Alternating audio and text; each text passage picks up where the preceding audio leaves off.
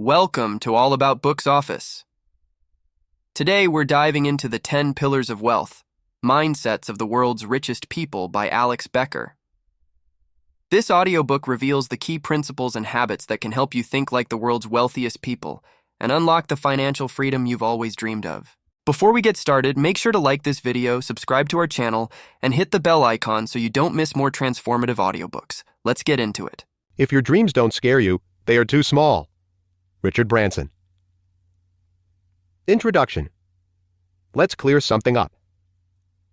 Porn. I don't know what it is. Maybe most people I interact with have watched too many Hollywood movies. Maybe something about me just screams sleazy. Maybe people just think there is a ton of money in online nudity.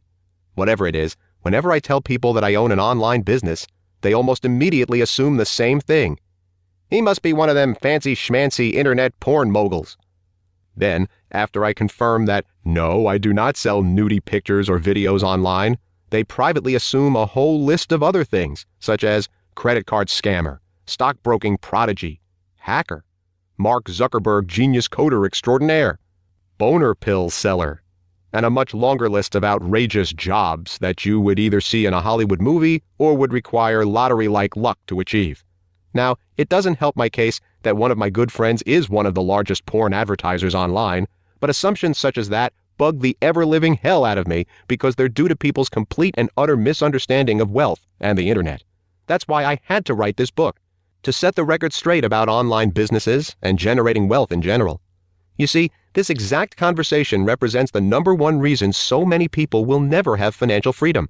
It represents why less than 1% of people ever become millionaires.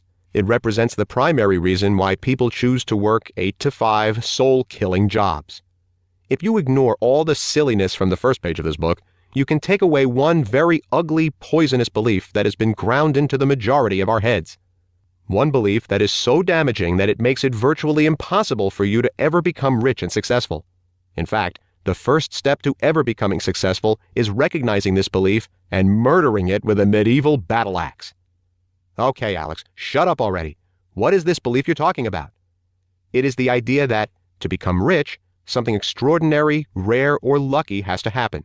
You have to cheat the system, trick people into giving you money, be a super genius with a loophole, be lucky, or be a sleazebag to become a success, or at the very least, become a porn mogul. This false belief also says that you have to have something special or be someone special, and that being wealthy is not in your control. There is simply no ordinary, straightforward way for an average, hard-working person to become a millionaire. It looks so easy for other successful people you admire, but it would be way too difficult or risky for you to become like them. You might as well just sit in your comfortable chair and watch more late-night TV because you simply have no chance at becoming great anyway. Essentially, this belief is that you can't become successful, for whatever reason your brain tells you, plain and simple.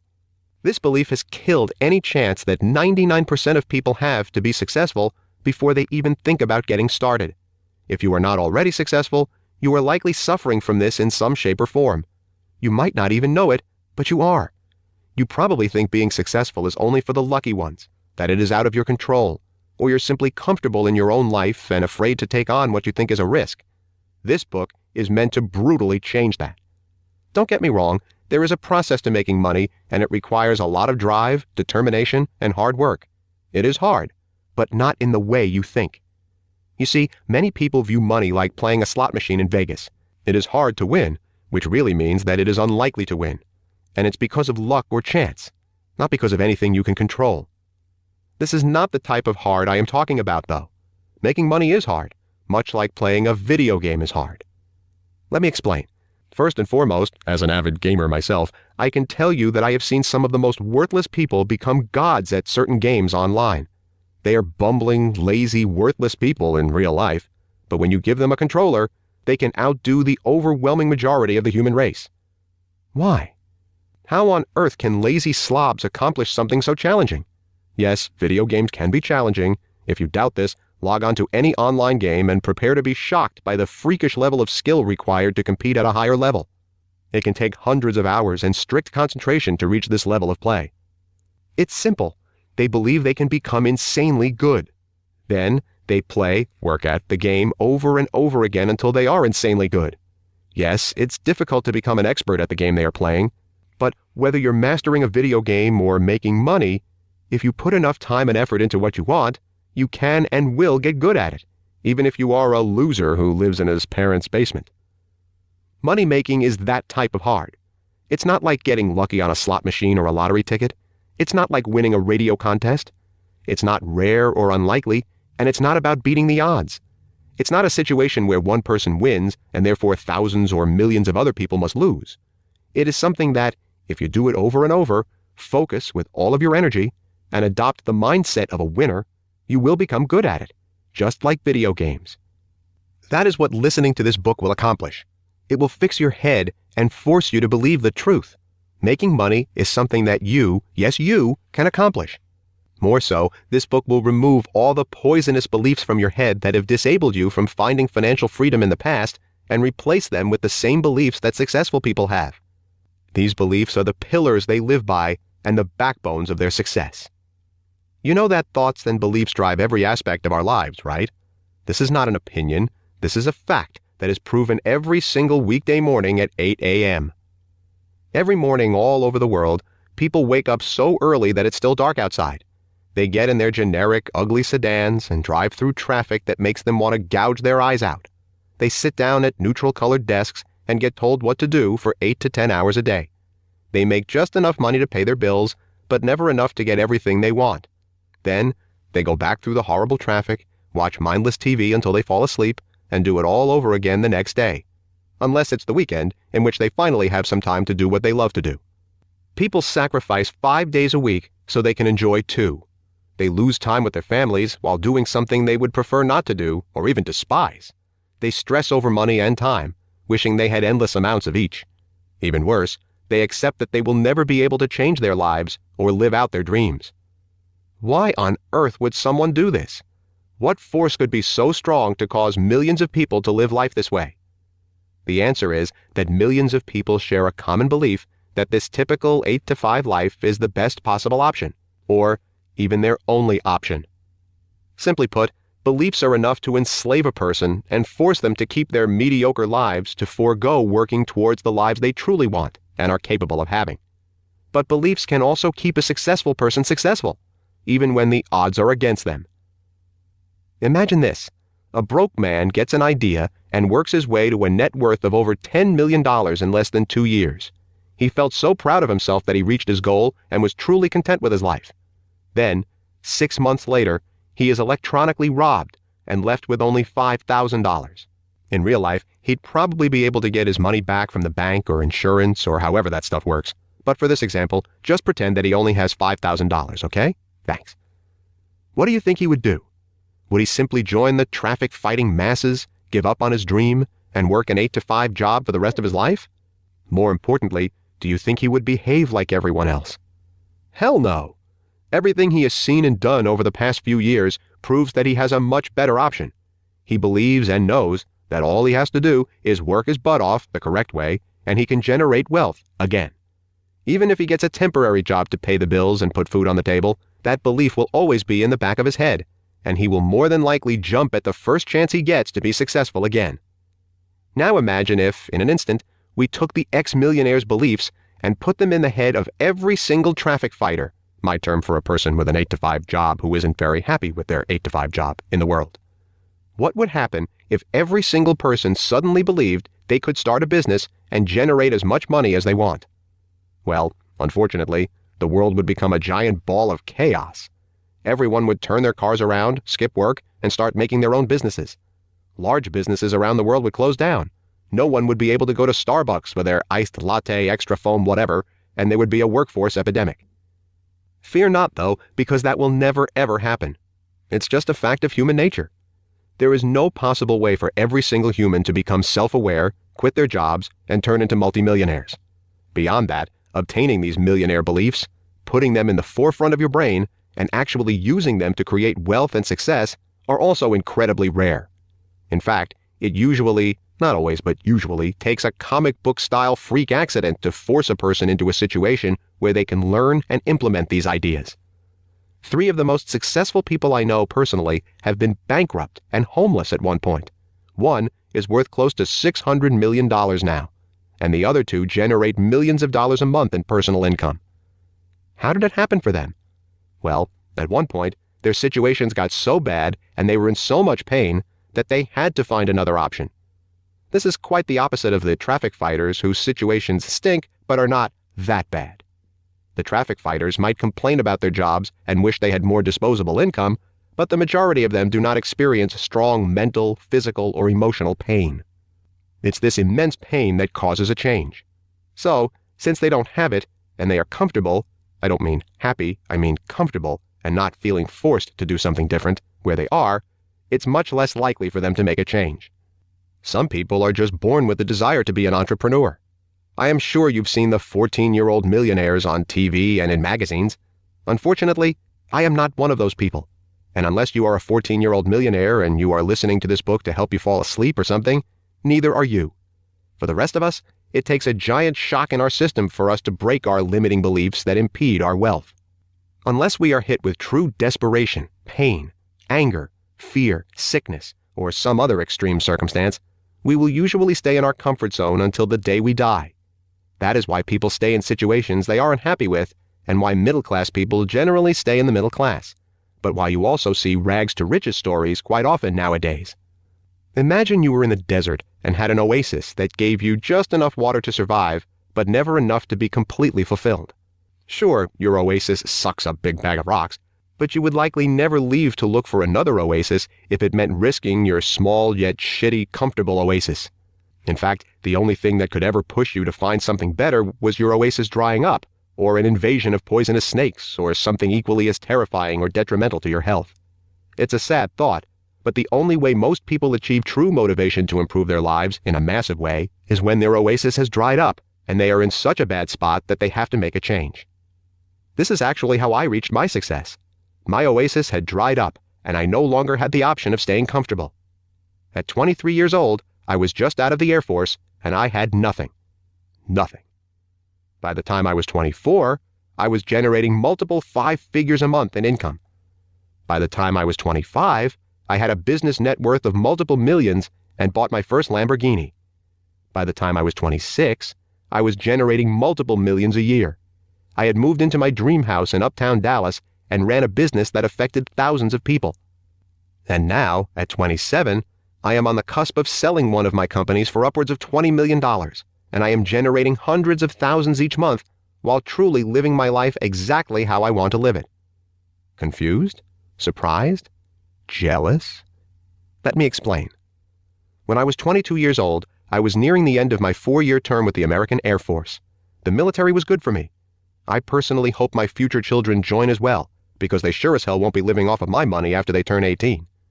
The Air Force made me grow up quickly and taught me how to take care of myself like an adult.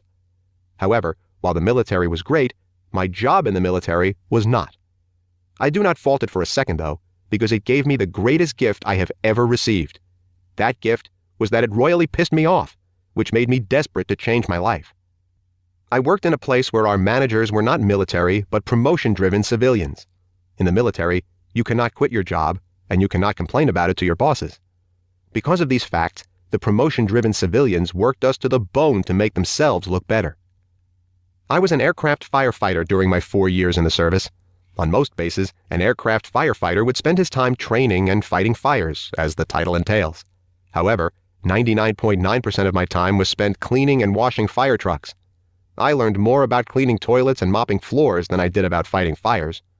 I remember one month where we had to clean the trucks every single time they left the station because our fool of a boss was terrified that our upper management would be mad if they were dirty.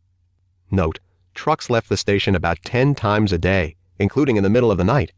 Also note that it takes anywhere from 45 minutes to 1 hour to clean one fire truck from top to bottom. Long story short, after cleaning my 1500th or so toilet, I had had enough. I wanted to move on after my term was up and do something new. There was just one tiny little problem. I had no real-world skills. The firefighter training that was provided in the Air Force was very specialized and did not carry over too well in the super competitive career field of firefighting, and I didn't want to make a living cleaning toilets for the rest of my life. So I had 2 choices: extend my time in the military and endure another 4 years of doing something I absolutely hated with all my heart and soul, or do something mildly absurd and try to learn how to make enough money to live off of when I got out of the military. Being a stubborn moron, I went with option B. Sure, I could have gone to college, but it would have meant scraping by for another 4 years while all my friends surpassed me. And today, instead of writing a book while having millions of dollars in the bank, I would be taking final exams and wondering what I wanted to be when I grew up. And sure, I could have gotten an entry-level job after I left the military, but as you can tell by now, I am not the type of person who would ever be okay with working for $10 an hour to help my boss make 6 or 7 figures a year. So yes, I chose to do something crazy and figure out how to make money all on my own. I went to my computer and started digging around dozens of forums and websites to learn ways to generate an income online. I ended up stumbling upon a method called SEO. Now, before I get into what SEO is, I need to reinforce one point. This book is not here to encourage you to learn SEO or to teach you SEO. In fact, the way I made my millions has very little to do with SEO. I am also not endorsing any one particular method of generating wealth. There are 1,001 ways or more to do it, but they can all be obtained by following the ideas in this book. With that being said, SEO, search engine optimization, is the process of improving the ranking of a website on search engines such as Google. All companies want this. Imagine that you own a home security system company. If your company showed up in the top 5 search results for the search term home security systems on Google, this would drastically increase your sales because your company and website would be more visible to your target audience, people searching for home security systems. How does it end up in the top 5 search results? By having someone do SEO for you. The most common ways to make money with SEO do not involve owning the business, though. More often than not, people make money by giving high rankings and promoting other people's products for a commission. They will also do freelance SEO work for outside businesses to increase the amount of traffic the business's site receives. Since you do not have to create anything, this makes the entry barrier remarkably small. There is much more to it, but this is all you need to understand about SEO right now.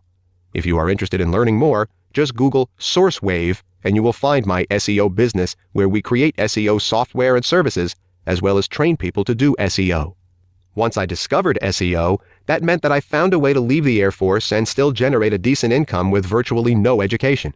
All I had to do was learn SEO well enough to rank websites and learn how to sell my services to businesses. Then I could get out of this hellhole, move to a college town with my friends, and spend my time getting drunk while making internet money, aka quit my stable job that I hated and try to make money online. Unless you're an entrepreneur yourself, this probably sounds like a pretty stupid idea. In fact, this probably makes me sound quite similar to those people who buy get-rich-quick late-night infomercial products. But my job was so awful and my future was so undecided that I decided to choose the stupid path and hope that it worked out in my favor. Unfortunately, I was terrible at SEO. I had never developed the learning skills to improve quickly at something. In the American school system, we are taught to memorize equations and definitions and to color inside the lines. We are never taught how to learn a random skill and become proficient at it. This is a big reason why so many people fail at starting a business. They are not stupid, they just don't know how to learn. We will be fixing that in this book. Back on subject, my re-enlistment date came up and I had yet to truly make any substantial money. I had successfully ranked a few websites and was able to make some money doing freelance work online, but I had yet to come close to actually replacing my income. Even though I wasn't making much money with SEO, I still decided that leaving the military and working on my business was the right decision for me. I couldn't stay at a job I hated just to have a steady paycheck. So, I took the final $6,000 from my retirement account and left the Air Force. This put me in a real make-or-break situation. I either had to learn how to generate a substantial income within 6 months or go broke. This make-or-break situation forced me to take major action to survive. See, people rarely become successful if they are comfortable in their current situation, no matter how good or bad it is. However, if someone is in physical, mental, or emotional pain from their situation, they are much more likely to take action, take risks, and work towards seemingly crazy goals. It is this pain that drives people to succeed. This is why smokers can easily quit smoking when they get diagnosed with lung cancer. This is why people easily take medicine when they are sick, but always forget to take their vitamins to prevent illness in the first place. And this is why I was able to make money with SEO after I realized I had no other option that would have made me happy and successful.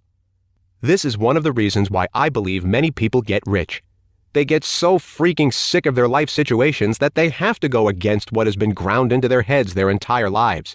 They cannot bear continuing life the way it is. Then, once they find out how to make money, they can't bear not making more. Like I stated before, the richest people I know personally with net worths ranging from $50 to $600 million have all been bankrupt or homeless at one point.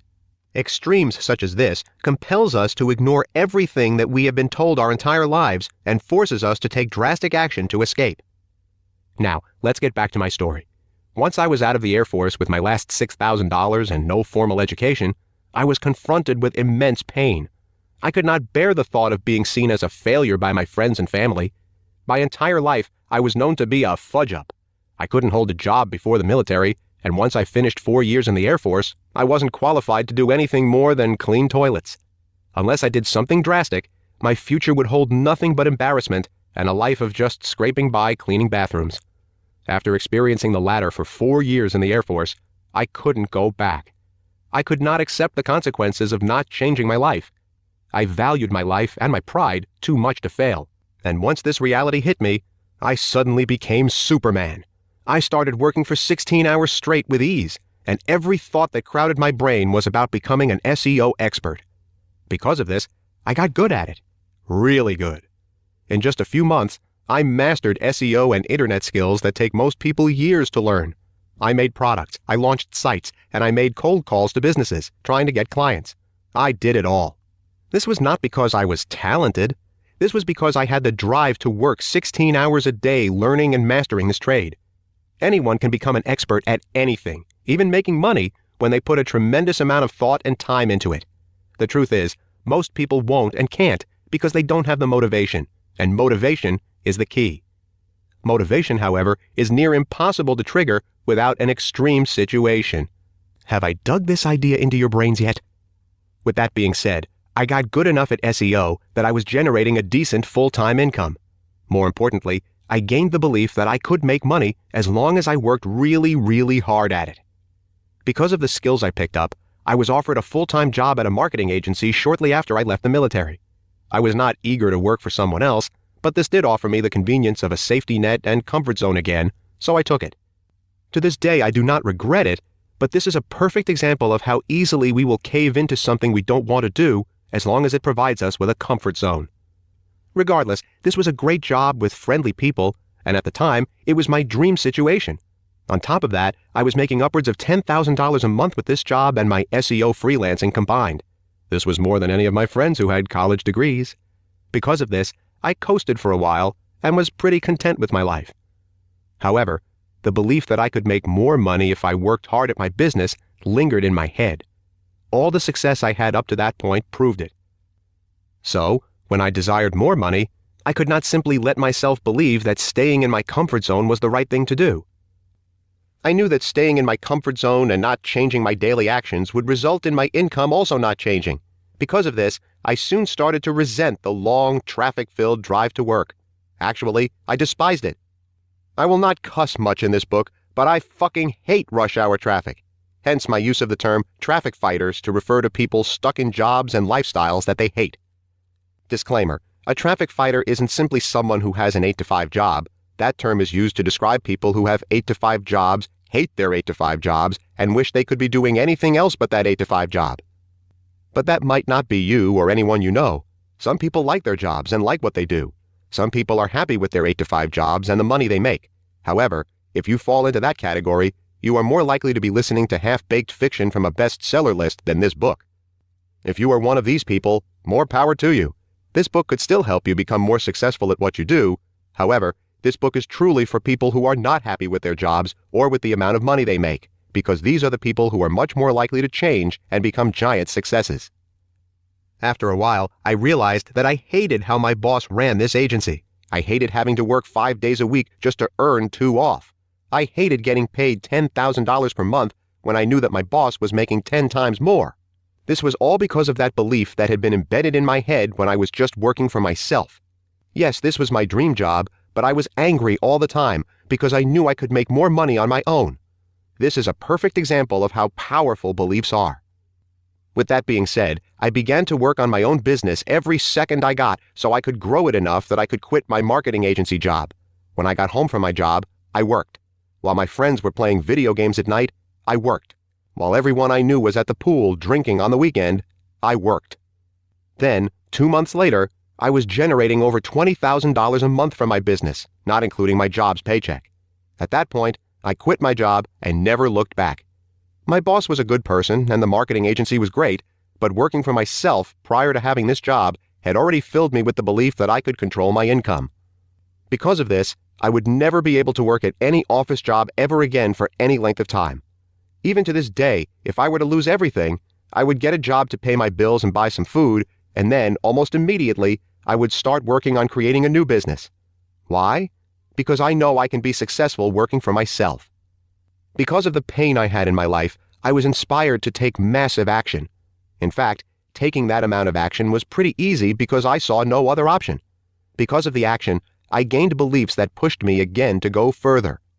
And because I kept pushing myself to go further, I learned how to control my money and income. The farther down the rabbit hole I went, the more I learned the mindsets and beliefs needed to generate millions of dollars in income. I learned the core beliefs, or what I like to call pillars, that all successful people have and all unsuccessful people lack. What I want to do with this book, though, is give you the shortcut to the final step, controlling wealth and income. I would love for you to skip the massive pain step that many of us encounter and simply gain the mindset to have more control over your life. More so, I want to give you the exact pillars that have made me and many others extremely wealthy. Obtaining this knowledge usually takes extreme pain and slow belief building, but if you're listening to this book, you have probably not gone through a situation where the need to succeed was stronger than the need to stay comfortable. Not yet, at least. Don't get me wrong, I was not in a serious situation and am not some rags-to-riches story. All the mental pain I felt was self-inflicted, but that still counts. It all simply comes down to that moment when your brain hits a point where it can't take it anymore, where something must change or else you'll go crazy. It's different for everyone. It might take a horrible job, going bankrupt, true financial hardship, family traumas, or even being homeless, like my successful friends I mentioned, to make your brain switch from, I can live like this, to, something must change immediately. However, most people will never reach that point. Why? Because since the day we are born, our society makes us think that mild daily pain is normal and expected, and that we can't be content with every aspect of our lives. We also live in a society that loves comfort, and I mean loves it. We are told to go to school, get good grades, get a job, and do well at that job, all so we can make enough money to be comfortable. And even if you dislike your job, you're probably comfortable enough at it that you think changing it is pointless, silly, impossible, or too risky. People might not like what they do. They may be unhappy or want to be wealthier than they already are. But what they have now is bearable and a far better alternative to taking what they believe to be risks. Because of this, very few people are ever pushed to leave their comfort zones and change their lives.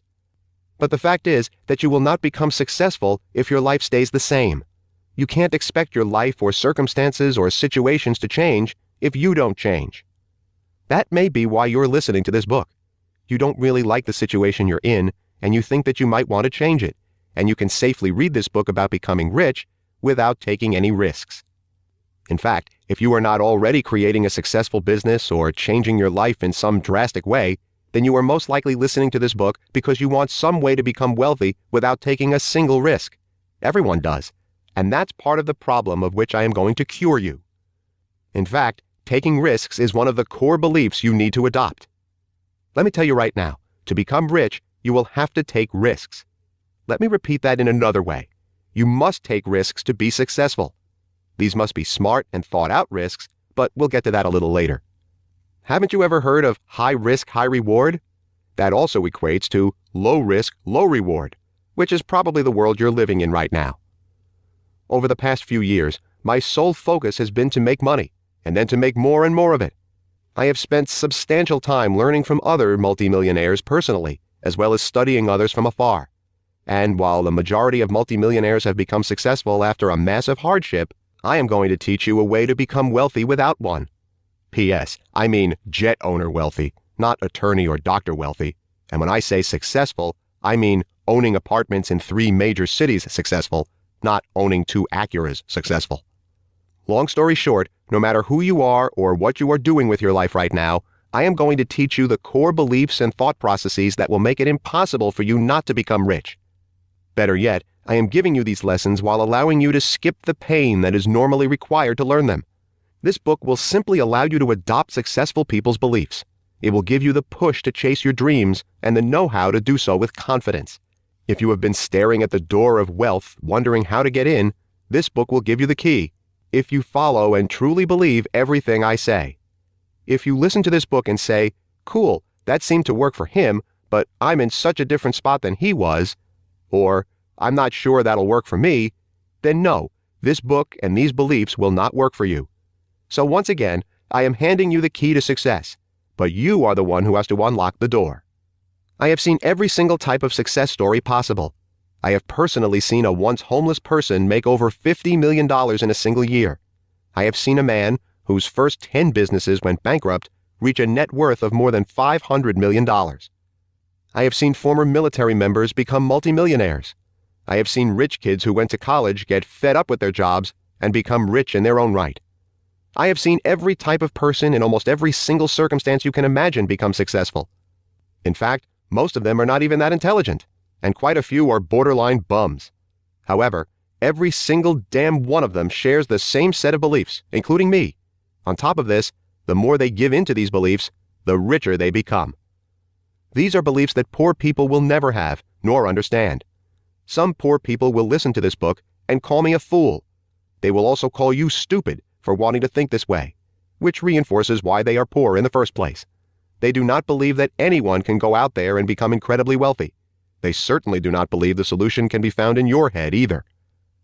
That's okay, though, because they will spend the rest of their lives poor, or comfortable, and unhappy, while you spend the rest of yours working hard and smart and reaching and surpassing your goals. While they are working for years to get that promotion, you will be giving yourself a promotion every week. When they are counting pennies and budgeting, you will be thinking of everything but money because you have plenty. When they are 65 years old, they will look back and wish they had gotten out of their comfort zone, and you will look back and be glad you did. This is how important these beliefs, mindsets, and understandings are. They are so powerful that I will refer to them as pillars over the course of this book. Like pillars that support Greek monuments, they support everything that makes a multimillionaire a millionaire. Once you have these pillars in your head, your world will be a different place, and it will never go back to how it was before. You might even wonder how you ever lived without them. So, without any further ado, let's begin. The first pillar: rejecting getting rich slow. Fair warning, if you are new to the idea that you can make as much money as you want and live a life of true freedom, then I'm probably going to piss you off a bit. This is because everything that everyone has ever taught you about becoming successful is completely wrong. Yes, wrong, unless you were taught by a self-made multimillionaire. Your dad was wrong. Your grandparents were wrong. Your teachers were wrong. Your friends are probably idiots, and they're also wrong. People and society are always wrong. You are wrong. Seriously, go for a drive down any highway in any major city around 8 a.m. You will see tens of thousands of college-educated people packed bumper to bumper, sipping on their shitty convenience store coffees and yelling profanity at the people in front of them. This is undoubtedly not what they want to be doing at 8 a.m. 5 days a week. They're mildly miserable, but they don't think they have any other options. So they live this life every single day until they retire or die. Does this seem like a group of people who have everything all figured out? Do they seem like the best people to teach you about becoming financially free?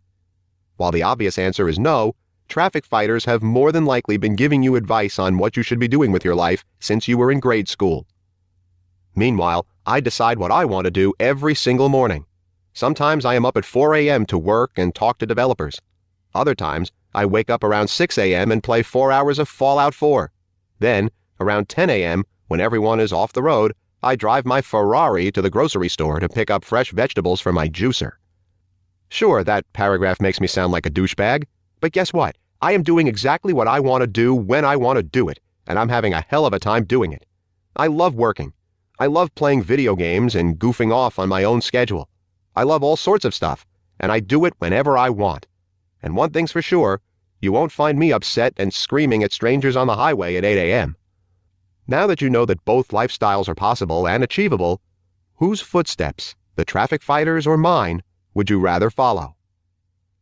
Let's go back to why the traffic fighter's definition of success, and what we are taught our whole lives about the topic, is ass backwards. We are told to stay on the straight and narrow.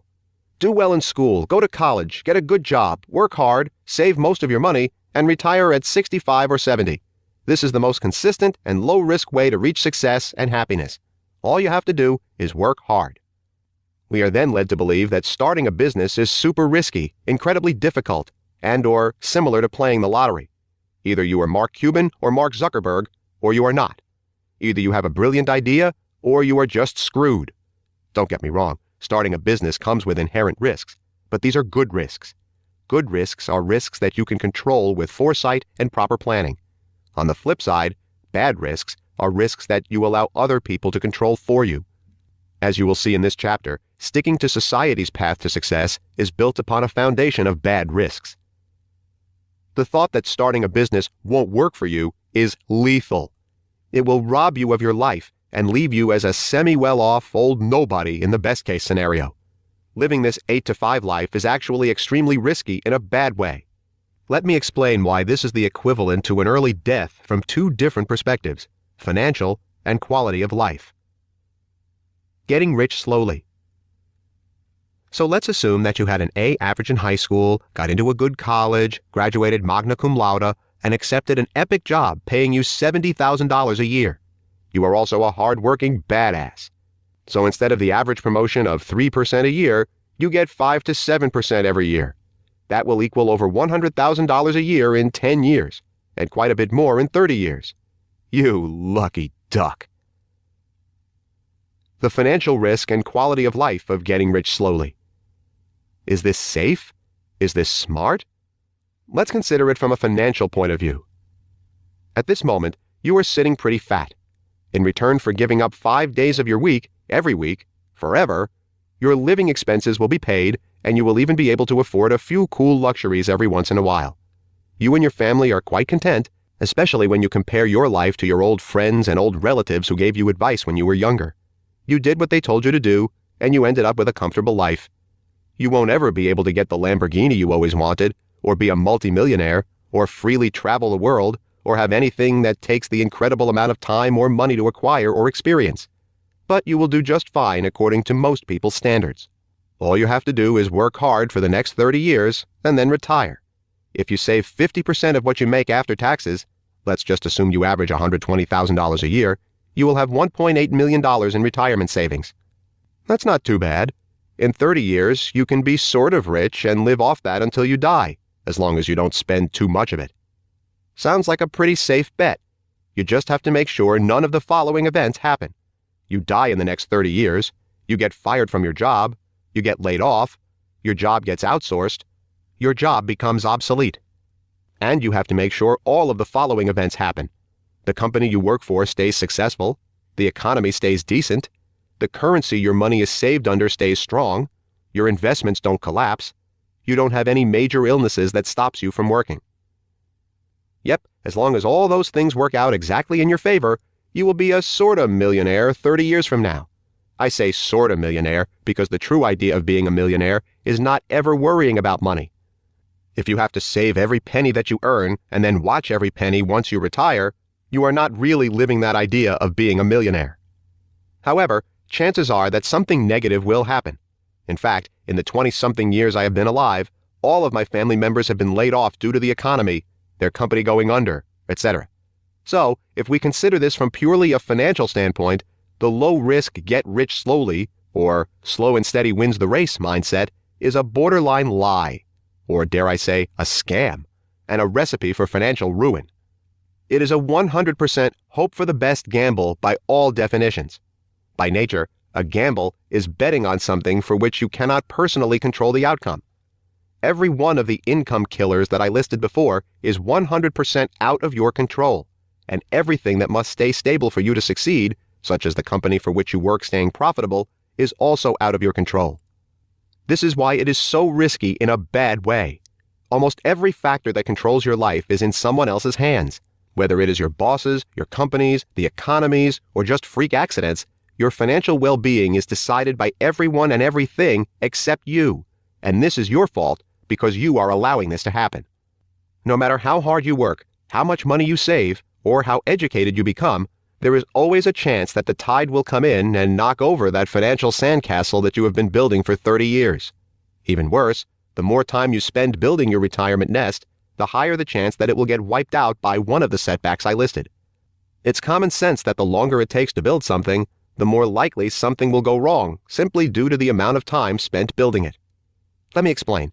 Imagine we are putting a roof on a house, and if it rains, the whole project will be ruined. If we complete the job within 24 hours, there is a low chance we will run into rain. However, if it takes us a month to complete the roof, there is a much better chance that at least one rainy day will come and force us to start all over.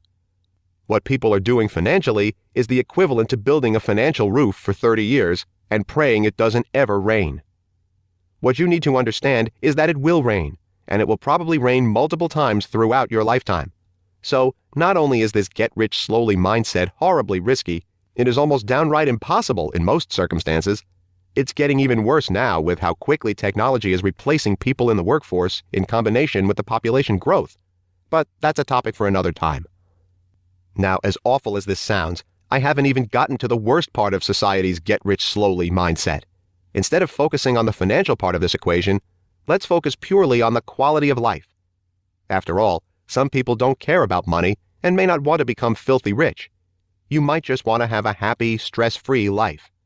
Let's imagine that everything I just said before is not true. Let's imagine that the world is a perfect place and nothing bad will ever happen to you.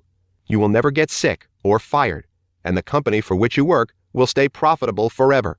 All you have to do is work hard for 30 years, and then you can retire.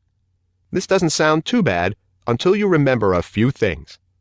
First off, you are going to have to spend all 30 of those years pinching pennies and living a lifestyle focused around saving money. This means your whole life will be limited, so you must live in moderation. You might want to take your wife to the nicest restaurant in town on a Friday night, but instead, you take her to some neighborhood bar and grill because it is in your budget. You might want to travel around Europe with your family, but you settle on going to county fair or amusement park for the weekend because it's a fraction of the cost. You really want a Ferrari, but you are forced to drive a pre-owned economy import because owning the car you desire doesn't fit into your 30-year savings plan. So sure, you will still be able to get everything that you need and some of the things that you want, but instead of freely giving money away in exchange for luxury items, you will mentally and physically settle for regular items such as fast food and mid-priced cars.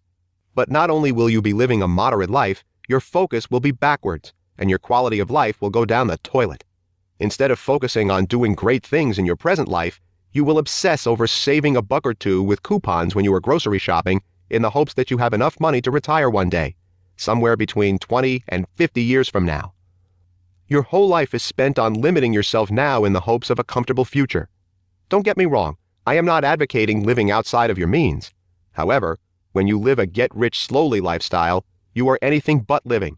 You are a slave to money, and you're never actually able to live the life you truly want to live. In fact, with the get-rich-slowly mindset, the only time you get to truly sit back and enjoy life is when you are 60 or even 70 years old, and only then if you manage to reach that point and still be active and still want all the things that you wanted when you were younger. This is the big reward at the end of the work tunnel, being old and having enough money to live within your means until the day you die. What type of reward is this? And don't even get me started on people who say that they will travel or buy a new car or move to the city of their dreams once they retire. Wouldn't you much rather travel in your 20s and 30s and 40s and 50s instead of waiting until you retire, hoping that you and your spouse are both still healthy and agile enough to do so? If you have a desire to do something with your life, do it now. Your future is not promised, and you do not want to be 60 years old wishing that you lived your life more at 25 instead of saving every penny for a retirement vacation that you never ended up taking. On top of that, you have just given up 71% of your younger life. 5 days a week is 71% of the week, which in turn is 71% of your life, so that you can get by or sit comfortably in the latter part of your life. You have given up 71% of your life and spent your younger years searching for spare change in the couch cushions, all so you can have some money when you are too old to truly have fun with it. How is this for quality of life? How is giving up 71% of your life, stressing over money, and living a limited lifestyle a positive thing? How does focusing on money instead of love and family and fun equate to having a good life? More so, how is spending your elderly years hoping that you do not run out of money before you die a reward? In short, my friend, not only is getting rich slowly a high-risk plan for financial ruin, it also substantially lowers your quality of life until the day you die.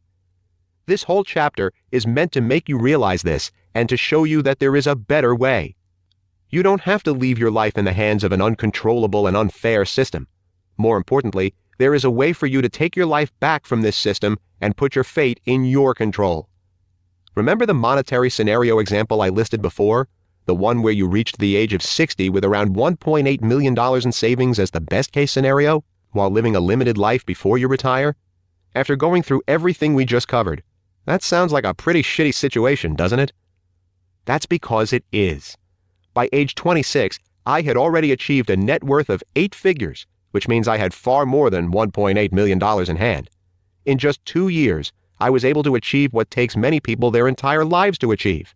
With proper investing, I could easily live off this money until the day I die, while currently having financial freedom and an extremely high quality of life.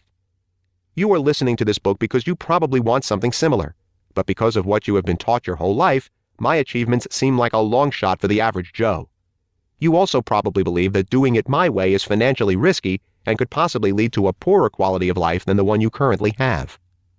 Our entire lives, we are taught that entrepreneurship, aka getting rich quickly, can have substantial rewards. However, we are also taught it is like playing a slot machine in Vegas, and we could end up broke and homeless.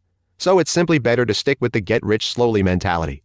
As I proved before, the get-rich-slowly mentality is not only a true gamble for your present and future, but also leads to an overall low or mediocre quality of life, average at best.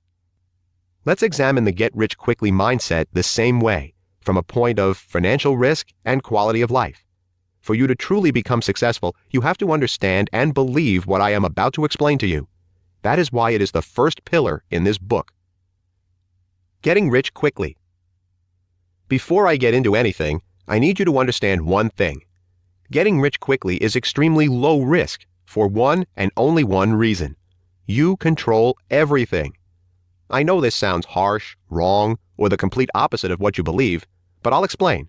Just keep listening.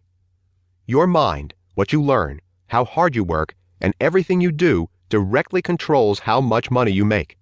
It is a lot like working out or playing a video game. When you start, you are likely going to suck at it, get frustrated, and possibly even quit. This is why people consider it too hard and too risky. Well, it's not. It just has a steep learning curve, and you are likely to fail at first. However, just as with a video game, if you stick to it, you will eventually get good at it. In fact, if you stick to anything for a year or two, you will get good at it. Guitar, video games, coding, whatever it may be, you will eventually reach a level of competence if you stick with it long enough, put all your energy and focus into it, and have the right tools to master it.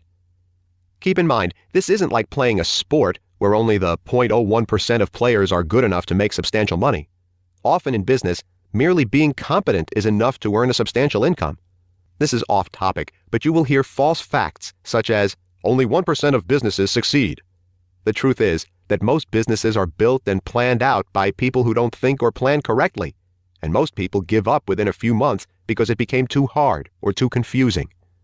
With the pillars in this book, you are going to have a huge advantage over these people as you learn to start a business that works with very little bad risk. Now, the good news with getting rich quickly is that you only have to get it right once. You can fail 10 times, get your 11th attempt right, and then go on to be rich for the rest of your life, if you are smart about it. In fact, even if it takes you 15 years to finally get it right, you are still in a much better spot than the get-rich-slowly person who has to build things up over 30 years, save lots of money, and hope that an unpreventable disaster doesn't happen. So, the 3 key ideas to take away from this are: 1. You control your life. 2. You can get better at anything. 3. You are allowed to fail. So let's imagine that a person just turned 21. She gets a 30-hour-a-week job at Costco to pay the bills and/or finds a low-cost way to live. By the way, with proper money management, it is extremely easy to live on less than $1,000 a month, when you are young and single before you rack up lots of debt at least. For about $600 a month, I was able to fully cover my rent, food, and everything else I needed when I was in this period of building my business. But let's get back to the story. Now for 2 years, this person tries to build a low-investment, high-return business, which I will explain later in this book, in about 40 hours a week. That means she works about 70 hours a week total, which is totally doable and quite necessary when building a business. More importantly, in this situation, her effort and hard work are big factors in her becoming rich. Those traits are 100% under her control. Over these 2 years, she fails over and over again. However, her means of living are extremely low, so nothing really terrible happens when she fails. She simply tries again a different way. On top of this, every time she fails, she learns something else that doesn't work, and she becomes much better every time she tries. So, like I stated before, nothing bad happens when she fails because of how she has set up her life, and she is getting better at what she is doing. By getting better, she will eventually hit some form of success. It is truly just a matter of time.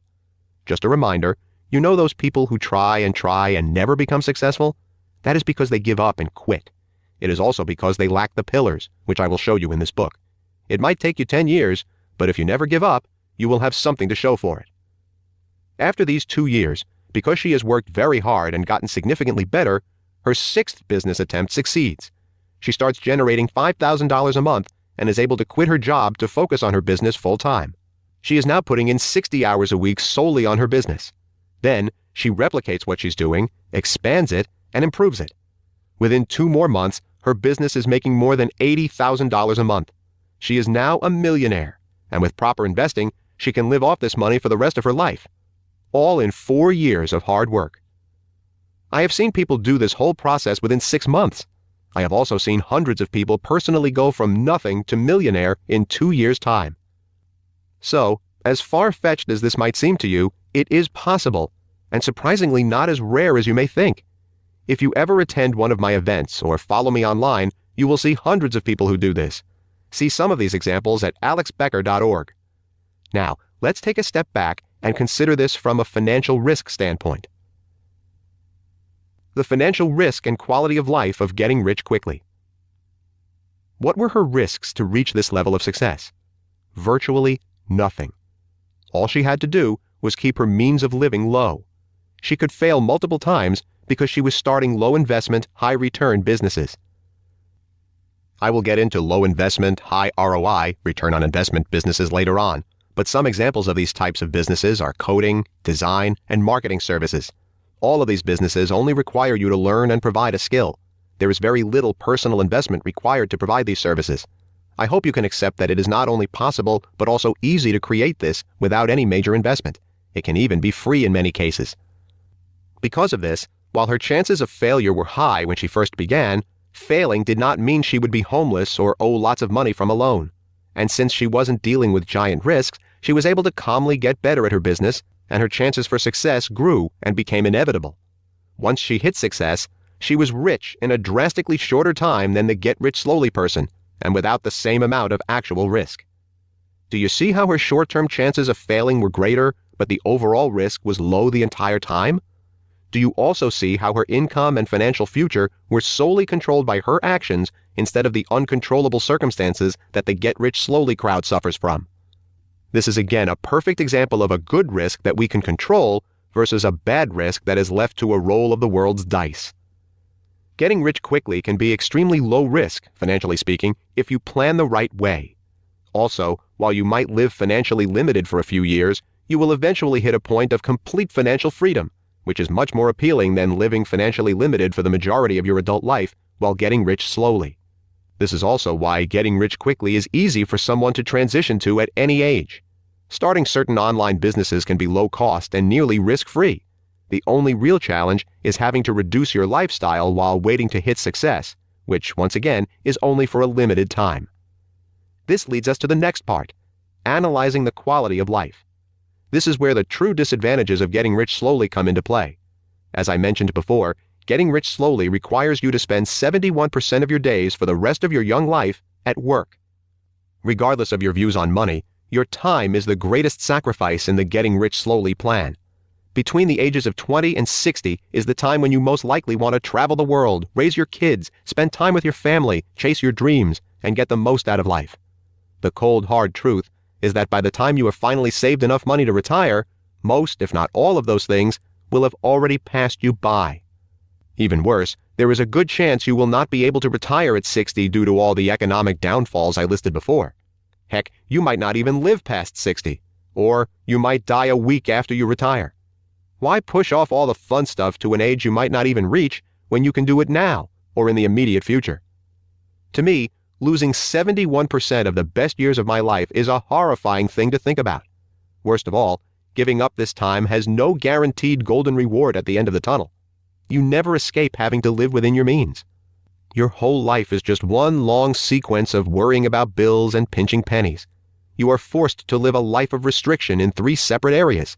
These are, from least important to most, luxuries, stress, and choices. First and foremost, when you play the get rich slowly game, you are instantly forfeiting material luxuries. You are giving up buying your dream car, traveling the world, eating at expensive restaurants without stress, and living the life of luxury that most people dream of. I don't know about you, but I want to go through life seeing and doing and owning all the amazing things it has to offer. It might not be buying a Ferrari or owning an island, but there is something you want and dream about that is expensive. Maybe you want to be able to send all 4 of your kids to expensive colleges, pay off your parents' house, or pay the medical bills for your sick cousin. Well, if you play the get rich slowly game, your dreams will stay just dreams, and your wildest luxuries will never become reality.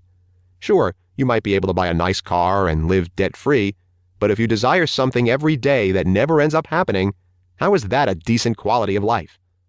Second, and far more important, is your overall level of stress. When you are living in the get rich slowly mode, you are guaranteed to have some form of stress due to money. Why? Because your life is built on living within the limits of your money. Bills, dinners out, and other everyday expenses cause you stress because you only have so much money to work with. Money can buy just about anything, but the important thing it can buy is freedom from financial stress. To this day, my lifestyle costs only a 40th of my monthly income, and every month I put away enough money to last me for years. I have cool toys and go on fun adventures, but more importantly, I have zero financial stress in my life. When I go out to dinner, I order whatever I want. When my bills come, I barely notice, and definitely don't worry about them. And more importantly, when I wake up, I am focused on life and not its minor or major expenses. As long as I am intelligent with my money, I have the ability to go through life never having to worry about it. On the contrary, when you look at people who are getting rich slowly, they have anything but this. You will see them closely calculating tips at dinner, getting mad over a $25 overcharge on their phone bill, and living off credit and stressing over their credit score. Turning down your air conditioning a few degrees or leaving a light on all day by accident should not be emotional experiences. I haven't looked at my electric bill in months, and I don't plan on it because it does not matter and has no impact on my emotional well-being. Living in stress due to money drastically cuts down your quality of life, no matter who you are. Most important of all, though, are choices and personal freedom. As of right now, I have a lot of choices. I could write this book, or I could not. I could wake up tomorrow and work all day, or I could play video games all day. I could be on a plane to Spain in the next hour, or I can sit in my house for a month without leaving. Heck, I could turn my phone off and ignore the entire world for weeks if I wanted to. Why? Because I have financial freedom, which allows me to make choices about how I live my life. I can choose what I want to do and when I want to do it. When you play the get rich slowly game, your choices are instantly limited. You take vacations when you are allowed to. You have to wake up at a certain time to go to work and do your job. You can't just randomly take a week off and go on a road trip with your wife and kids. You do not control your choices. Your boss and your job and your responsibilities control your choices. Worst of all is that you have to make your decisions solely around money. Right now, I am working on a YouTube channel that is growing. I don't do it for the money. I choose to do it because it makes me happy. Working on my business makes me happy as well. When I get done with those things, I can spend my time with my girlfriend or watch hockey for hours.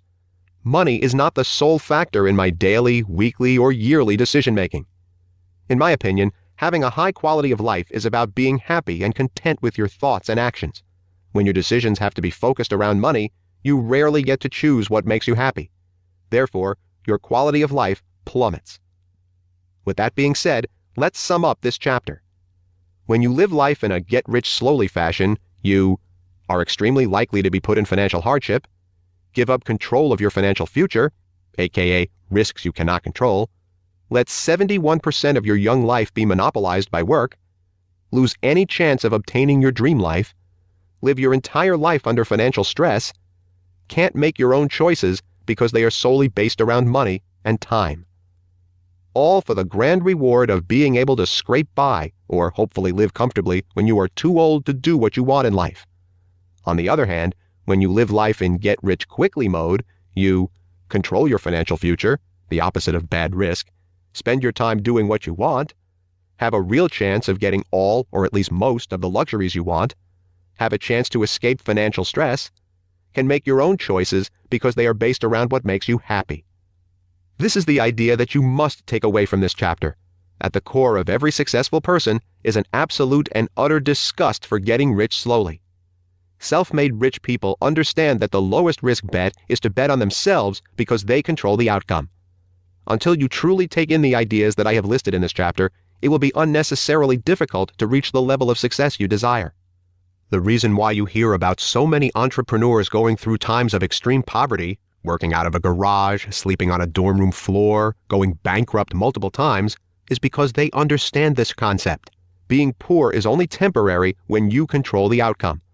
These entrepreneurs are giving up a few years of semi-comfortable living while working on their businesses in order to spend the rest of their years in getting-rich-quickly paradise. Entrepreneurs understand that the more you work at something, including making money, the better you will get. Failing a few times is common, but if you learn from these failures and figure out why those attempts didn't succeed, you will eventually hit your target. And the good news is you only need to hit your target once to be rich for life. This is the first pillar of wealth. Without it, nothing else matters. Until you utterly reject the idea of getting rich slowly and commit to the idea of getting rich quickly, you will never have the drive needed to make your dreams become reality. The second pillar, separating time from money. I'm sure you have heard the phrase, time is money, right? You have also probably heard of or seen the movie The Wolf of Wall Street, yeah? Well, if you haven't, let me fill you in. The movie is about a famous Wall Street tycoon in the 90s named Jordan Belfort who scammed people out of hundreds of millions of dollars. By the age of 26 or 27, he was making over $50 million a year. With inflation rates, that would be over $100 million a year in 2015. Long story short, Jordan knew how to generate money and generate it fast. Now, if you saw this movie, you'd remember that almost 90% of Jordan's time was spent doing hard drugs, partying, and having sex with prostitutes. In fact, Jordan was routinely so high that he didn't even know what planet he was on. What I want you to learn from this example is that Jordan spent 90% of his time partying his ass off, yet he was still making the equivalent of $100 million a year in profit. Does the saying time is money apply to this? Nope. This is because time is not always money. If that saying were completely true, Jordan would have become indigent after 6 months, or never would have become wealthy in the first place. In the movie, Jordan's immense fortune did not come from his investment of time. It came from his army of stockbrokers and sales floor filled with hundreds of people. When Jordan was passed out drunk in Vegas, his people were making millions for him. When Jordan was sinking a $25 million yacht, his people were making millions for him. When Jordan was doing anything, good or bad, his people were making millions for him. So how did he do all of this? Jordan essentially created an absolutely lethal sales pitch for cheap penny stocks. Next, he cloned himself hundreds of times by having his stockbrokers memorize this pitch. Then, they were able to push this pitch thousands of times a day to wealthy people on their call lists. At this point, Jordan's time no longer played any part whatsoever in the equation of wealth. He set up a system, more like a machine, that ran and generated wealth no matter what he was doing with his own time. In fact, at this point, the only factor that controlled his wealth was how well he directed the machine and the business decisions he made. One single decision generated millions of dollars because his machine carried it out. This point is truly nailed home because his decisions eventually landed him in prison with a net worth of negative $100 million. In order to do that much damage while being completely incapacitated from drugs, he had to separate his wealth creation from his personal time to the 99th degree. While Jordan had to be talented to build such a scheme, he quickly became blinded by his own wealth and ego. In short, while some very smart plays got him in a position of extreme wealth, he also made poor decisions that affected every other facet of life. If you have seen the movie, almost every decision he made beside the setup of the scheme was wrong. If he had just conserved in a few areas, he probably would have gotten away with the entire scam. But he made poor decision after poor decision and took actions without putting any thought into them. This proves that even someone who makes poor decisions can become incredibly wealthy if he understands the pillars of wealth and how wealth is created. Jordan might have been a scamming idiot drug addict, but he understood the second pillar of wealth so well that those facts didn't matter. Jordan understood how to separate his time from making money, which led him to get rich quickly. Before we continue, I would just like to state that I have a lot of respect for the man Jordan is today. He made some very poor choices during the time period I talked about before, but was able to do a complete 180 and has some of the best sales training on the market today. So to repeat myself and really drill this notion into your brains, a major key to getting rich is removing time from the equation. What exactly does this look like for you? Let me explain. There is only one thing you have a finite amount of in a day: time. Donald Trump has the same amount of time as a man living on the street. And no matter who you are, you have 24 hours every single day to eat, sleep, work, exercise, learn a new skill, spend time with your family, sit around in traffic, binge watch on Netflix, worry, procrastinate, and work toward a goal.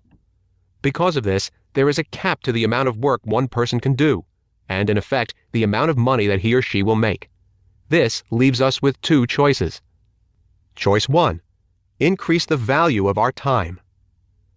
This is what lawyers, pro athletes, and to a lesser extent traffic fighters do. These people get paid per hour or per project. LeBron James is so talented that a minute of his time can be worth thousands of dollars. However, at the end of the day, LeBron only has so many minutes. Even though he can make an incredible amount of money, his income is capped. Now, the problem with this mindset is that in order for your time to be worth an insane amount of money, you have to be amazing at what you do. And even if you're the best painter in your town or the best accountant in your state, other people decide what your time is worth, which I'll explain further in a few paragraphs. First, being amazing is hard and many times out of our control. To be the best at something, you have to be incredibly talented and smart. Most of us are not incredibly talented and have an average IQ. We are genetically disqualified at birth. Your chances of becoming famous or becoming so exceptional at something to the point that your time is worth as much as LeBron James's time are slim at best. It's possible, but it's difficult and unlikely. However, this is how we are trained to think by our teachers, families, and colleagues. 1 hour of work equals X amount of dollars. 1 year of work equals X amount of dollars. Your life equals X amount of dollars. Second, someone else has to deem your time's worth. If people suddenly stopped watching basketball, LeBron's boss would deem his time worthless and stop paying him millions a year. If your boss doesn't feel your time is worth more than $60,000 a year, he's not going to pay you more than $60,000 a year.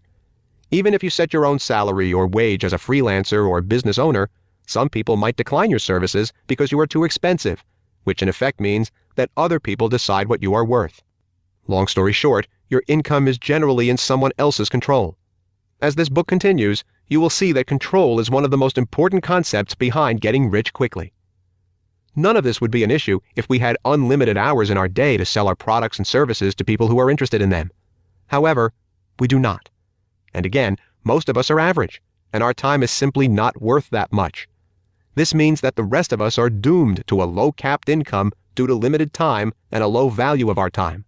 On top of that, no matter what we do, we can never generate more time, so our personal income as a solo worker is not scalable, so we cannot grow it as much as we want to. If we still think that time equals money, getting rich quickly would be quite challenging. Luckily, we have another choice. Choice 2. Completely separate time from income. Jordan Belfort's sales pitch was unarguably pure genius. However, I doubt we would be talking about him right now if he didn't expand his business and spread this knowledge past his own brain. Even with an amazing sales pitch, if Jordan had kept himself to a one-man business, he would not have become so wealthy. It's as simple as that. This is because there are only so many phone calls he could make in a day, and only so many clients he could manage by himself without help. The reason he accumulated wealth so fast was because his first step was to vastly separate his time from his income, meaning his income wasn't solely based on his time alone. His time was limited, and the value for his time could only be increased so much. In fact, he was only making around $70,000 a month when he was working as a one-man unit. This quickly multiplied to millions a month when he changed his business model to include more people, or, more accurately, cloned himself hundreds of times by passing his sales pitch on to them. Because of this, when we want to get rich quickly, the first step is setting up a business in which we can separate our time from money. Instead of trying to increase the value of our time like many people do, we need to spend our time creating a machine like Jordan that generates income regardless of our time. Unlike you, your machine can work an almost infinite number of hours and complete an infinite amount of tasks thanks to employees and technology. A machine like his could make money while we sleep, while we're on vacation, and even while we're on a date with our spouse. In other words, you're not getting paid for the hours you work, you're getting paid while your machine works. Instead of spending our time working, we should spend our time creating systems that do the work for us. This term is often referred to as passive income. Passive income is income that our machine generates once it is built and is completely separated from our time. In short, this means you will be generating money even if you're blackout drunk at a rock concert. Pretty cool idea, right? Here's an example. How I separate my time from my business and income. The majority of my businesses are based around software. The ads that send people to my websites, the websites themselves, their sales and billing processes, and the actual software all run without me being there. Each part in this system took a significant amount of time to create. However, at this point, they require very little time to maintain. In fact, if I sell 100 units or 1 million units, the difference in my time is very little. This is what enables me to sell an unlimited amount of units and generate virtually an unlimited amount of income. If my business required me to deal with every single customer, there is no way I could obtain such a high level of wealth because my time is capped. So the amount of people I could help is capped, which means my income would be capped. It doesn't though. No matter what I am personally doing with my time, people will continually buy and be billed for my software. In fact, the only thing that limits my income is the size of the market and how well my system sells to it. So at this point, all I have to do is to make sure that my machine is working flawlessly. And once it has maxed out my market, I can make other machines in other markets. This pillar and idea are really that simple. In short, there is no limit to how much money I can make or how far and fast I can scale my business. This also means I can sell my business for tons of money, but more on that later on. How to separate your time from your business and income. When you start your first business, the value of your time will be extremely low, unless you are a recognized expert in some field. As you make more money, the value for your time will probably go up due to your expertise at generating money. But for the moment, let's just assume your income is crap. Without a boss, employment, or any fame or recognition due to your expertise, your time is worth very little. Because of this, you need to find a process that works and then clone yourself as fast as possible so this process can be repeated time and time again, whether you're personally involved or not, just like Jordan Belfort and I did. Now, cloning ourselves and creating a machine can mean many things. A machine could simply be a website with an automated delivery system, which is very cheap to create. A machine could also be hiring salespeople or employees to replicate a task. Separating time from money is not just one task, so you cannot view it as a single goal. Your first goal when separating time from money is to simply find a process that works. For example, if you are trying to sell real estate, your first step is to create a sales process that works. Then, after you have a process that works, you need to find a way to separate your time by automating as much of your business as possible so that you're not being paid for the time you spend working. Examples of this would be creating a website that manages client appointments, running ads that attract clients for you, and hiring other people to sell the real estate for you. That is a fairly simple system, but you can see how simple separating your time can be. At this point, if you manage to clone yourself just 4 times with 4 new employees, you can increase your income at least 4 times without lifting a finger. Or, Let's say you get into internet marketing and buy ads promoting other people's products, and for every product you sell, you get a 50% commission. If you manage to make this profitable, there are only so many ads you can manage and only so much income you can make. If you hire a staff to copy your advertising process into other markets, you can effectively double or triple your income for every staff member you add. You've created the first process to making money, and then you removed your time by cloning and automating this process.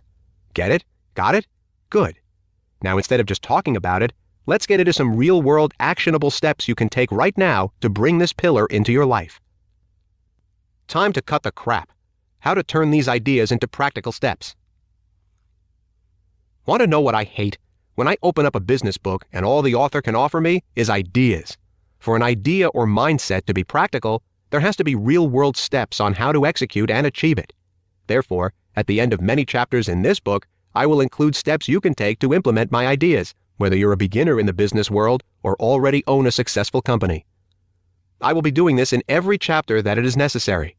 Some of the pillars can be applied as a beginner in the same fashion they can be applied as a veteran, but some must be done differently depending on where you are in your business. So, some pillars will have separate beginner and veteran tips, and some will not. Separating time from income for a complete beginner. If you are totally new to entrepreneurship, you are probably still wrapping your head around the fact that you can make money without actually working. The good news is that you can use this idea when planning your first business so you can do it the right way on your first try. When starting your first business, the first step is deciding what type of business you would like to start. You might already have an idea, but if you don't worry, because we will address that later on in the book. The important thing to remember is that you must apply this mindset to every business you start. If you think of a potential business, you need to ask the following questions before you dive in. 1. Can this business make money while I am not present? 2. Can this money-making process be done by others or automated by machines? 3. If this business becomes successful, could I train someone else to run it? 4. Would it be possible to make the process of delivering on $100 in sales the same as delivering on $1 million in sales? Can I scale this business without having to increase my time involvement? If your business idea can pass all those questions with a yes, you may be onto something. If not, this is not a business that you should consider long-term, because while a business that fails these questions can make you money, it will require greater and greater amounts of your time and lower your quality of life. Even worse, it will stop you from having the time to pursue other businesses that pass that test and could prevent you from making more money in less time. From now on, when you have an idea, run through those questions and see if you can imagine a way to format the business so that it passes the test. Some businesses that are usually based on your time can be arranged differently to create a time-free business. You just have to think a little harder and smarter when coming up with your business ideas. Important, keep in mind that no business will be time-free at the start. Most time-free businesses are much more time-intensive at the start than time-required businesses. The key is to always create businesses that are moving toward a time-free business. These questions will allow you to do this. Separating time from income for a veteran business owner. This is the million-dollar question right here. There are countless entrepreneurs that make hundreds of thousands a year but have to spend over 60 hours a week maintaining their businesses. Not only does this stop them from scaling and making multi-millions, but it also stops them from having choices in their lives. While these people might own their businesses, they are slaves to them and the money they create. At no point can they let their businesses run themselves. This is a serious issue because separating money from time is essential to becoming truly wealthy and having a high quality of life. For example, I had a friend who was making over $200,000 a month with his marketing business. However, he was the only person running it, and it involved massive amounts of his time. He could not make any more money because his time was maxed out. While he was making money, he was not free from money because his time controlled his business. He was working so much that he barely even had time to enjoy his money. This is very common. You can see it with lawyers, doctors, chiropractors, marketing service providers, personal trainers, and the list goes on and on. The main reason they fail to get out of the vicious cycle is because they have no idea how to automate things or hand over the reins to other people, or they do not want to take away from their profits by hiring other people. To respond to this, I simply have a quick story that I always tell friends and strangers alike. So there are two marketers, Joe and Nick. Both make $100,000 a month, but want to make $200,000 a month.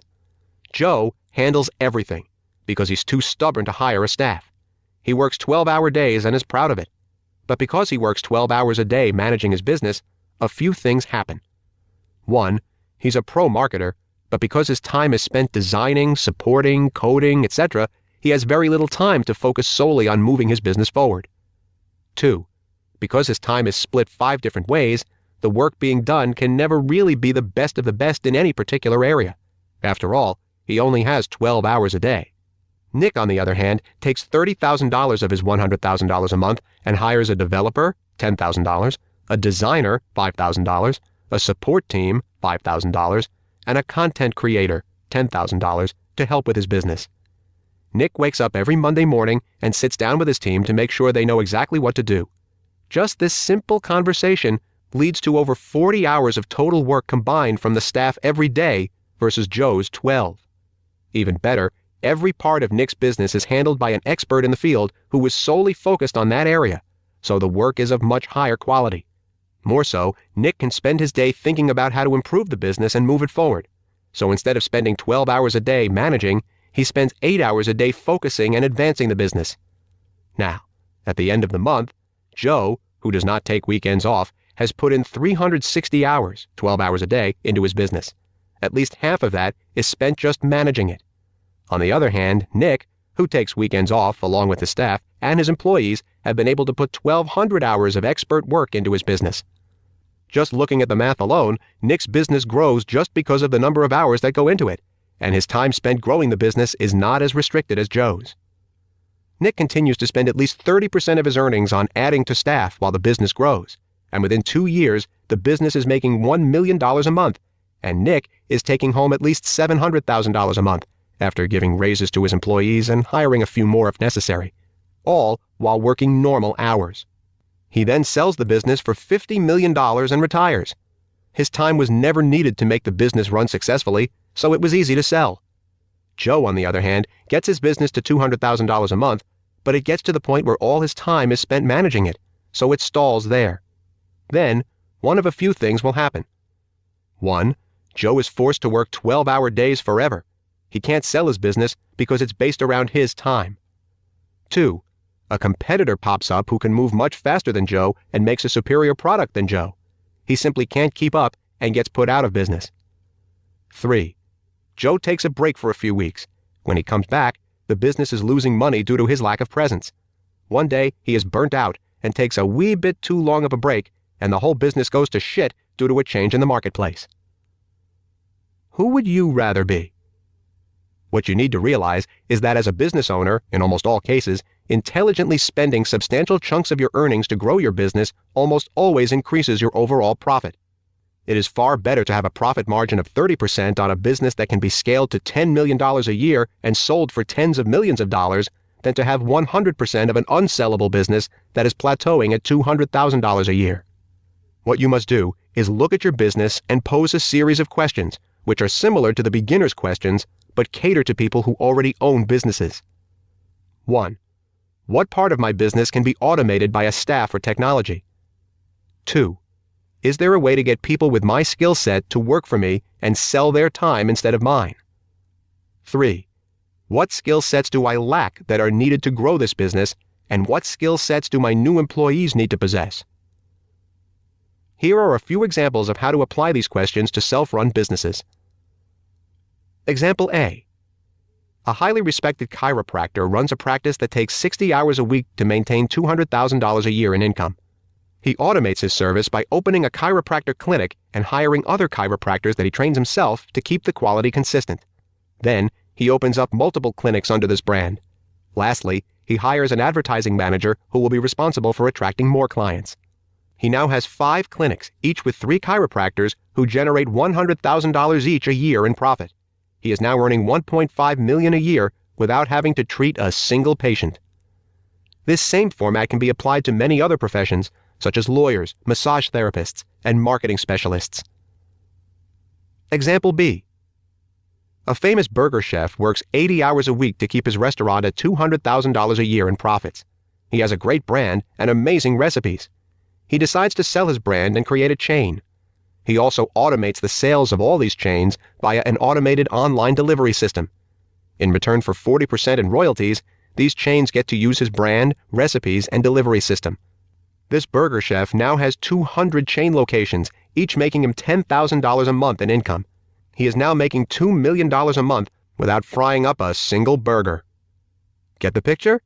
With proper automation and business planning, any time-intensive business can become a time-separated money-making machine. Even if you were already entrenched in a time-intensive business, there are simple ways to separate your time from your income. It's time to take back your time. Time is the only thing you can never generate more of, and every human has the exact same amount of in a day. To become wealthy, you have to learn how to generate more time by hiring people and/or building machines, using their time as your own, and using your time to grow the business. If you look at the most profitable businesses in the world, the owner's time is usually so separated that he does not even have to be there. Every successful person I know understands this, and the richest are the ones who abuse it. In fact, the richest people in the world make money from their money and have zero time involvement. Bill Gates, for example, makes billions from his investments, letting his dollars generate money for him. His time is not a factor in the businesses that make him millions. If you don't separate your time from your income, it will be nearly impossible for you to become as wealthy as you desire. Keep this in mind so you can keep your time. The third pillar, accepting that you must be better than everyone else. In this chapter, to get my point across, I want to talk about a little racing industry you may have heard of, NASCAR. Now, what I want you to imagine is that you were teleported to another universe where you were an up-and-coming NASCAR driver. You have also magically been given the talents of a top driver. Now, keep imagining the following with me. For some odd reason, the NASCAR sponsors love you. You have the most advanced car, the best pit crew, and your car has illegal additions that make it go 2 miles an hour faster than every other car, which is actually huge when it comes to racing. In real life, illegal additions are not commonplace. But let's imagine that you are so freaking cool that nobody at NASCAR cares.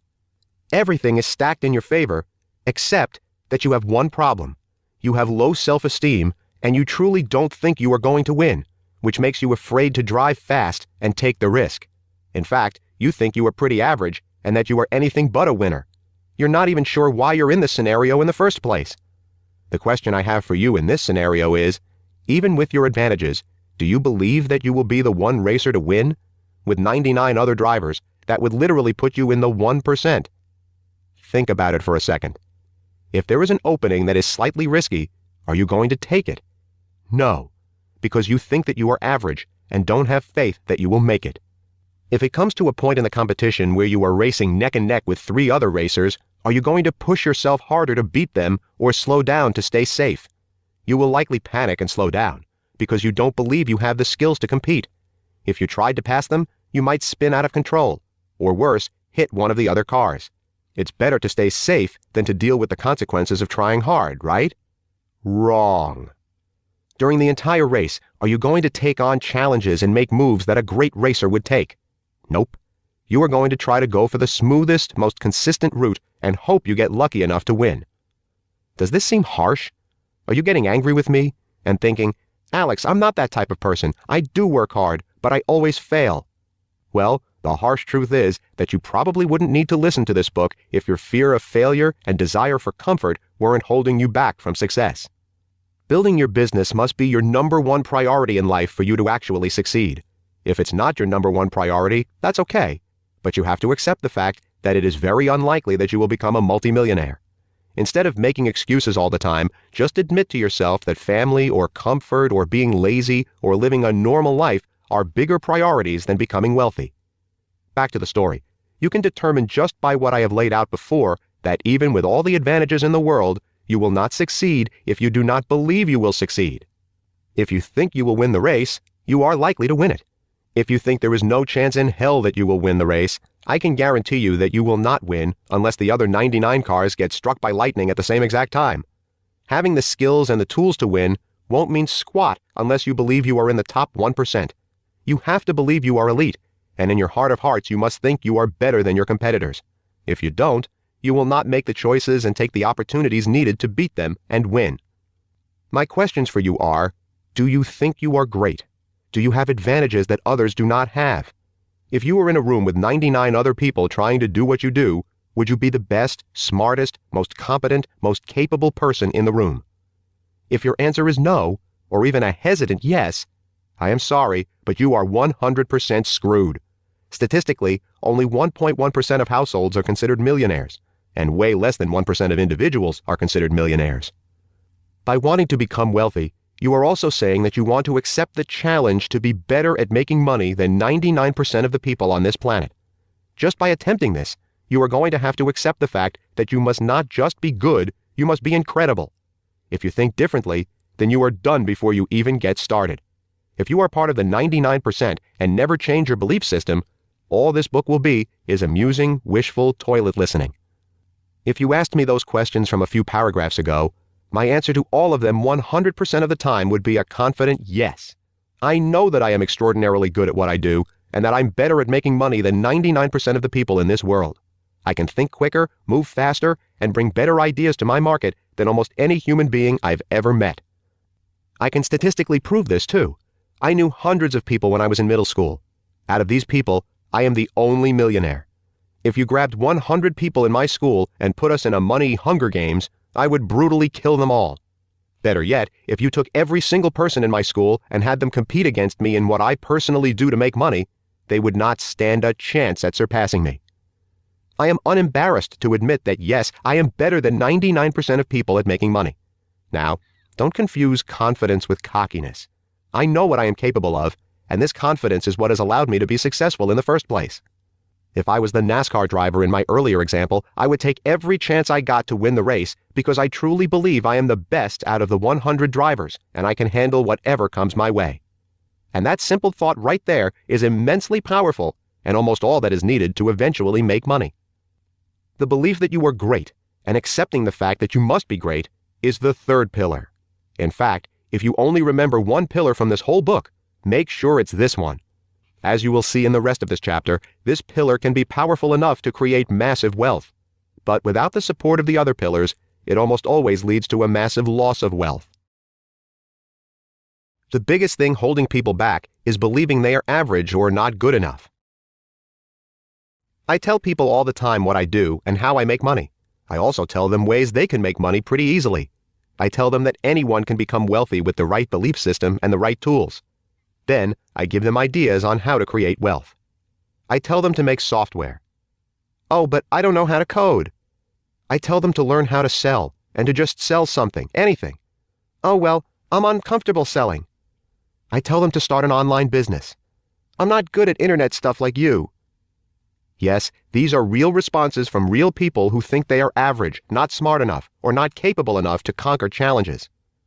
These kinds of people don't believe they can accomplish anything because they don't think they deserve it. Because of this, they never act or take risks, and because of that, they never reach their goals. They simply continue their lives as average traffic fighters who never become wealthy. However, if you truly believe you are great, everything changes. What if we tell a person who thinks they are, or deserve to be, in the 1% the same things we told people in the 99%? You should make software. I don't know how to code, but I can definitely learn how to, or at the very least, find a way to pay a developer to make software for me. You should learn how to sell. Selling makes me really uncomfortable, but I can learn to overcome that and become a sales machine. You should start an online business. Man, I don't even know how people make money online, but if other people can do it, then I sure as hell can learn how to do it too. The funny thing about this is that the person in this example could be a total misguided idiot, but since he thinks he is great and capable, he will take actions that the former person never would.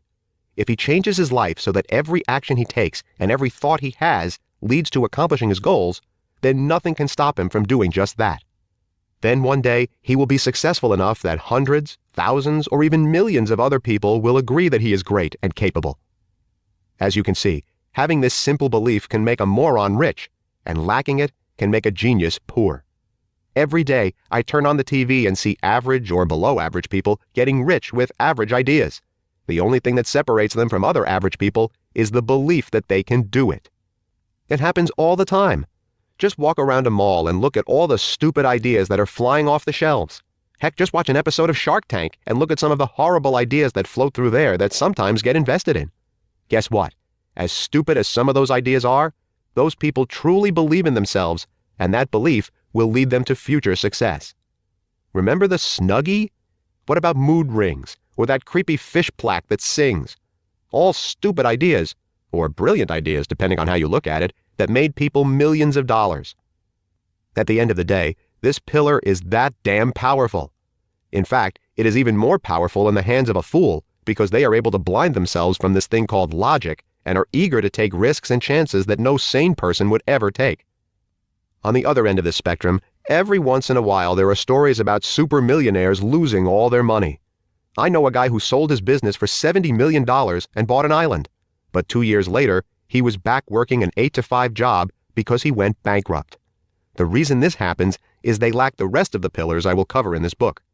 You can see how powerful this belief pillar can be at creating wealth, but it can also destroy wealth if you don't possess the others.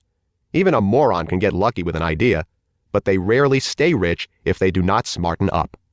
The reason that I keep saying words like moron and idiot is because these are the people that are so blinded by faith that they pursue goals no one in their right mind would go for. They chase things that only a fool or moron would. I am sure you have a friend that is constantly chasing some dream despite what everyone is saying. Or even better, I am sure you know someone that is blindly confident in themselves even though their track record of success is awful. The thing is, these morons are also generally pretty confident because they don't know any better. And you know what? That is an awesome trait. That's why inventions that seem silly become million-dollar ideas, because the inventor believed in himself and worked hard at making his dream a reality. But, as I just mentioned, these confident morons won't stay successful very long unless they learn and apply the rest of the pillars in this book. I am going to go ahead and assume that you are not a moron and that you will take to heart the rest of the pillars in this book. However, everything I just covered prior to this backs up the necessity of the greatness pillar. What we want to do is adopt the blind confidence of a moron while adopting the practicality of a rocket scientist. Sometimes you simply have to ignore common sense and give in to blind faith. This is something that average people cannot do, and therefore they can never bet on themselves and move forward if there is any chance of risk. You must believe you are great. Now look, this is not some hippie self-help book where I tell you, if you just think about something hard enough, it will happen. There is a very scientific, mathematical reason why this pillar has such an impact. It comes down to what I like to call the BAR, Belief, Actions, and Results system. As I have stated many times in this book, beliefs drive our actions. If you believe that you are extremely good-looking, it will cause you to act more confident around the opposite sex. And well, I don't have to explain to you what the result is in this scenario. By being confident, you will take certain actions, and those actions will get you results, good or bad. So, how do you get the result of incredible wealth? You create a business that is better than 99% of other businesses. And how do you create a great and successful business? The answer: you believe and accept the fact that you have to be great. Our entire lives, we are told that we are not going to be great. Not in this way, at least. In fact, throughout our lives, most of our teachers and mentors convince us that we outright suck at life and teach us how to prepare for the worst by taking the traffic fighter life stance. Seriously, has a teacher ever told you that you had a good chance of being super rich and buying your own island? Let's all say it together. Never. If they were praising you for a job well done, they probably said something like, "You're so smart, you're going to get into a great college," or "You'll make a great lawyer one day." And while your teacher's intentions were probably good, these words convinced you that becoming a traffic fighter means you are actually succeeding. This is true for some people. If you wanted to grow up and become a lawyer and now you are a partner at a practice, then you are successful because you reached your goal. Or if you wanted to become a teacher and now you're a teacher, that is success as well. But that's not what we're talking about here. If you are listening to this book, I assume that you want overwhelming wealth and the massive success that comes with being a top 1% entrepreneur. Your teachers, both your in-school teachers and your out-of-school mentors, told you that the best possible thing you can do after high school is to attend a good college. They never explained that becoming rich is something you can strategically do without worrying about college or a typical 8-to-5 job. They themselves are not rich, so why would they convince you to do something that they themselves weren't able to accomplish? Because of this, when people want to be rich, they do two things. 1, they stop themselves before they even begin. They don't believe they are great or deserve wealth, so they don't even try to succeed. 2, they try to become rich while still being average. They do not take on challenges, they play it safe, and they never leave their comfort zone, much like the NASCAR driver in the metaphor at the beginning of this chapter. Both of these paths prevent people from becoming rich. The good news is that there is a way to overcome these obstacles, which is what this whole chapter is about. Can you guess it? Say it with me. I must believe and accept the fact that I am great. For example, you might not believe you are great when presented with a challenge like selling software. In fact, it might make you downright uncomfortable, so much so that you might not want to do it at all.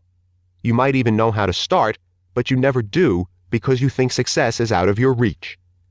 However, this is where the power of accepting the necessity of greatness comes in.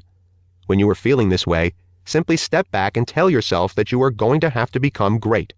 Accept the fact that you are going to have to work hard and become really fucking good at whatever niche you choose. Once you accept this, it becomes very clear what you need to do. All you have to do is whatever it takes to become great. Yes, it's that easy. If it involves learning a whole new skill set, hiring a dozen people, or selling to people 12 hours a day, 6 days a week until you become an expert at it, so be it. Eventually, if you work hard enough at something, you will become good, dare I say, great at it. Then it will be much easier to accept the fact that you are great. If you spend 10 years trying to master making money, it's almost impossible for you not to become an excellent business person. One of my most successful friends has a net worth of $500 million, probably closer to $700 million or $1 billion by the time this book is published. His name is Com. When Com started his first software business, he didn't know a single thing about writing code or running a business. He was actually a high school dropout with virtually no experience doing anything. Most people thought he had no business starting a business. With that being said, Com always wanted to be an entrepreneur. And even though he had no idea how to become successful, he just accepted the fact that you have to overcome a lot of obstacles on your way to success. Com knew nothing, but he accepted that he would have to do whatever it took to become great. Earlier I explained that if you spend 10 years confidently pushing yourself forward, you would eventually become great at something. I consider myself a bad example of this because my first business was actually profitable, and my second official business is now worth well over $20 million. With Com, though, this was not the case. Com's first 8 businesses went bankrupt and caused him severe financial hardship. Com is one of the most ambitious and driven people I know, but we can safely assume that Com did not have what it took at the time to overcome the obstacles that he faced. Because he understood and accepted the fact that he would have to become great to overcome his hurdles, he just kept moving forward. Note, earlier in this book, I state that you can start a business with low risk and low investment, yet still obtain a high ROI. While that is the safer and better way, and that is what I suggest, that is not what Com did. He created his wealth by attempting to hit home runs at every swing of the bat, which luckily worked out for him eventually. That's not the point of this story, though. Take a step back and look at this, though. I hear people bitch and moan that they can't start a business because of little things like not understanding the internet or being bad at selling. These are not real disadvantages. They are opinions that can be changed or areas of interest that can be learned. And these complaints start to sound a little ridiculous when you see the blatant real disadvantages that were in Com's way. He was bankrupt and had a 0 for 8 record when it came to starting a business. If you looked at him on paper, he would have been the horse at the races with the 82-to-1 odds. Who would want to work for or invest in a person with those odds? The answer? No one. And that's exactly what Com had to deal with. If you want to hear the full story, check out my YouTube channel. Google Alex Becker YouTube Com Mirza interview. But for now, let me tell you the abridged version. After 8 failures, Com started a gambling business. Shortly after this business launched, he learned that it was going to get shut down by legal regulations unless he could come up with over £1 million, he was in the UK, in capital. This is what I'm talking about as a real problem disadvantage. Com again accepted that in order to become great, he would have to do whatever it takes. After being rejected by almost every investment source in the UK, Com was able to secure the investment by literally knocking door to door around an office building after being thrown out of his final investment meeting. And if that wasn't difficult and stressful enough, he got the money within hours of the legal deadline. A few years later, Com sold his stake in this business for hundreds of millions of dollars, by US dollar to pound conversion, and was actually one of the first investors in MySpace. He is also currently one of the most successful investors in the world. The point is that Com was not great. In fact, in the real world, he was seen as a complete failure. But he kept working and learning and pushing year after year, failure after failure, because he accepted the difficulty of becoming great and kept ultimate faith in himself that he would become successful. It took him a while, but he got there despite all the disadvantages he dealt with. Do you think his journey would have been possible if he had not believed he was great? Do you think he would have taken all those risks repeatedly if he considered himself average? The truth is, Com had the worst car on the track, yet still drove like he believed he was the best driver on the track. Not only did he leap to the 1%, he leapt to the 0.001% of the pack. None of this would have happened without the acceptance that he had to become great and the eventual belief that he was great. He would have gotten an 8-to-5 job and surrendered to the traffic fighter's life of mediocrity after his third failure. Heck, most people don't even need to reach failure to give up on their dreams. He hit it 8 times and still didn't give up. This is how powerful this pillar is in a person's life. Now, with just this pillar, you can become immensely rich, but blind faith in yourself without the other pillars to support you will almost always lead to losing your wealth. So do not confuse taking blind risks with embracing this pillar. In order to truly become successful, you have to embrace this pillar with all your being while remembering the others. On top of this, when you combine this pillar with the others, you can become wealthy without taking blind risks, because you will understand how money works. Once you learn about money and business, these risks will actually become opportunities. Desiring to be wealthy means that you are aiming to be anything but average. You are actually working towards being better at making money than almost every other being on the planet. There's no room for people that do not believe in themselves. You can't sneak into the top 1% with skills or ideas alone. You must have the whole package, which is why you need all 10 pillars to truly get to the top. As I have said many times, the biggest issue isn't understanding this pillar, it's believing and applying this pillar. Here's how you do it. Wealth generation for beginners. If you are brand new to this train of thought, this chapter probably seems like a bunch of unnecessary garbage. But, as I already explained, thinking that you're great doesn't instantly put $5 million in your bank account, and skills alone won't generate great wealth either. You need to believe, act, and make decisions based on the idea that you are already great. But how do you do that if you're just starting out in the business world? You need to think about the actions you would take if you were already great and successful. When you run into a problem, you need to ask yourself the question, if I were a freak of nature genius business master capable of anything in the world, how would I handle this situation? Is it over the top? Yes.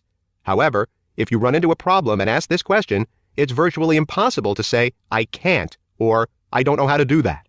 For example, whenever I tell people to start an online business, all I hear are buts. But I can't code. But I'm not good at talking to people. But I don't know how to do X, Y, and Z. You probably think the exact same way. You are probably listening to this book and thinking, this is great info and all, but this Becker guy is good at all these things that I am not. That's why he's successful, and that's why I'm not successful. And yes, this is true. You stink, right now. However, if you apply the question I laid out before, this does not matter. This question will lead you to the exact same actions that any super millionaire would take in your position. If you want to start a business but are bad at communicating with strangers, simply ask the question, what would a successful person do? Suddenly, it will become brutally apparent that you have no option but to become a skilled communicator. Learning how to become a skilled communicator is the next step you must take, but knowing what you need to do is the key here. It doesn't have to be anything drastic, but this thought process will get you moving in the direction of greatness. Instead of saying, screw it, I suck at communicating with people, so I better keep my day job, you will begin searching on Google how to improve your speaking and writing skills. Then, you will start taking action on what you learn. Now, when you take action based on the answers this question brings you, you will eventually start getting some wins. You will make your first $100, then your first $1,000. Then suddenly you will start thinking, yes, I can do this. Over time, you will not have to ask yourself, what would a great person do? Because you will turn into a great person and naturally gain complete faith in yourself. You will instinctively start going for the kill and believing you can get the kill, resulting in you actually getting the kill. Wealth generation for veterans. Maybe you're a person who has already had a few successes in business, but you're currently at a plateau. Maybe you're getting crushed by new competitors. Or maybe you haven't gotten a new client in a few weeks and don't know why. Perhaps you just want more money and have no idea how to get it. More often than not, the reason for all these issues is that you are competent at what you do, but not great at what you do. I see this all the time with business owners. In fact, most of the time, business owners know in the back of their heads what they need to do, but they fail to do it. Their competitors have better branding, higher quality products, etc., so how can they compete? The obvious solution is to take their business to the next level. However, people fail to do this because they believe they cannot be great. They believe that they have limits and that there are just some things that they can't do as well as other people can. Just to make sure I drill this important message into your brain, I'm going to repeat what I said in the beginner's section. The only solution to this problem is to eliminate limits from your thought process and ask yourself, what would a great entrepreneur do to move forward in this situation? This will allow you to see it from a completely different angle to figure out the best solution for your problem. I constantly meet entrepreneurs that are making $10,000 to $15,000 a month in profit. Yes, this is decent money, but they cannot figure out how to make more. The reason for this is because they simply refuse to evolve. They will ask how they can get a business like mine or someone else's at my level. They are looking for some tactic or secret that will allow them to remain average but let them make money as if they were great. The true answer to this question is, you have to be great to have a business like mine. You need to put an extreme amount of time and investment into improving your brand, improving your marketing, improving your product, improving every single thing you do. For example, I once hit a point where I was making money but had serious trouble scaling my business. I would see businesses in the same niche as mine making 10 times more than I was making, and it would upset me because I didn't know how to get my business to that point. Then I realized that I had to be great. I had to be better than who I was and better than them. To do that, I had to outwork them, bring superior people into my company, master marketing my business. This seems like simple logic, but before this realization, I would tell myself, you don't have a staff like they have, you don't know how to make software like they do, you aren't a master of advertising, you are afraid to lose money. After admitting to myself that I have to be great to succeed, my thoughts shifted to, I need to master making software. I need to hire a superior staff. I need to learn advertising.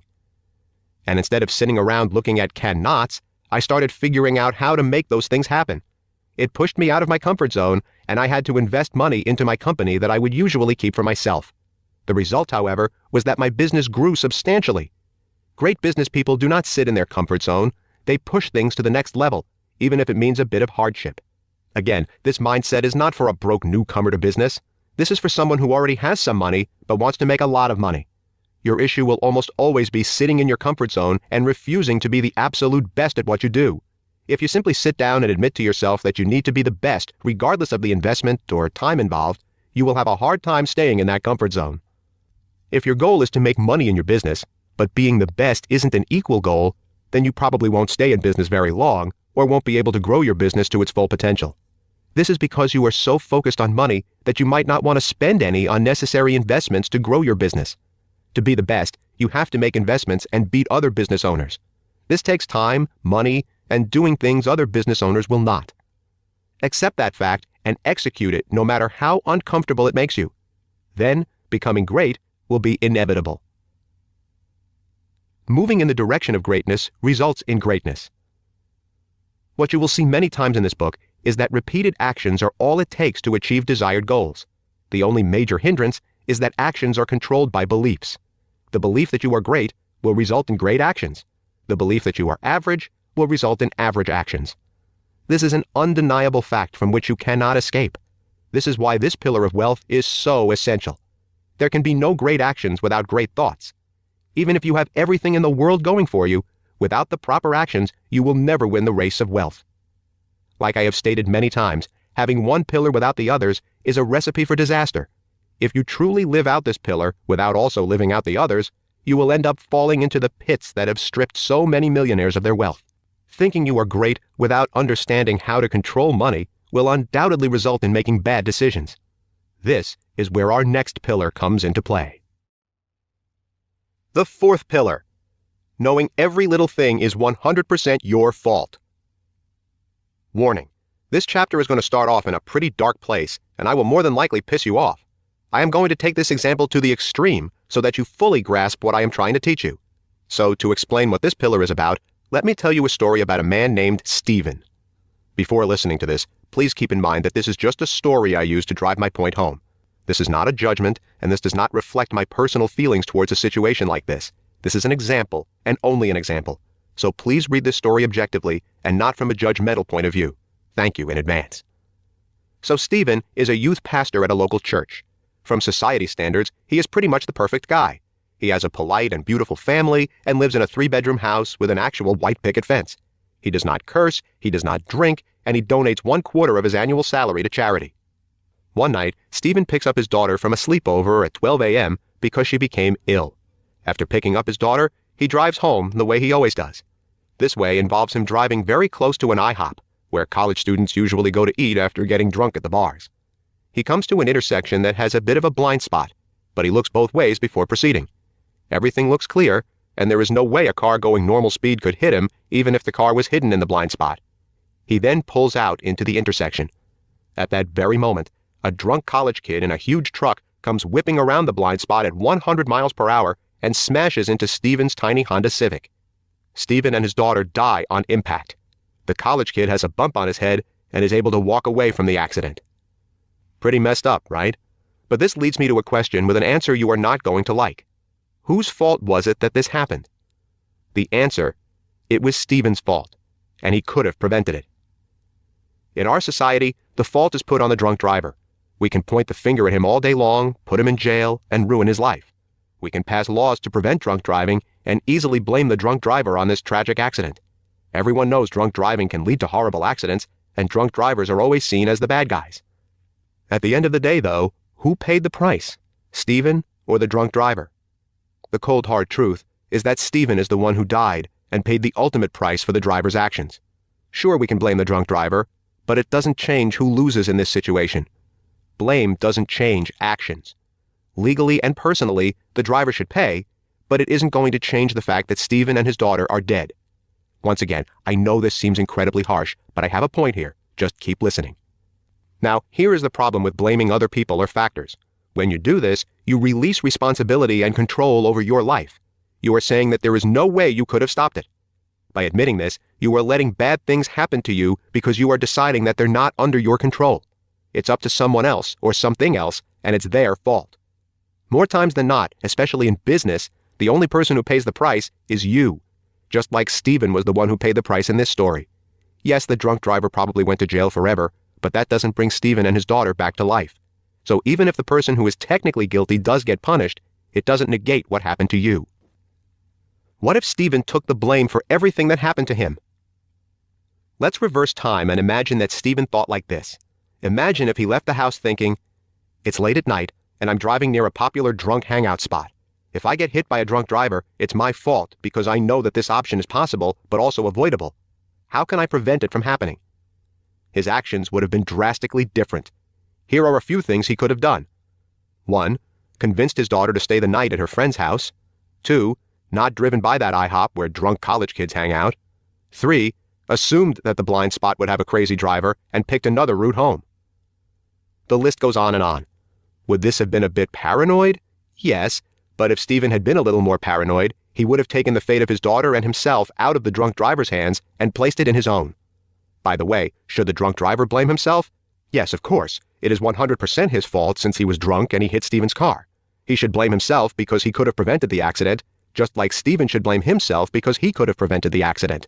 But who would you rather be? The person who is dead but blame-free, or the person who is alive but accepts all the blame? I'm sorry for bringing up such an extreme example, but this is exactly how you have to start viewing the world in order to become rich.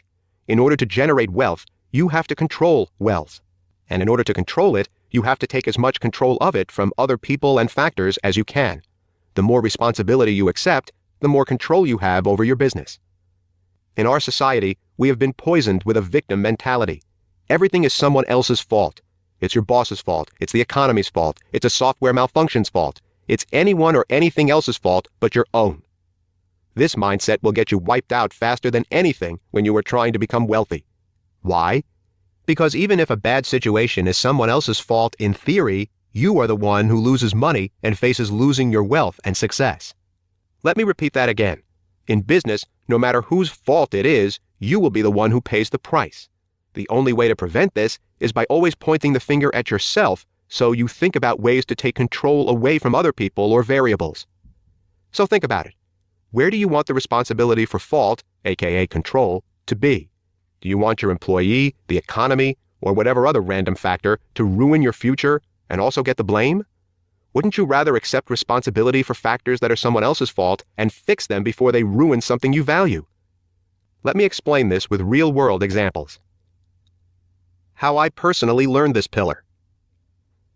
A business I own earns between $500,000 and $1 million a year.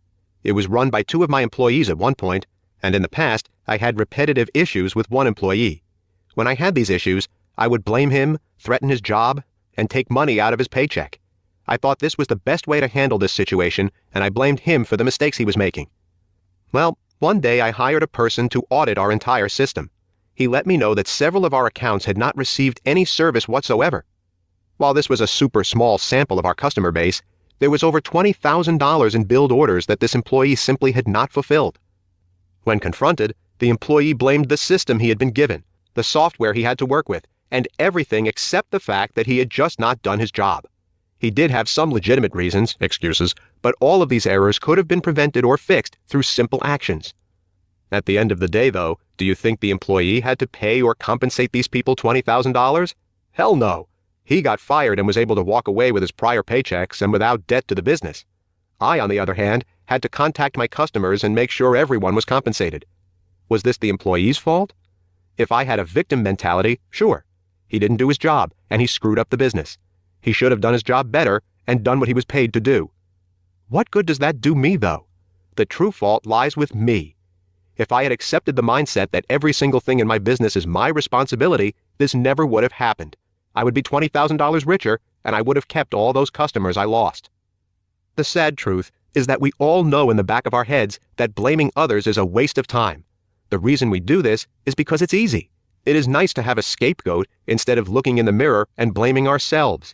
It's far simpler to get mad at someone else and blindly hate them than taking a hit to our own ego. The fact of the matter is, though, that getting emotional and placing blame on others is a waste of time. It doesn't fix any problem, and it doesn't make the past go away. The only thing it does is free us from blame, and that might make us feel guilt-free, but feeling guilt-free does not fix any issue. Accepting blame and fixing the problem does. An easy way to differentiate between a beginner entrepreneur and a seasoned one is to see how they handle situations when an employee or client does something wrong. If they complain and blame the other party, they're probably new at this whole business thing. If they barely mention the issue and immediately find a way to fix it, then you know these guys are pros. So how would I have prevented the situation I had with the guilty employee if I had taken responsibility for my whole entire business in the first place?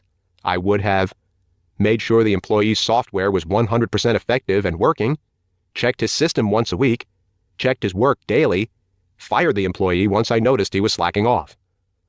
All these simple actions would have stopped this horrible situation from happening, but I chose to place the blame on my employee's shoulders and not my own. But as you can hopefully see by now, placing the blame on anyone but myself was pointless because I was the one who still paid the price. The more you adopt this line of thinking, the more you truly control, generating and protecting, your income. Another example of this was during one of my many software openings. I released new software on a regular basis, and during my first few openings, everything went wrong. The hosting messed up, there were billing issues, and it was an overall giant cluster of awful.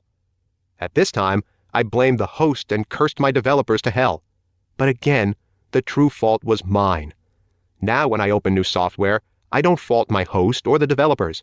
I put it all on me. I am obnoxiously anal with checking every possible thing that could go wrong, and because of this, I control my success. It's not in my developers' hands because I am constantly checking their work, and if it's not up to par, I fire them quickly so that I can find a developer who will meet my standards.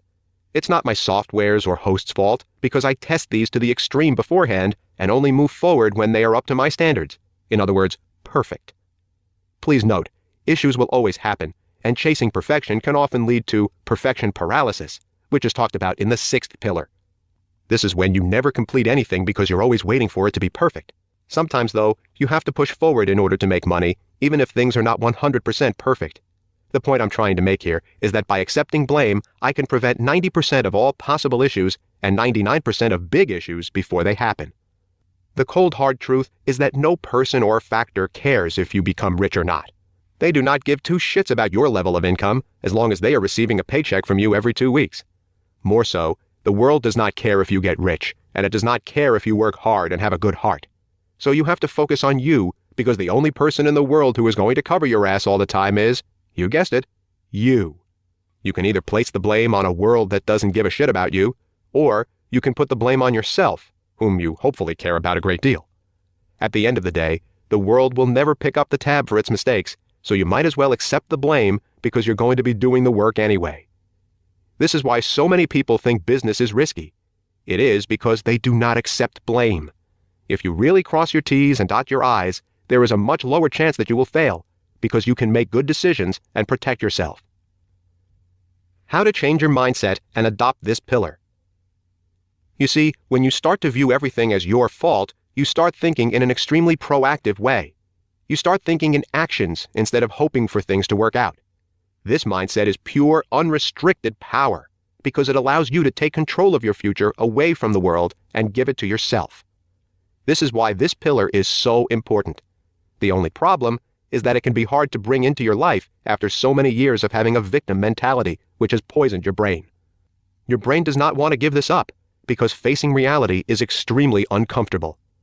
But what if the reason you are average is not the fault of your teachers, your parents, your country, your education, your background, and is solely your fault? Well, for most people, it 100% is. Don't get me wrong, if you were born missing half your brain or with some other birth defect, then no, it's not your fault. But if you are listening to this right now and you are poor or frustrated, then wake up, buddy, you suck and it's your fault. If you want to stop being awful at life, stop pointing the finger at whatever is stopping you from doing X, Y, and Z. You need to look in the mirror and point the blame at the whiny coward looking back at you. Now, whether you are a beginner at generating wealth or you are a veteran, here is how you can incorporate this into your life and take back your power today. Gaining control as a newcomer of wealth. As always in this book, I am going to be blunt with you. Your life is probably full of disappointments. You don't make as much money as you want, you haven't achieved any of your dreams, and outside of your friends and family, you have no real value to anyone. Wherever you work, you might be liked, but you are ultimately just a money-generating employee that can be replaced at the drop of a hat. You don't have the education, training, motivation, or whatever it takes to make money. No opportunities have ever come your way, and the world is just unfair to you. Or maybe you tried and failed because of some reason that you can't control. If you had what some successful so-and-so had, you could do it. But you don't, so you can't. Guess what? This is all your fault, which means that you can change it. Maybe you got a bad roll of the dice in a few areas in life, but nothing is stopping you from continuing to roll the dice until you win. Right now, I want you to write down everything you want in your life and then list why you don't have it. Do it right now. Go ahead. Next, I want you to look at the list and then look at the why section. To get these things in your life, you need to take back your life from these whys, aka these things or people or situations on which you're placing blame for your failures. For example, maybe you wrote down that you wanted a large business but don't have enough time because of work and family. How could you change this? You could quit your job, lower your bills substantially so you can afford to live more frugally, work at nighttime after your family has gone to bed, set strict hours and goals. For example, work 3 hours a night until you are making $3,000 a month, and then quit your job to devote more hours to your business. Tiny rant. I see this all the time. People want to start a business, but they cannot leave their current job because their lifestyle is too expensive. Newsflash, get a cheap apartment and a cheap beat-up car, and you can live off $600 a month if you wanted. If you want major change in your life, you cannot be living the same life you have right now.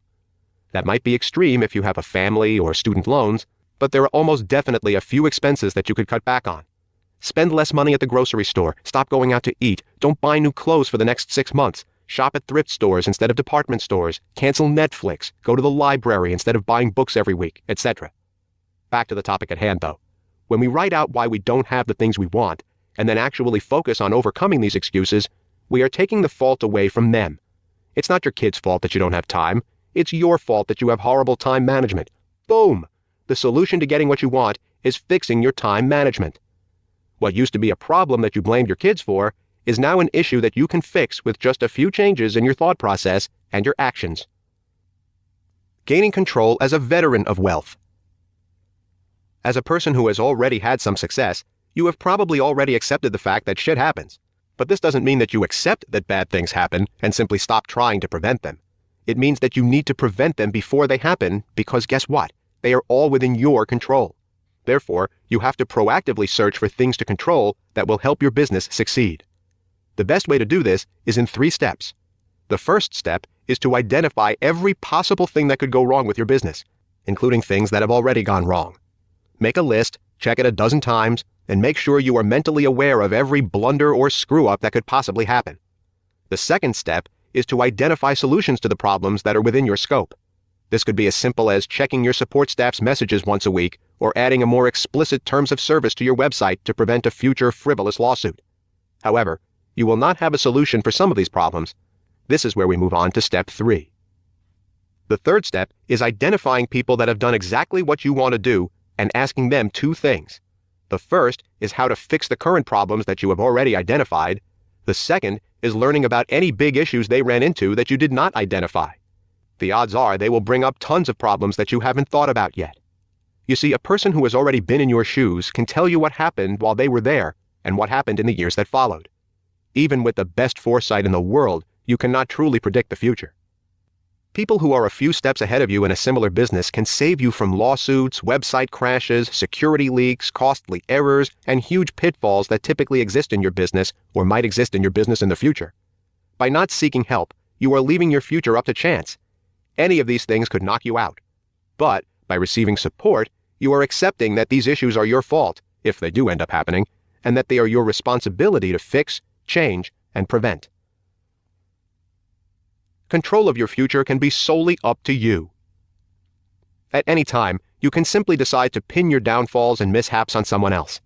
Socially, you may even be right, and friends and colleagues would agree that, oh, if it wasn't for so-and-so, your life would be so awesome. The only problem with this is that this so-and-so will never pick up the tab from the damage they have done. They might accept the blame, but they will never truly pay for it. The only way you can control your future is to take control out of so-and-so's hands and put it all on you, fairly or unfairly. The burden might be heavy, and you might have to beat yourself up quite a bit, but at the end of the day, you will be the one who dodged countless bullets before they were ever even shot. This pillar is essential because it allows you to move forward while protecting yourself from needless pitfalls. Protecting ourselves and holding ourselves accountable does not generate money, though. Actions generate money, and this pillar protects us from losing it all in one quick and tragic accident. In order to take the necessary actions, though, we must now learn the lessons that the 5th pillar of wealth can teach us. The 5th pillar: adopting an abundance mindset. One of my first businesses after I left the military was, are you ready for this? A dating coaching business. Yes, I got paid to teach guys how to meet girls at bars and get laid. And yes, this is an actual skill set that guys can acquire and use. More so, anyone can change who they are socially, which is pretty cool. But that's not the point of this chapter. I am not going to get into the details of it now, but I used to be a major introvert. And by learning social dynamics and then practicing those dynamics, I taught myself to become extremely competent in social situations. To sum things up, I learned how to drastically stack the odds in my favor in almost any social situation. With that being said, I can watch any 2 people interacting and explain what they're doing wrong. I can also give them guidance on how to drastically improve. Over the few years that I practiced and taught how to pick up girls, I was able to learn one of the most important factors in a guy's success. I then noticed that this factor was essential in entrepreneurship and in virtually any aspect of success. Contrary to popular belief, what you say in social situations has little to do with how much people like you. People's views of you are actually based on how you act. As I stated earlier in this book, how you act, your actions, is also what determines your success in making a bunch of moolah. Now remember, actions are controlled by mindsets and beliefs. So in short, a guy's success with women is actually based on his mindset and core beliefs. Now, there are many factors that make up your mindset, but the pillar I am about to cover is one of the most important parts. In fact, without this pillar, factor, belief, a man will always struggle with attracting women, and an entrepreneur will always struggle with making money. What is this pillar, factor, belief? The answer: the belief in abundance. Let me explain. Have you ever seen guys trying to pick up girls at a bar and fail miserably? Of course you have. It happens every 15 seconds in every bar in the world. I would constantly coach men on the subject, and the biggest issue they would have is that they could not get out of their own heads because they lacked abundance. Every girl was treated like she was the last girl on the planet, which in turn made the guys in the situation extremely awkward and nervous. Whenever these guys spoke to a girl, they would continually focus on their own thoughts. They would worry about what she thought of them, what to say next, or if the question they just asked was stupid. All of this thinking basically flatlined the conversation. They would go from being chatty, normal guys to being nervous, annoying, socially awkward weirdos.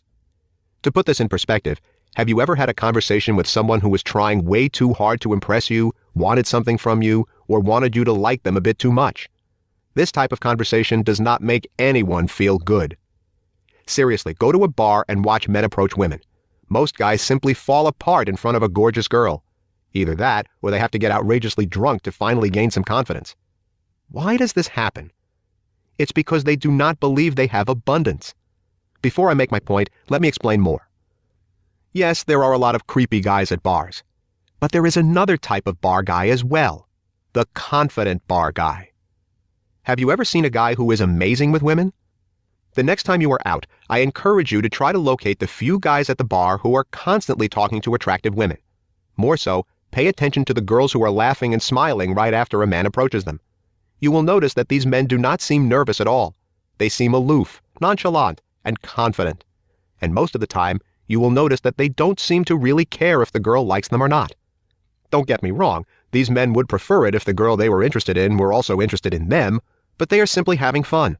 They are speaking their minds, being themselves, and just acting like they would with any of their friends. They have no trouble thinking of what to say because they are not terrified of the girl not liking them back. There are plenty of girls in the world, and if this one doesn't like what he has to say, then she is probably not the right girl. Because of this mindset, he speaks his mind and enjoys the conversation and interaction.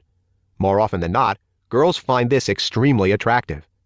Women want to talk to men who are calm and happy, not ones who are nervous, awkward, and desperate for approval. So how is one guy able to act confidently around women while another guy freezes up? It's simple. The calm and nonchalant guy believes he has abundance. If the girl does not like him, he will find another girl. It's really not a big deal at all. This thought process allows him to be himself and have fun. On the flip side, the awkward guy becomes nervous because he is terrified of rejection. He believes that one no is the end of the world. This causes him to act super awkward, pushy, needy, or shy, which makes the girl uninterested within 30 seconds of meeting. The sad part is that all of this comes down to one simple belief. The nervous guy thinks there is a finite amount of girls in the world, and the calm guy knows that there is an abundance of women in the world. If a guy believes he is good with women and believes that there is an unlimited amount of women that could like him, he is usually really successful with them.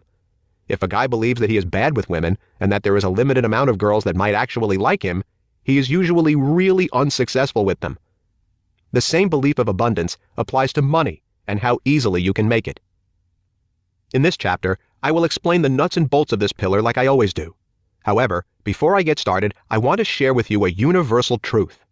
Money is repulsed by people with a scarcity mindset. People who think that making lots of money is confusing, out of their control, and/or nearly impossible because of their situations, aka excuses, will always have trouble making more of it. Just like men who think that getting lots of girls to like them is confusing, out of their control, and/or nearly impossible because of their situations, aka excuses, will always have trouble getting girls. The second part of this truth is that people who think in abundance will attract money like flies on shit. These are the people who think that the amount of money they can generate is endless, and if they work hard enough, easy to obtain. People like this might have ups and downs reaching wealth, but money will always find them. This universal truth is why the rich usually get richer and why the poor usually stay poor. This is also why poor people who truly believe they can be billionaires usually obtain some level of wealth or at least get out of the poor bracket. If you think about it, it's impossible to think you can become a billionaire without believing that money is abundant. With that being said, let me break down how lacking the feeling of abundance will paralyze your ability to become wealthy. Before I get into it, let's go back to the dating analogy to talk about the extremes of this pillar.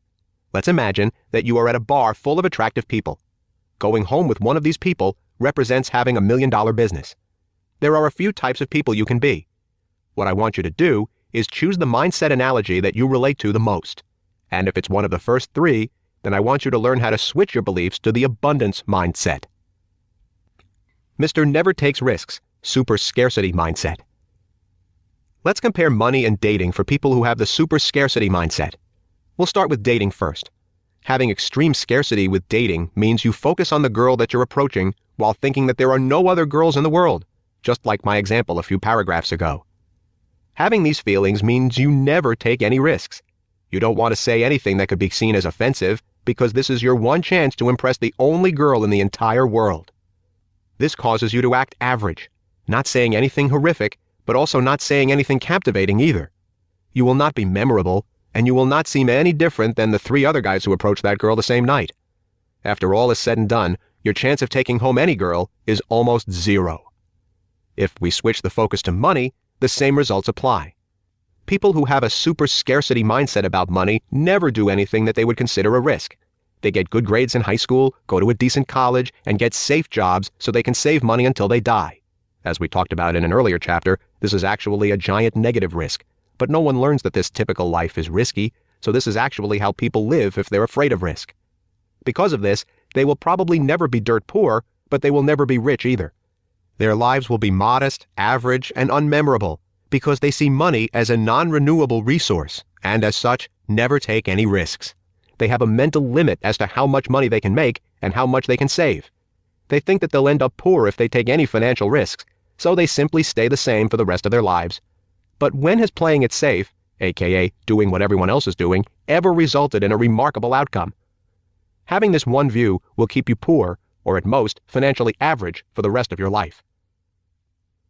Mr. Watch but not do, extreme scarcity mindset. While Mr. Never Takes Risks might never do anything he considers to be risky, he is still taking shots. He will go up to a girl and attempt to get her phone number. He just rarely succeeds because he puts too much pressure on himself and only focuses on the negative outcomes. Mr. Watch but not do has such a severe scarcity mindset that he never even attempts anything. This guy doesn't even have the balls to approach a woman at a bar. This is the guy at the bar who watches everyone else and criticizes them. He laughs at strangers for striking out, when he himself never even leaves the bench the whole game. His mindset is that he could never get a girl, so why even try? The fear of losing is so strong that he cannot take any action. You all know who this person is when it comes to money. This is the guy who is always poor and still sleeping on a futon at 30 years old with no real desire for a bed. He never sets goals because he thinks money is something that cannot be created at will. He doesn't have X, Y, and Z, so money is just not obtainable. This is a different type of scarcity mindset, but it still stops people from ever becoming rich. They don't believe they can be rich, so they never even try. They watch people get rich all the time, but they will stay average or below average forever. Mr. Brute Force, high abundance mindset. This is my favorite type of guy. We all know him and try to avoid him, but he will usually get what he's searching for. This is the guy at the bar who is horrible with women, but truly does not care. He knows his skills are lacking, and he still gets nervous approaching women, but he will try anything and everything to get laid. His strategy is a simple numbers game. Sure, 20 women in a row might reject him, but eventually one girl will think that his corny pickup lines are adorable and agree to go home with him. This guy acts like an idiot and takes crazy risks, such as approaching a group of girls alone or slapping a girl's ass before he even says hello. However, even though he might offend the entire bar with his obnoxious attitude, he rarely goes home alone at the end of the night. While this guy is horrible with women, he believes he will eventually get one, and eventually he does. His abundance mindset makes up for his utter lack of social skills. He knows that the worst-case scenario is just rejection. He's not going to die if he fails, and he has unlimited tries. This guy has the exact same mindset as the entrepreneurs you see on TV who failed 20 times yet became millionaires on their 21st try. In wealth, you only need to get laid once. Sam Walton, the creator of Walmart, was one of these people. He had to wait until he was in his 60s to finally get laid with his Walmart idea. While this view of abundance is high risk, if you play a game enough times, you will eventually get good enough and make the right choices needed to win. Just like Mr. Brute Force, you also have unlimited tries. The worst-case scenario is that your business fails and you go bankrupt. At that point, you simply try again by working a crap job while building your next business. There is no death penalty for failing at business. You just get bad credit and are poor for a while. But guess what? You are already poor. If you can't buy a Ferrari in cash or get on a flight to the Cayman Islands in the next 4 hours, then I assume you are not as wealthy as you want to be. You might not be in a box, but you're still stuck. I know all of this may seem extreme, especially for the beginners listening to this book, but you must have an extreme mindset to succeed in this world. If you are not willing to risk it all, then you simply don't want it badly enough. And as I've mentioned time and time again, if you don't want it badly enough, you will never achieve it. Long story short, you can see how having an abundance mindset and believing with all your heart that you will eventually get laid in business will, in fact, eventually result in you getting laid. The thing is, just like with dating, you must learn from each failure. You will eventually stop making the same mistakes and increase your chance of success every time you take another shot. And you will eventually turn into the most powerful guy at the money bar. Mr. Ladies' Man. Educated abundance mindset. This is the guy at the bar who does not have to try to get girls. He knows he's cool, he has amazing social skills, he's probably pretty good looking, and he is 100% confident in who he is. Because of this, when he is at the bar, he simply has fun. He talks to everyone around him and meets women just by being himself. Girls are naturally attracted to him because he is having fun and isn't desperate to impress them. He takes calibrated social risks. He understands people, and he knows that not everyone will like him, because there is not one person on this planet who is universally liked by everybody. He is fine with this fact, and he doesn't let it faze him at all because he is confident in who he is. He is naturally charming, and he also has a lot of knowledge about how humans interact with one another. Because of this, he knows how to guess the outcome of certain actions before he even takes them. There is always a risk, but he understands that the negative outcome would not be severe, and he also knows how to mitigate that risk so it barely even affects him. This results in Mr. Ladies' Man getting laid more nights than not. He just gets it. He understands that there are millions of women in the world, and he also understands what women like in a man, for a night at least. This is the exact same thing as being an educated abundance mindset entrepreneur. Every entrepreneur I know believes that they can make unlimited money and knows that money is limitless. They also understand how money works and essentially what money likes in a man. My goal is to get you to this point by the end of this book. The point of this chapter is that once you understand all there is to know about money, an abundance mindset will push you to take the risks needed to make a lot of money. I have friends who can almost always predict the stock market, yet they still work behind a desk. Imagine if they took a risk by quitting their jobs and investing in the stock market. They'd have more money than they knew what to do with. But the simple lack of abundance mindset is what holds them back. Also, isn't it silly that so many people see change in general as scary, even if there is a higher chance of succeeding after the change happens? It's hard to have abundance without abundance. Just like with most things in life, it's hard to have a belief without the actions attached to it, which means that it's hard, but not impossible obviously, that's why I wrote this book, to have an abundance mindset without actually having abundance. But you need an abundance mindset to get the abundance in the first place. Because of this mini catch-22, we have to go back to the core and change our beliefs to actually trick our brains into thinking we have abundance right now, which I'll explain in the next section of this chapter. Remember Mr. Brute Force? Most guys I met while I was a dating coach started out as Mr. Brute Force before becoming Mr. Ladies' Man. Mr. Brute Force was experiencing the situations that reinforced the abundance mindset, even though he did not truly have abundance yet. At this point, to become Mr. Ladies' Man, all he had to do was calm down a bit and understand how to limit his failures. He had the mindset, but needed to adopt some of the other pillars in this book to become successful at picking up girls. The challenge, though, is understanding the actions that you must take to obtain this mindset. Like always, let me spell this out for you. How to achieve abundance as a newcomer of wealth. Having an abundance mindset does not actually have anything to do with having money or spending money. You can be extremely poor and still master this mindset, and having this mindset will eventually lead you to actions that make you rich. The reason for this is because it is not about having money. It's about knowing there is always a way to make more money. Let me explain. When you have a finite mindset, your sole focus is about how to save money wisely and how to spend money wisely. You have a mindset where you do not believe that money can be generated on command. People who work an 8-to-5 job they hate but won't quit are an example of this. Your every thought is about avoiding perceived negative risks and saving money. This will naturally stop you from moving forward in a substantial way. When I was trying to get out of the Air Force and first started in SEO, I didn't have an abundance of money. However, I had spoken with and met many people who were making a killing with internet marketing.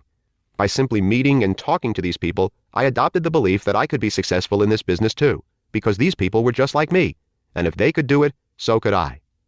Because of this, I did not focus on living within my means and sustaining an income. I instead focused on giving myself as much of a chance to make money as possible. I found super cheap rent in a college town that was well below my means and woke up every day with the focus of making money.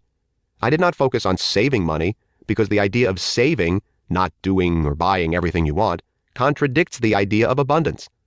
What you need to take away from this story is that my sole focus was on making money because I knew the world had an abundance of it. Because of this, I took actions that led me to where I am today. With that being said, the best way to start moving towards an abundance mindset is to write yourself a mental $1 million check that you will be able to mentally cash once your business becomes successful.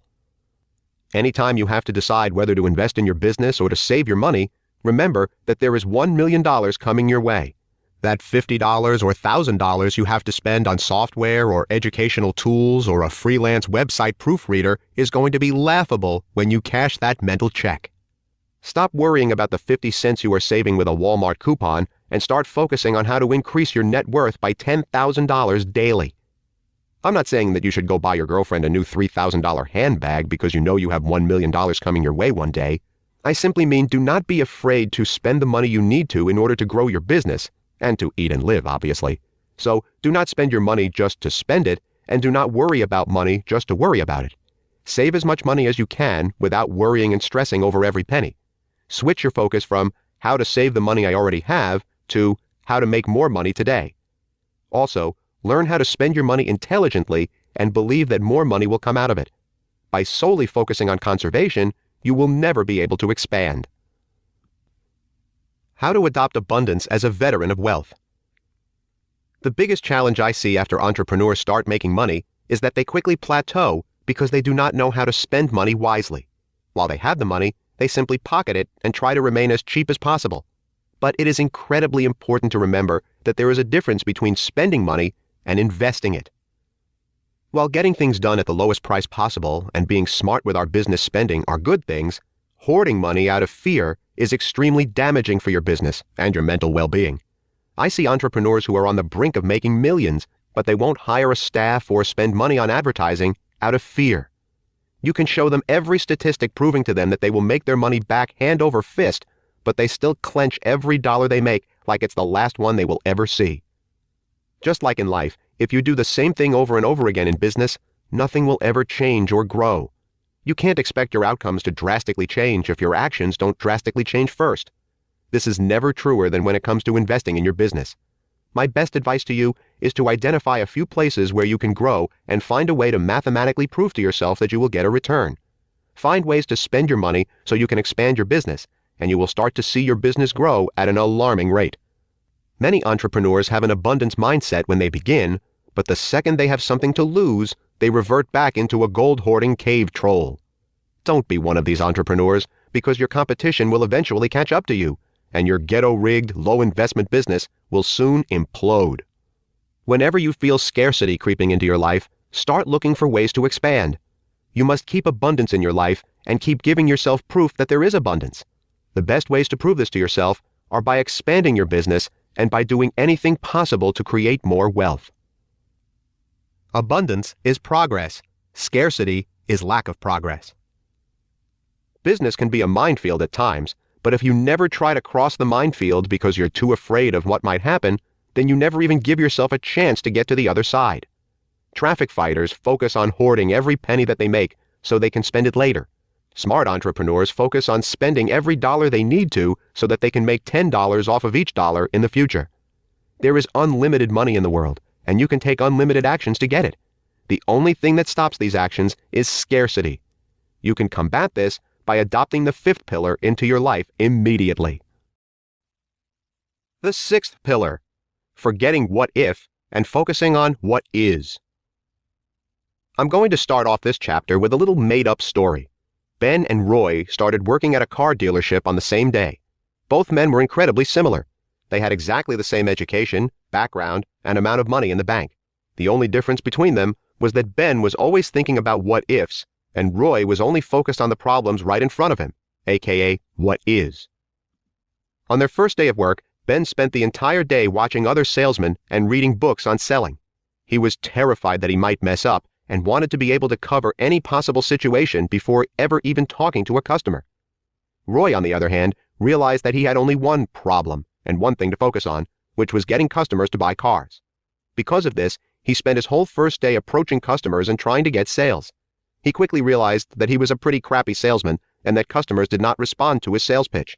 He went home that night and spent a few hours on Google trying to figure out what he did wrong and how he could fix it.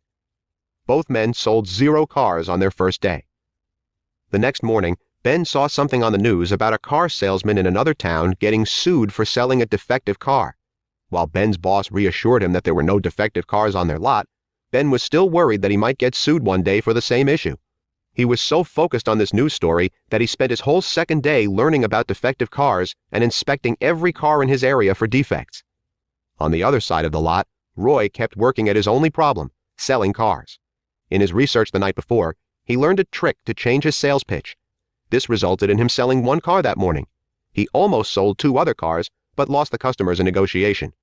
Roy then realized his new problem was negotiating. After work, he went home, sat on his computer, and focused on learning how to negotiate. Ben sold 0 cars, and Roy sold 1 car on their second day. On the third day, Ben talked to Roy, and Roy mentioned that negotiating gave him trouble. Ben, who at this point had still not talked to a single customer, decided that he needed to learn how to negotiate before taking any action. He spent the whole day walking around the lot asking other salespeople how to negotiate. Roy, on the other hand, sold 4 cars because of his great sales pitch and because he learned that people were more likely to buy a car if he gave them a discount on leather seats during negotiation. Ben sold 0 cars, and Roy sold 4 cars on their third day. The next day, a customer who bought a car the previous day came in angry with Roy because Roy had been incorrect about some of the car's details since he was in such a rush to sell cars. Roy apologized and refunded the customer. Ben saw this and was scared that it would happen to him, so he spent all day memorizing all the details for all the cars in the lot. While Ben was memorizing car details, Roy fixed the issue, then repeated the same process he used the day before. Because of this, he sold 6 cars. Ben sold 0 cars, and Roy sold 6 cars on their 4th day. On the 5th day, both car salesmen got called into the owner's office. At this point, even though Roy had made some mistakes, he sold a total of 11 cars. He also knew how to fix his mistakes since he had dealt with them firsthand. Ben, on the other hand, had made 0 mistakes, but had also sold 0 cars. He learned how to fix a ton of hypothetical problems, but had no real-world experience with the mistakes or with the potential necessary fixes. Their boss gave Roy a bonus check and thanked him for all the new sales. He also said that Roy was moving toward being the best salesman the dealership had ever had. Then the boss turned to Ben and said, "Ben, we need people who can get sales. Why have you not sold a single car this week?" Ben replied, "I know I haven't sold any cars, but I wanted to prepare first so that I don't make any mistakes with my customers. I saw other people's problems with angry customers, forgetting car details, and lawsuits, and I wanted to make sure I could prevent them before they happen." The boss then replied with, "All these issues you have brought up are nothing to worry about. We have never been sued for defective cars, and everyone knows that customers will come in angry sometimes. Your focus should not be potential issues. Your focus should be whatever is right in front of you. Right now, it is selling cars. If you cannot sell a car today, then we will have to let you go." For the rest of the day, Ben tried to sell a car, but he ran into the real problems that Roy had on his first day. He didn't have a sales pitch.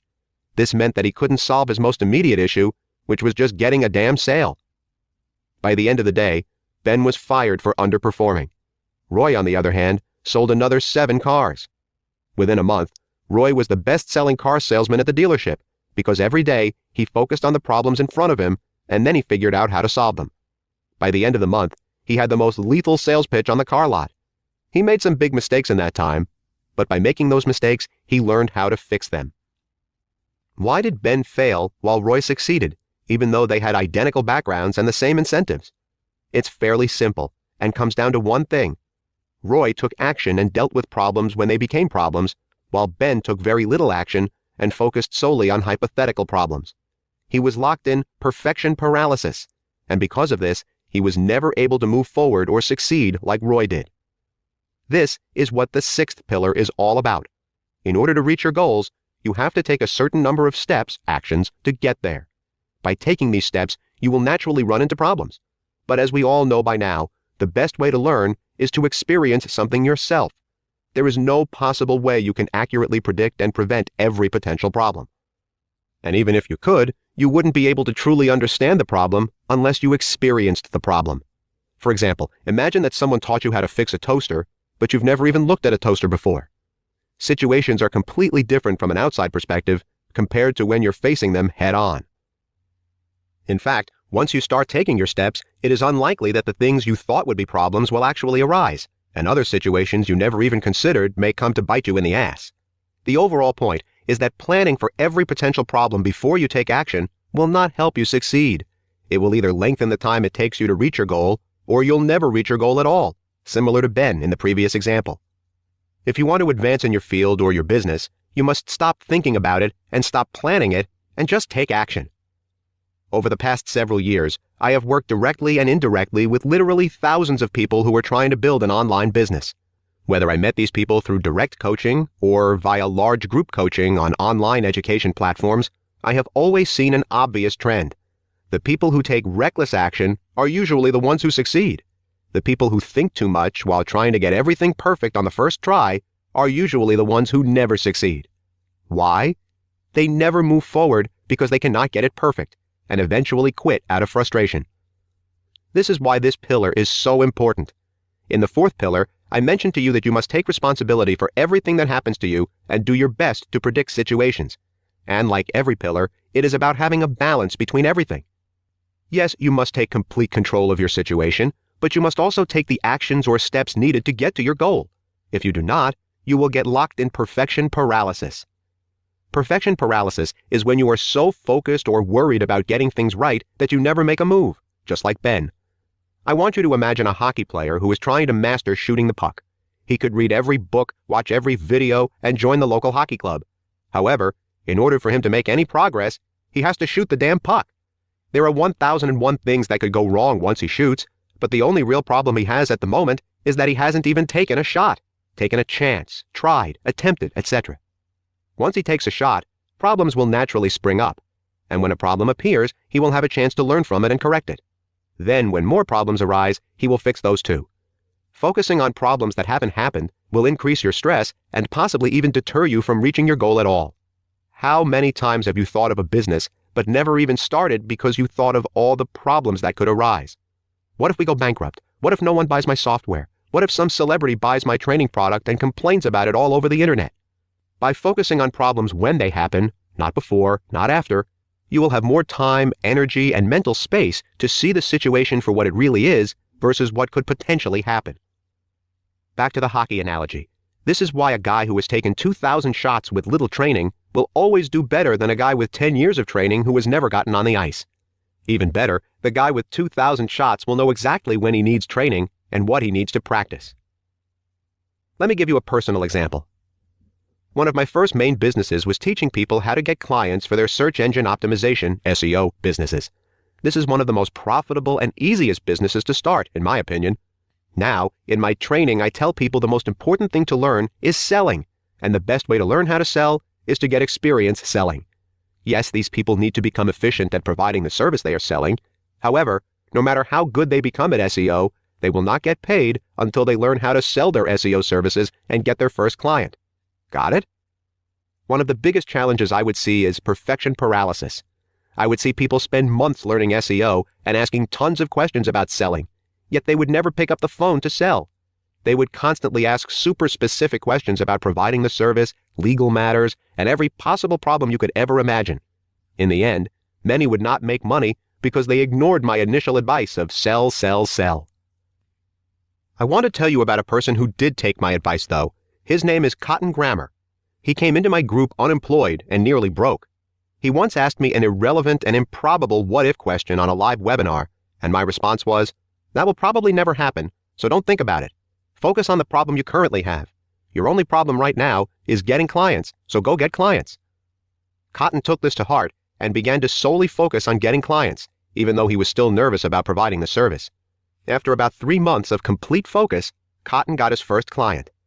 At this point, Cotton's new problem was providing the service.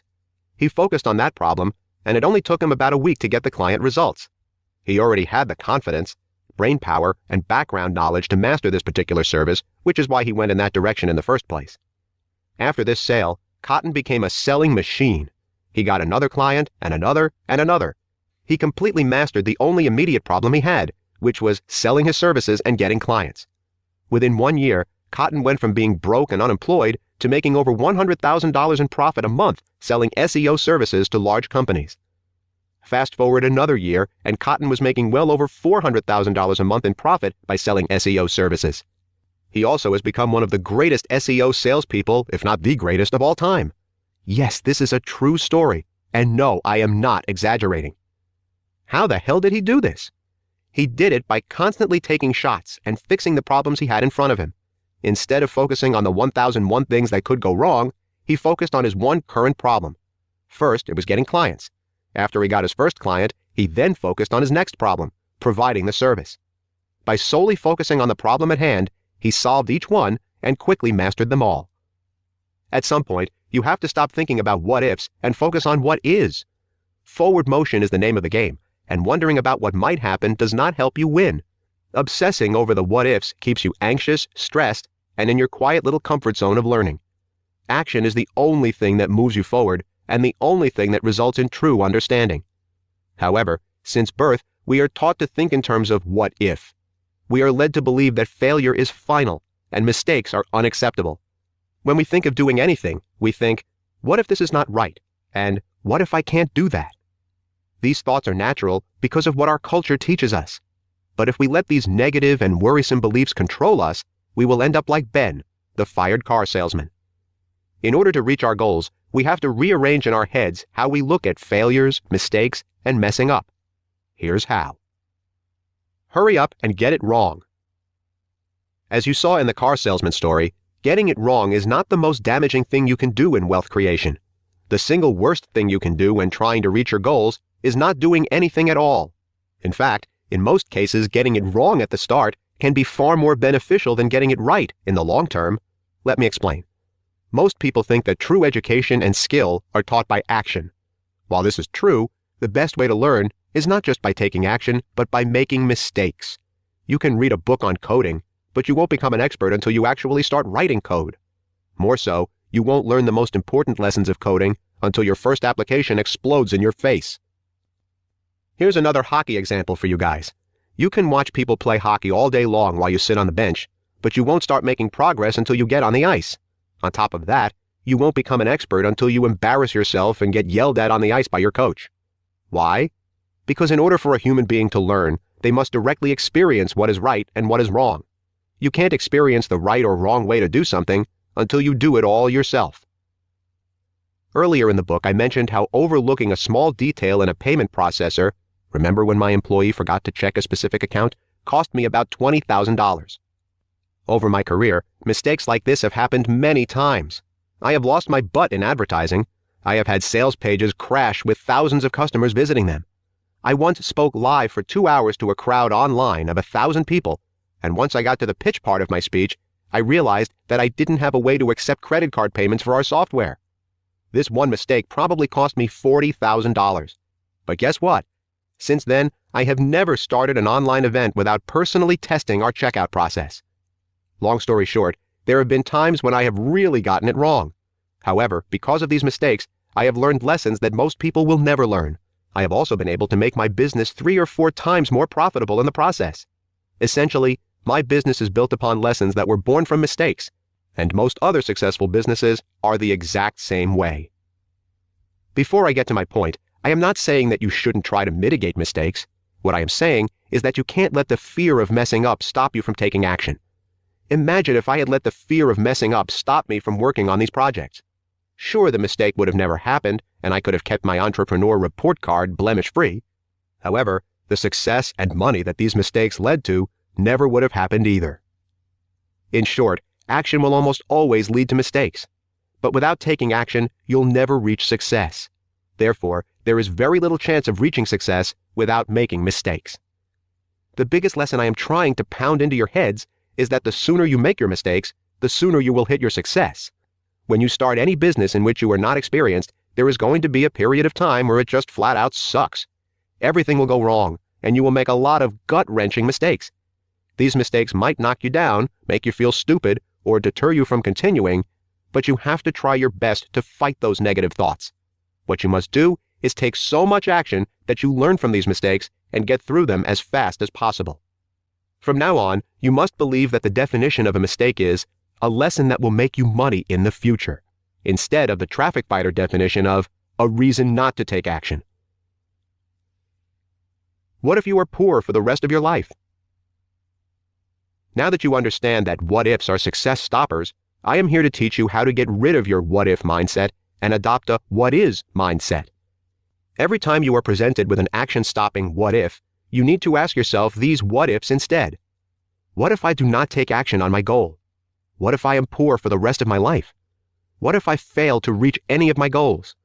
What if I have to work at this job that I hate for the next 30 years? What if I cannot provide for my family? What if I end up regretting all of this on my deathbed? Go ahead, try it. Think about a few of the big what-ifs that are stopping you from starting a business or trying to get rich. Write them down if you have to. Then ask yourself the what-ifs before. Sometimes, simply writing your current what-ifs will start to switch your train of thought. If it doesn't, then write down the answers to all of the what-ifs. For example, current what-if. What if my first business fails? The answer: I'll lose some money and feel like I have wasted my time. More important what-if. What if I fail to reach any of my goals? The answer: I will be disappointed in myself, I'll have to pinch pennies until I die, and I will never be able to pay for my 3 kids to go to college. Think about it. Is the idea of possibly failing at your new business more terrifying than the idea of living paycheck to paycheck for the rest of your life? Is the fact that you might lose a client because you messed up scarier than looking back at your life when you're older and regretting not even trying? Is the thought that you might struggle to succeed for a few years worse than working 10-hour days at a traffic fighter job for the next 30 or 40 years of your life? I can tell you right now that the fear of looking back on my life and not doing something important outweighs any what-if I have today. Because of this, I am not weighed down by the little doubts that creep into my life. Sometimes, the only way to conquer one fear is to motivate yourself with a bigger fear. You must find things that are utterly unacceptable and use them to push you past the gripes you have today. However, this is not always enough. Most of the time, simply wanting to be rich will not be enough to push you past your what-ifs. You have to understand that, as humans, we are much more motivated by avoiding pain than we are by achieving gain.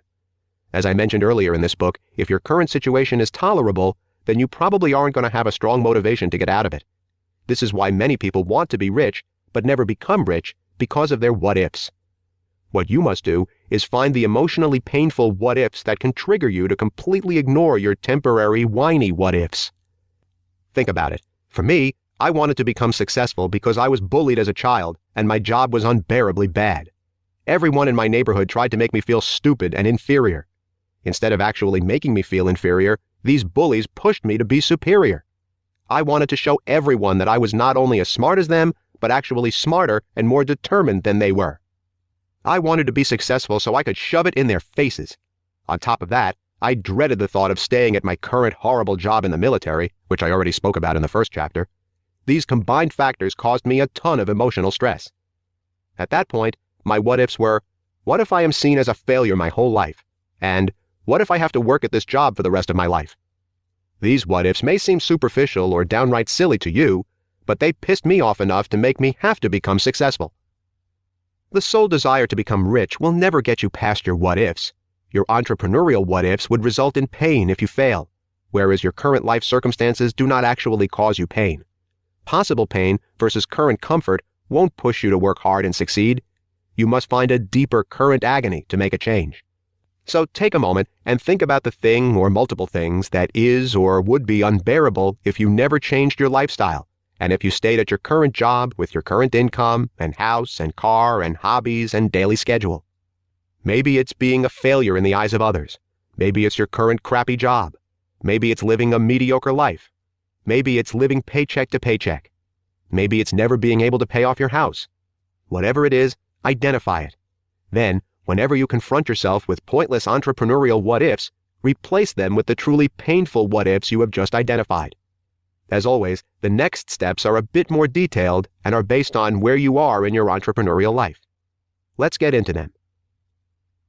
Handling what-ifs as a beginner. What-ifs are essentially a lethal injection for beginners in wealth generation. From the second we are born, we are taught to go down the safe route.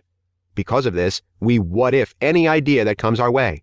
On top of that, we are trained to not move forward until our what-ifs are solved. As you have hopefully learned in this book, society's safe route isn't too safe, and lack of action equals being poor. Therefore, if you're a beginner at wealth generation, you must surpass this. As I previously mentioned, I have worked with many beginners via large mass business coaching groups. I no longer do this, and here's why. I could give an entire completed business plan to beginners, and instead of taking action, they will create what-ifs.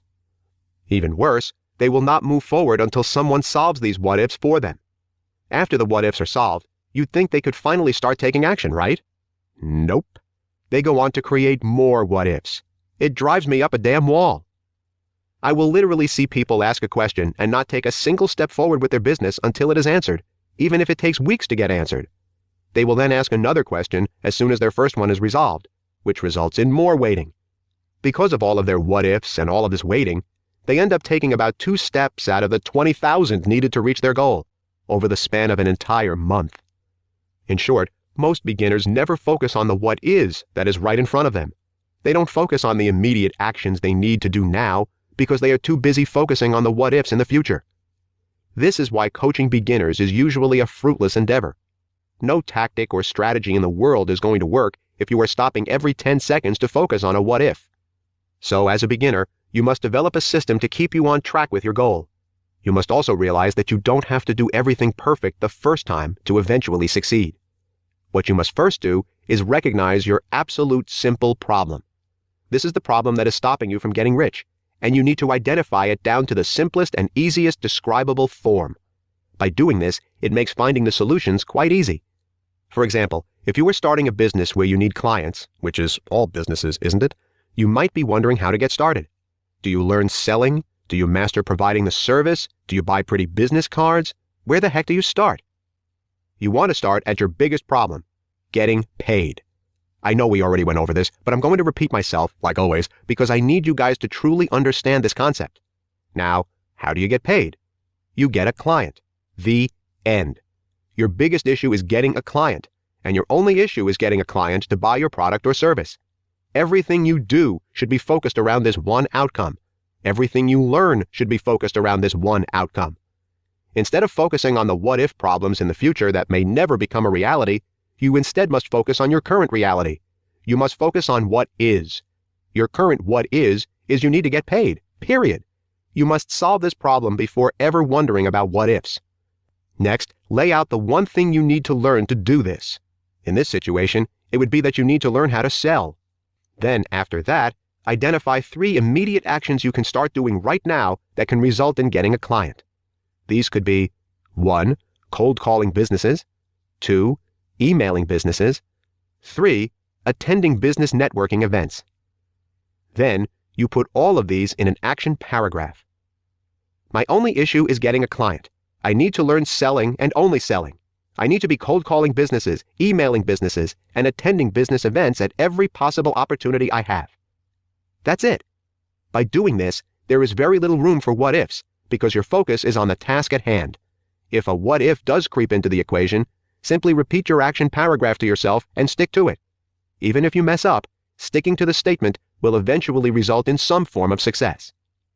You will never be able to fully rid yourself of what-ifs.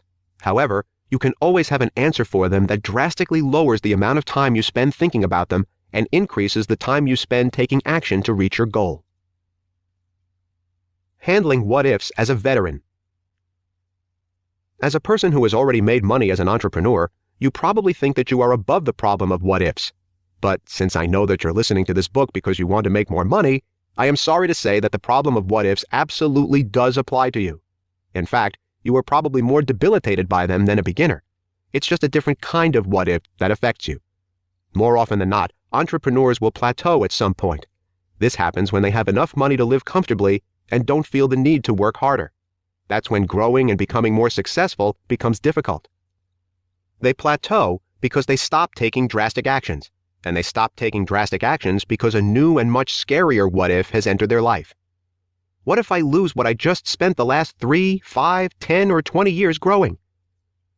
When a person is starting out, they are generally close to rock bottom, so failing is not the worst thing in the world. They can't actually lose that much. However, once they have a decent amount of money and success, losing that money and success is the scariest thing in the world. Think of it this way.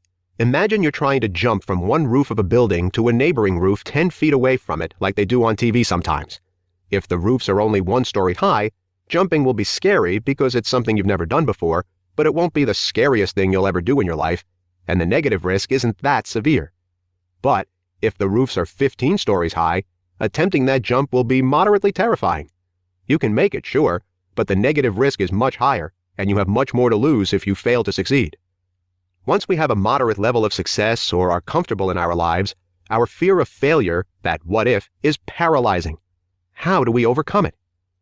You might have heard that after Elon Musk sold PayPal, he immediately reinvested all of his money into new crazy ventures like SpaceX and Tesla. Elon was not only unaffected by this what-if of investing, but he blew right past it like a raging lunatic on PCP. To him, growth and moving forward outweighed any stupid what-if that may have popped into his head. With that being said, while I do not advise being as reckless as Elon, his ability to shrug off the what if I lose it all question is remarkable. How did he do this? At a net worth in the billions of dollars range, he could have just sat on the cash and been incredibly rich for life. Instead, he opted to risk losing everything. How and why? Because these investments were his goals, and the thought of not reaching his goals was far more painful than losing it all. In order to push ourselves forward, we have to think the same way. Each entrepreneur is different, and every one of us has different goals. What you have to do is identify your ultimate goal and ask yourself if you can live with yourself if you don't reach this goal. More importantly, you have to find every pain point that comes from not reaching this goal. I don't know you or what drives you, so what you must do is identify why you want to make more money. Like we talked about earlier, write down reasons that will decrease or eliminate your pain, not reasons that will increase your pleasure, because the promise of decreased pain makes people work harder than the promise of increased pleasure. The only way you are going to get past the fear of failure is if you have a greater fear of not succeeding. You have to have something that you simply cannot accept living without. If you don't, it is going to be very hard to move forward. Once you have this list of pains, you need to refer to it often and repeat your goals to yourself as much as possible. You have to stop yourself from becoming comfortable, or you will eventually become so comfortable that you're completely stuck. The only day all your what-ifs are answered is the day you die. Sadly, we will never have all of our what-ifs answered in our lifetime, either because we are too ashamed to admit them or because we can't think deeply enough. All the people on their deathbeds know the answers to the big questions that held them back their entire lives. What will happen if I don't start my own business? This. What will happen if I am poor my whole life? This. What will happen if I work my whole life for someone else? This. More importantly, they are hit with an even more painful question. What could have happened? The sad part is that they will never know. It's too late. Right now, as you listen to this book, there are a lot of what-ifs in front of you. This is an answer you will only find by taking action. You have to get past the what-ifs that will be answered when it's too late to pursue what could have happened. Every successful person I know is plagued by what-ifs just like every unsuccessful person I know. The only difference is that the successful people chose to focus on the what-ifs I listed a few pages ago. What if I never reach my goals, etc. Because not answering those is far more painful than the consequences of your fear-based what-ifs. Then, they focus on solving the immediate what-is problems in their life one at a time. By always focusing and solving what-is issues, you are always moving forward, which is the opposite of what happens if you focus on negative what-ifs. They have accepted the fact that life is in their control and that anything can happen. They also focus on the what-is because that is all there is. They believe their life is a lump of wet clay, and the only way to see the future is to mold it yourself. That leads us to our next pillar. The 7th pillar, mapping out actions that achieve goals. If you do a little bit of research on companies such as Amazon or Facebook, you will notice that they took an extremely long time to become profitable. In fact, Amazon did not reap a profit for almost 20 years. Even crazier, Twitter and Snapchat are worth billions, yet still haven't even turned $1 in profit. Confusing, right? How can popular companies be worth so much money without being profitable? Because they are moving in the direction of global domination and will be massively profitable because of the amount of leverage they are gaining. These companies are a perfect example of the seventh pillar mindset. The richer a person or company is, the better they are at creating and following through on their goals. More importantly, the better they are at mapping out how to reach these goals and understanding what these goals mean for the future. On the flip side, if you look at someone with low income, they usually have extremely short-term goals, small goals that they don't make much effort to achieve or make excuses for, or large goals without any mapped-out way to reach them. So many people want to become best-selling authors but have no idea how to get a book published. Countless people want to start their own brick-and-mortar businesses but are clueless about how to choose the right part of town for their store. These facts usually cause the person to forget about their goal completely or give up because they feel too overwhelmed with confusing choices. Self-publishing or traditional publishing, downtown or suburbs. Since they don't know how to plan the goal, they never give themselves a chance to actually reach the goal. But the truth is, creating a plan to reach your goal is actually more important than the goal itself. Constructing a plan, an action plan, is actually quite easy. All you have to do is write out every step it will take for you to reach your goal. But before you can write out these action steps, there is one more thing you need to understand. You must define your goal first. You must know exactly what your goal entails and what it means for your entire life. Anyone can say, "I want this," or "I want to become that." But very few people can define what their goal truly means in terms of exactly what they want, what it looks like, and what it feels like as a finished product or met goal. For example, there are quite a few people who want to build massive skyscrapers in New York City. Donald Trump wanted this too, but instead of simply wanting it, he defined it, and then he created action steps to actually get a building built. When he was first envisioning one of his initial projects, the Grand Hyatt in New York City, he did two things. One, he defined his goal. He wanted this building to look a certain way, be designed a certain way, and be placed in a certain part of the city. He wanted to attract a certain kind of customer and have a certain kind of image, and he knew how much money he was willing to spend on the construction of the building. Two, he mapped out a way to get there. He knew exactly who he needed to hire, the laws he needed to know, and virtually every small detail that needed to happen to get the hotel completed within his budget. Years before the hotel ever existed, Donald Trump had already defined his goal and figured out action steps to reach his goal. And guess what? Those thoughts and ideas helped him to reach his goal of creating a beautiful building. How traffic fighters plan and fail to achieve their goals. If you look at any city highway at 8 a.m., such as the ones I refer to so fondly in the first chapter, you will see tens of thousands of people with big goals. Goals of fame and fortune, goals of becoming a professional chef or a TV news anchor, goals of making millions and buying houses for everyone they know. All of them are just waiting for that right moment to open their business and live life on their own terms. So why is it that so few of these people ever reach their goals? It's because they know nothing about the details or how to achieve them. All they see is the success event. The success event is the moment they've made it and have tons of money, thus earning the good life. But that's as specific as they will get. They think, "I'll have so much money and I won't have to work at this crappy job anymore." That's it. However, if you ask them any details about that moment or how they could get there, they are clueless. How much money will you be making? What will you be known for? How long will it take? Who would be your ideal customer? What will your product be? How many customers do you need to reach your monetary goal? Who needs to support you to reach your main goal? It's all one giant question mark. This is why becoming successful is almost viewed as winning the lottery in our society. People only notice the success event. This is why so many people are jealous of the rich and famous. They don't see all the hard work, dedication, and determination that was put into their stardom. They just assume their success happened overnight or that these people got lucky, which I can assure you is not true. Successful people's goals were met because they defined these goals, created action plans, and took small steps to achieve them. Since I assume most of you listening to this book are traffic fighters or very recently got out of the traffic fighter life, you are going to have to totally re-engineer how you define and map out your goals. How multimillionaires plan their goals. Very few multimillionaires make their money in a single event. Yes, there are buyouts that result in hundreds of millions of dollars made in a day. These are the people who become overnight successes. But these buyouts are usually the result of hundreds of tiny events or steps over many months or years. Okay, sure, there is the small minority of millionaires that struck oil and won the business lottery.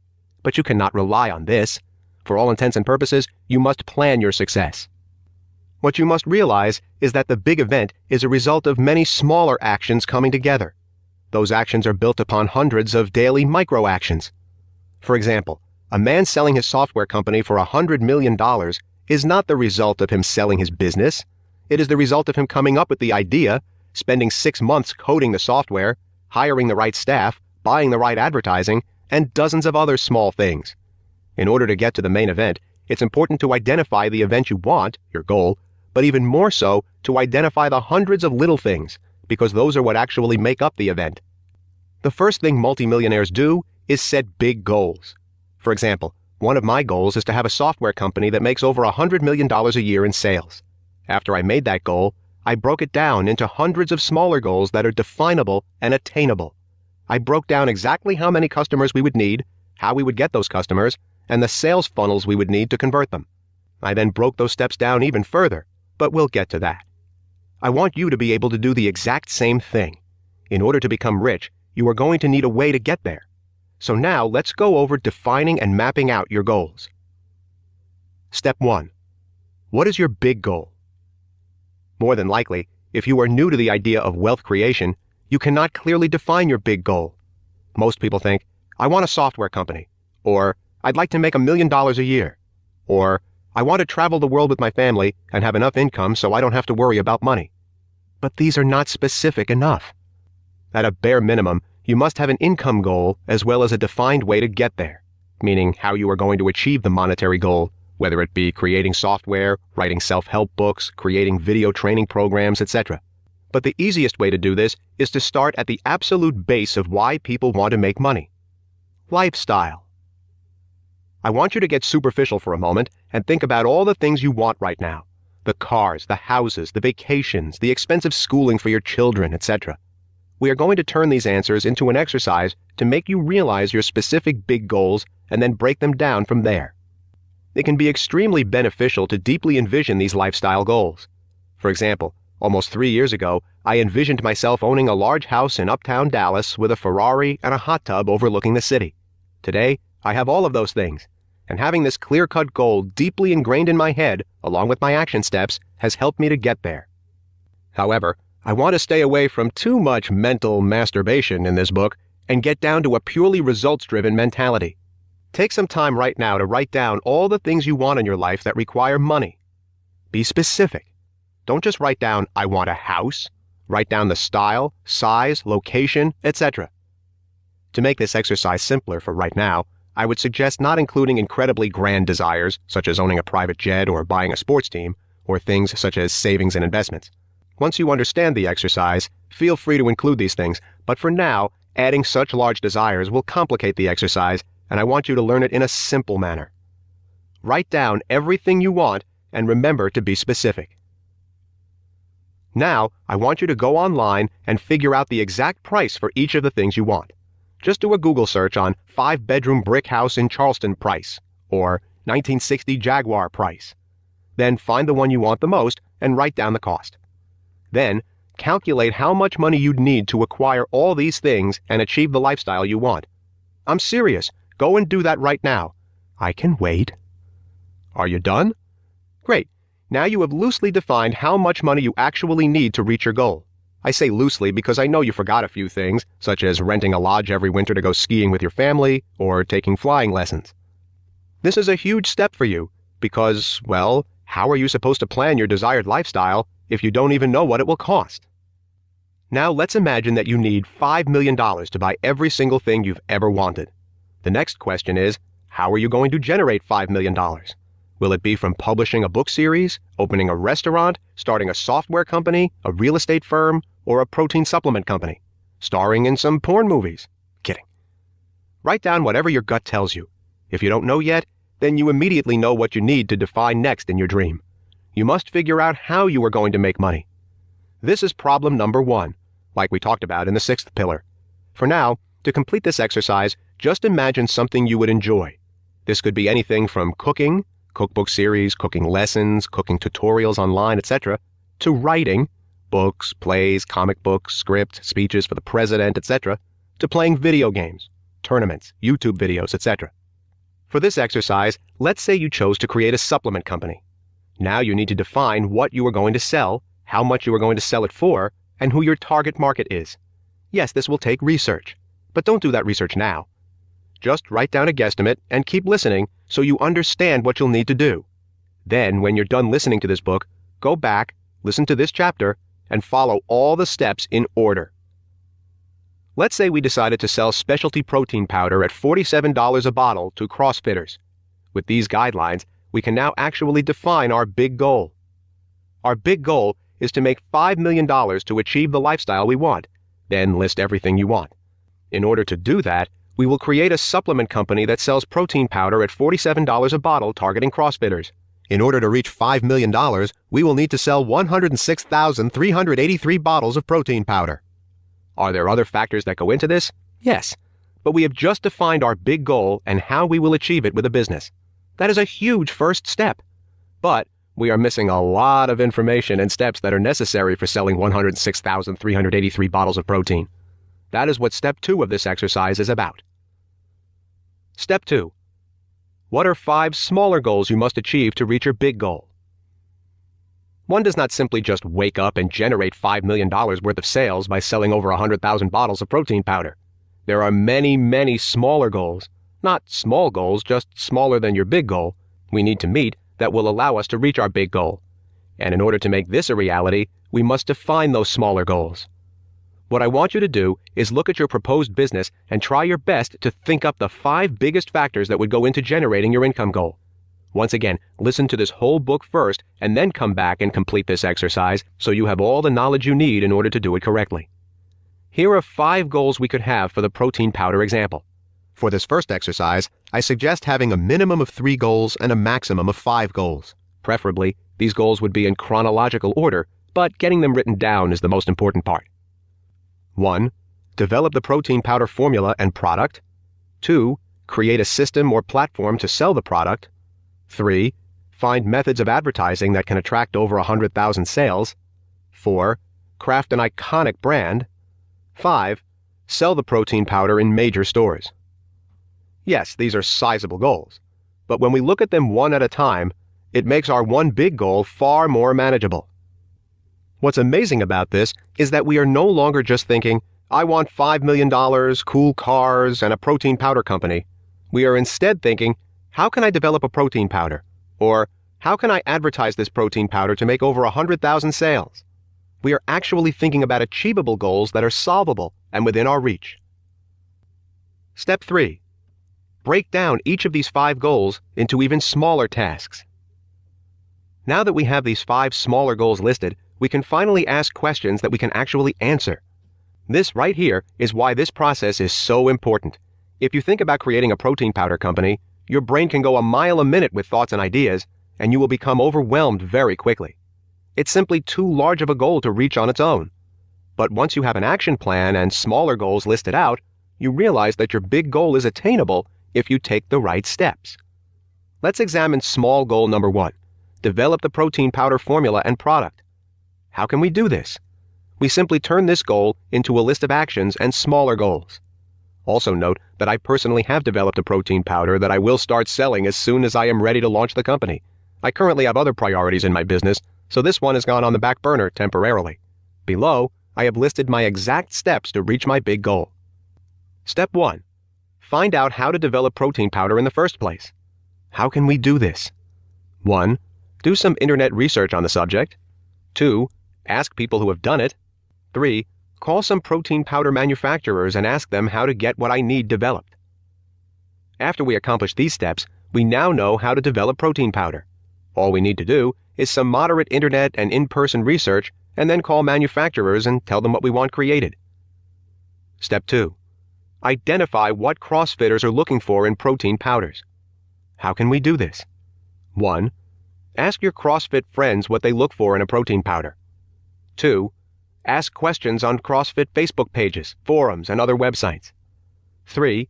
Attend some events and see what protein powders are getting a crowd. Boom! We now know that CrossFitters are looking for low-carb protein powders. Step 3. Find out the costs and hire a manufacturer. How can we do this? 1. Do some more internet research. 2. Call multiple manufacturers and get a quote.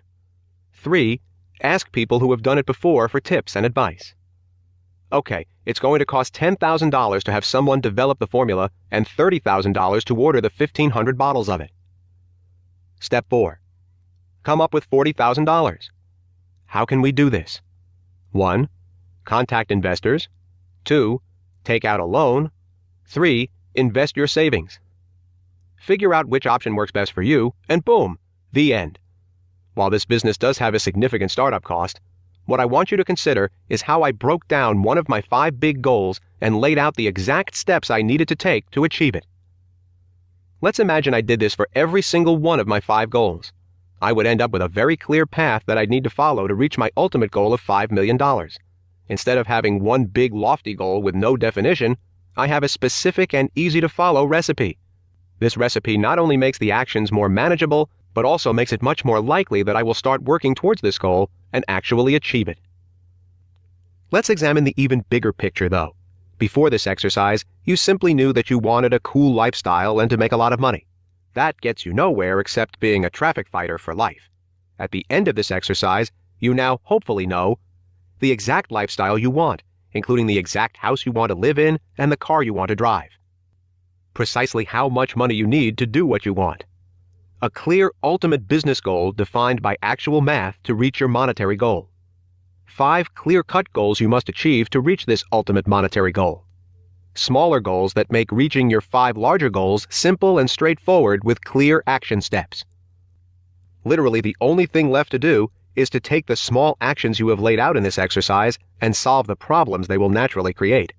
You have essentially built a train track to your goals. Instead of simply wanting them, you now know how to get them.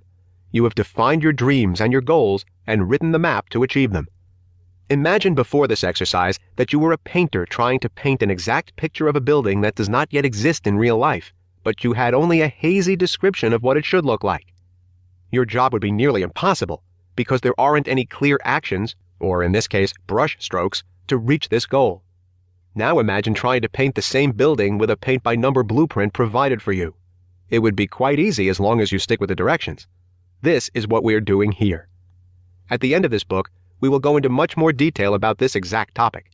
What you need to know for now is that the better you get at performing this exercise, the clearer getting rich will become. All wealthy people are experts at imagining a far-off goal and defining every step to get there. If you want to become rich, you must start thinking less in vague wants and more in defined goals. Overwhelmed? Apply the 6th pillar, forgetting what if and focusing on what is. There's a very good chance that you had a lot of trouble with the exercise in this chapter. You can probably identify how much money you need, but you might have no idea how you want to make that money. Or you might not be able to come up with all the action steps needed to create your business and make all of that money. At the end of this book, I have set aside an entire chapter to discuss business ideas, which will give you very clear-cut directions on how to start creating an income.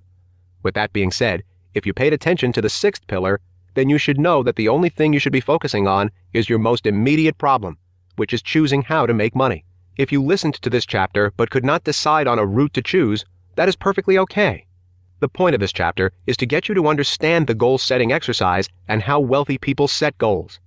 What I highly suggest you do is to keep listening to the rest of the pillars and then start tackling the problem of how to make money once you get to the business ideas section of this book. You still need to learn the final pillars before you can appropriately choose the hows and whys of becoming rich. With that in mind, the 8th pillar is all about how to maximize the income from our actions. It should clear up a lot of the what-ifs you had about this chapter. Note, I did not do a beginner and veteran section in this chapter because defining your goals and mapping them out is the same no matter who you are or what your experience level is. The 8th pillar, focusing solely on what gets you paid. I want you to imagine something completely ridiculous with me. Let's envision that you are in some ass-backwards reality where you get paid $1,000 every time you walk, jog, or run 1 mile. Like clockwork, every time your body moves 5,280 feet, there is a cha-ching noise, and 1,000 buckaroos go straight into your bank account. Let's also imagine that you can only do this for 8 hours a day total. And on top of that, anything that counts as preparing for walking, jogging, or running also counts as work and cannot be done outside of those 8 hours a day. Now, I want you to answer me this. What is the single most important action that you should be doing to make money? The answer might seem obvious and simple at first. Say it with me, running as fast as possible.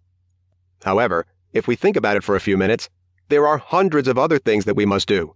Things such as cooking carb-loaded food so we can run for a long time without needing a break, shopping for food, eating all of this food, preparing water stops on our running routes, buying running clothes and shoes and replacing running clothes and shoes, washing running clothes, unless you're the confidently smelly type, finding new running methods to run faster without getting more tired, obtaining, measuring, and taking daily supplements.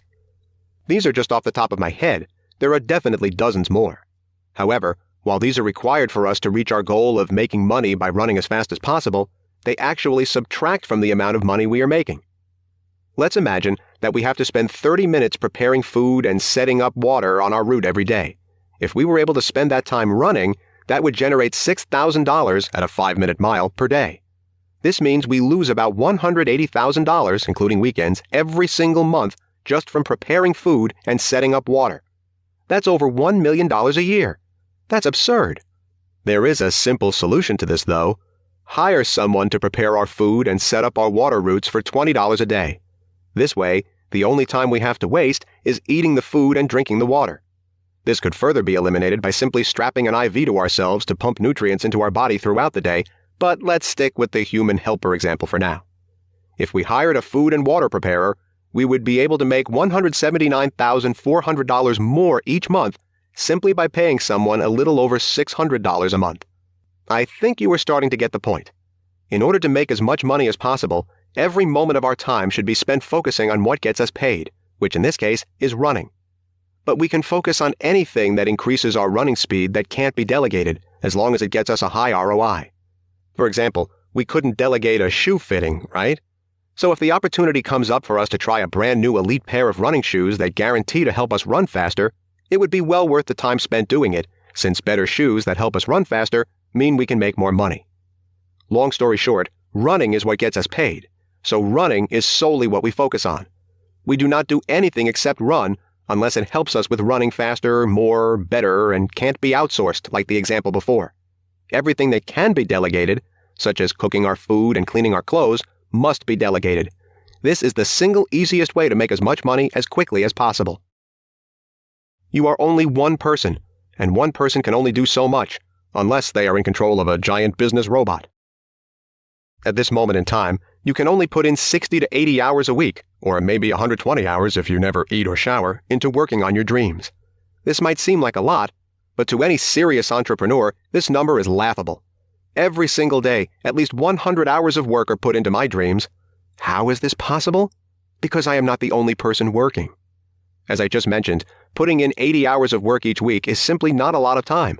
But if you have 10 employees, you could easily put in 400 hours of work per week.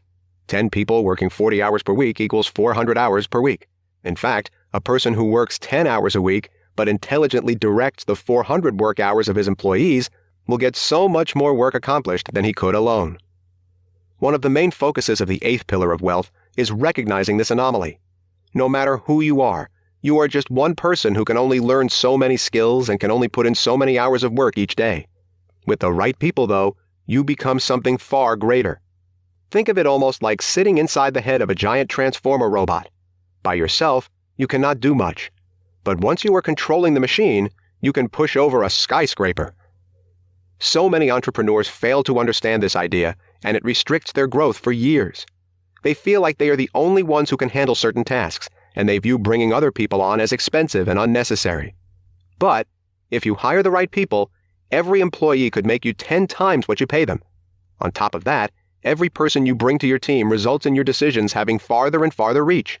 In fact, it will come to the point where the best investment of your time is directing other people, because every decision leads to hundreds of hours of progress. If I give a software developer $30,000, I can almost guarantee that the software will generate $300,000.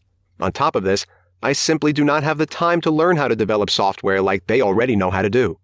My time needs to be spent selling and directing people. This gives me great power, though, because instead of having to spend hundreds of hours learning code, I can simply tell my team, make it so, and it results in hundreds of hours of progress in a week or two. This is lightning in a bottle, as long as I make the right decisions. For those of us who do not magically generate money by running. While no one can magically pump money into their bank account by running up and down the street all day, we can drastically increase the money we make by applying the mindset displayed in the example before. What you need to take away from this story is that by identifying the actions that get the highest ROI and solely focusing on them, we can get paid faster and increase our income. In that situation, it is pretty easy to identify what we should focus on: running. However, when it comes to making money, especially when we are starting out, knowing what we should be doing is much more confusing. However, if we can narrow down the few actions that make us money and simply focus on them, we can drastically cut the amount of time it takes to become profitable. When many people get started, they are all over the place with their actions. They are reading self-help books, doing research on 10 different things at once, and essentially flopping around like a horny fish. Their actions are very ineffective because they are not doing what will actually make them money. To repeat myself for the 900th time, you need to find out the 1 or 2 or 3 things that will make you money in your business. Most of the time, this thing will be selling. But as I've mentioned before, even that can be broken down into other smaller actions. Focusing on other things lowers the amount of time that you are able to concentrate on your main money makers. Just like preparing our own food in the running analogy, these are not only wastes of time, but in effect, income stealers. Let me explain this from a business point of view. In my business, there are 3 things that generate the most income. If I spend all day, every day doing these things, I get richer and richer. These are generating leads, selling in webinars, and creating sales material to send to people. The easiest way for my business to increase our ROI is to increase the amount of leads coming in for under $5 each. If I get 500 leads a day, I make $15,000 extra a day on average. If I crack it up to 1,000, I make $30,000 a day on average. I have automated everything else in my business, so the number one way to get a return on my time is by increasing the amount of leads coming in. On top of this, for every hour that I am directly selling on a webinar, I average about $30,000 to $50,000 per hour of work.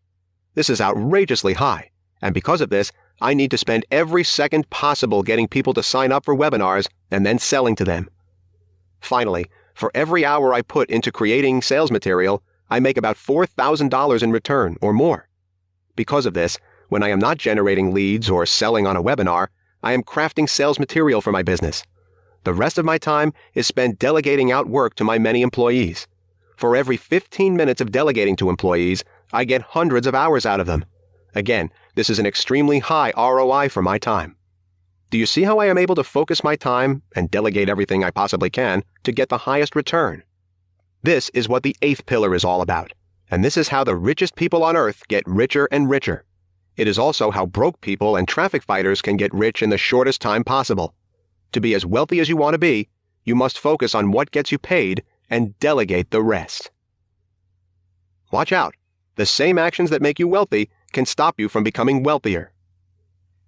Once you become successful, you might realize that the actions that used to make you rich will actually stop you from becoming richer. They might keep you at the same level of wealth, but always remember this fact. You can't do the same things over and over again and expect different results. So, if you do something that generates $100,000 a month, you can't keep doing the same exact tasks and then expect to eventually generate $200,000 per month. Because of this, I have created a neato, yes, I just said neato, system that you can use no matter what your income level is to identify your highest ROI actions while removing your lowest ROI actions. There will also be no beginner or veteran sections in this chapter because this system is applied the same way regardless of your experience. Let's start from the perspective of a complete beginner opening a marketing services business. Her name is Amy, and her first goal is to make $10,000 per month. Now, what Amy must first do is write down the big goals that were set in the previous chapters. Her goal is to make $10,000 per month, and in order to do that, she figures out that she must get 10 clients at $1,000 per month each. Big goal: reach $10,000 a month in income by getting 10 clients at $1,000 per month. Next, Amy needs to write out her goals and tasks that she wants to get done this month. Since she is a beginner, Amy has a ton of goals that veteran marketers have already accomplished. Goals for the month: read 4 marketing books. Work on ranking SEO websites for practice. Learn AdWords and Facebook advertising. Create a business website. Cold call and email potential clients. The cool thing about being a beginner is that almost every action you take is going to have an ROI of some sort.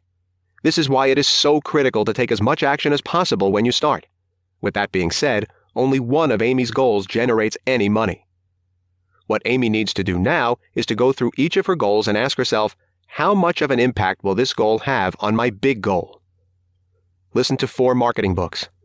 While listening to books might help her become better at selling, this will take a total of at least 28 hours of time, 7 hours per book. This does not directly generate any income, and this task will not directly get her to $10,000 per month. This does not mean that she should never study selling material. She just needs to focus more on applying the sales training she learns instead of simply learning as much as she possibly can just for the sake of learning. Work on ranking SEO websites for practice. While this will help Amy provide her service better, it will not get her paid, which means it will not get her any closer to making $10,000 per month. Learn AdWords and Facebook advertising. Again, learning does not get us paid. No one is going to give Amy a check to learn how to advertise. Create a business website. Websites without customers do not generate any money. This again is a waste of time and something that could easily be outsourced or delegated to someone on your team. Cold call and email potential clients. This is the only action that directly leads to getting paid. If Amy spends 8 hours a day trying to get clients on the phone or to respond in email, she will have the highest possible chance of actually getting clients. If she gets 1 client every 15 hours of work, she should be able to land 10 clients through her 160 hours of work, a full work month. At this rate, this task is the only task she has time to focus on if she wants 10 clients by the end of the month. The end. Good game. Time to get to work. Consider the example before. While all the other tasks seem like relevant objectives, none of them actually correlate directly to Amy making any money. The only thing that gets her paid and gets her close to her big goal is a client giving her a check. That's it. Nothing else gets her paid. Her highest ROI action is selling to clients, and she should be doing this every waking hour of every day. A quick note for beginners. This might sound insane, but it is exactly what you must do if you are a beginner who needs money. If you want to start making money fast, you have to focus only on the actions that get you paid. It is not necessarily a mistake, but I see beginners who need money now spend countless hours on learning, listening to books about the topic at hand, and essentially doing everything all at once. Understand this. Doing something like listening to a book now might get you paid more a month from now. Picking up the phone and getting a client, or doing only actions that generate income now, will get you paid today. Also understand that you will be learning far more from doing actions than you will ever learn from learning about doing. Trust me, if you know a topic well enough, get out there and get paid. Side note, after hearing the statement before, you might wonder, what is the point of listening to this book? By this logic, it would be best to just get out there and start doing. This is 100% right. However, doing aimlessly and without the right core mindsets can be a fruitless endeavor.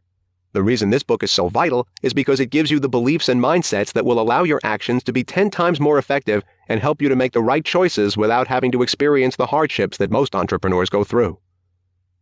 Back to the topic at hand. As I mentioned before, however, the actions that make us rich as a beginner will keep us from getting richer as a successful entrepreneur. Let me explain. Let's imagine that Amy has now signed 10 clients and is making $10,000 per month. Great. She also hired someone for 30% of the revenue to provide the service so she can focus solely on selling. Her new goal is to make $100,000 per month, which means that she needs 100 clients to pay her $1,000 monthly. The issue is that, with a rate of 1 client per 15 hours of work, she can only sign 10 new clients a month. It will take her quite a while to reach $100,000 per month, especially if some of her clients drop off, like they naturally do in most businesses. What Amy needs to do now is to write down all of her current selling actions, which got her to 10 clients, and define what is truly getting her paid. This time, though, she needs to define how many hours she generally devotes to them. Goals for the month. Make 500 cold calls, 40 hours. Send and respond to 1,000 emails, 40 hours. Make 250 follow-up calls, 40 hours. Close the deal in one-on-one meetings, 40 hours. Again, let's go through these goals and see how they correlate to Amy getting paid. Remember, this is exactly what she did to get to $10,000 per month. Sadly, these goals will not get her to $100,000 per month, and here's why. Make 500 cold calls. While cold calling can lead to one-on-one meetings, it will not directly get Amy paid. Yes, this action got her paid in the beginning, and she needed to do it when she first started, because not only did she not have any money to outsource this task, cold calling actually did help her get a few clients. But now that she needs 100 clients to reach her new goal, cold calling will be too time-consuming and will not provide the ROI needed to hit her goal. Send and respond to 1,000 emails. This has the same issue as making cold calls. It might get her meetings, but it is time-consuming and will not directly get her paid. Make 250 follow-up calls. Same issue again. Making follow-up calls will not directly get her paid. Close the deals in one-on-one meetings. This is where Amy gets the check and gets paid. In fact, in almost half of the meetings, which are about an hour long, she attends, she seals the deal. This means that for every 2 hours in a meeting, she gets one new client. That's $500 per hour worked. With the facts before, what task should Amy be doing to get to $100,000 a month?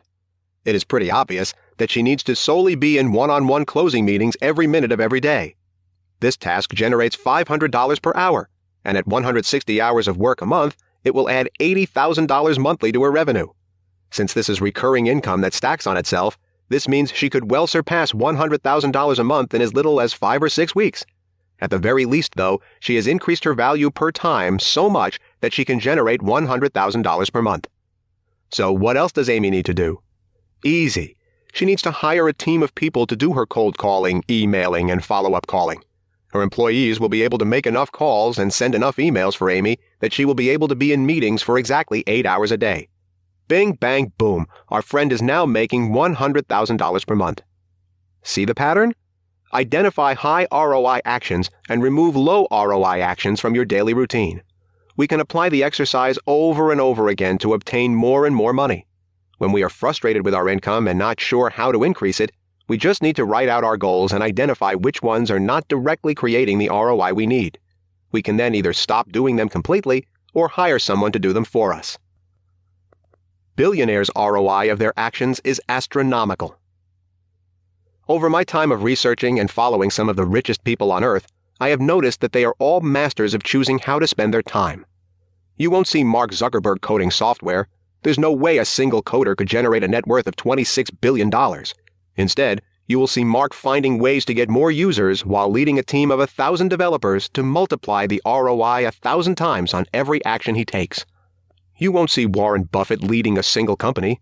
That would not generate enough money fast enough. You will see him investing and guiding 200 companies at the same time, so that he is reaping 200 times the reward for his time. While we can certainly increase the amount we charge per hour or per item we sell, the easiest way to increase your ROI is by hiring other people so we can focus on our main task.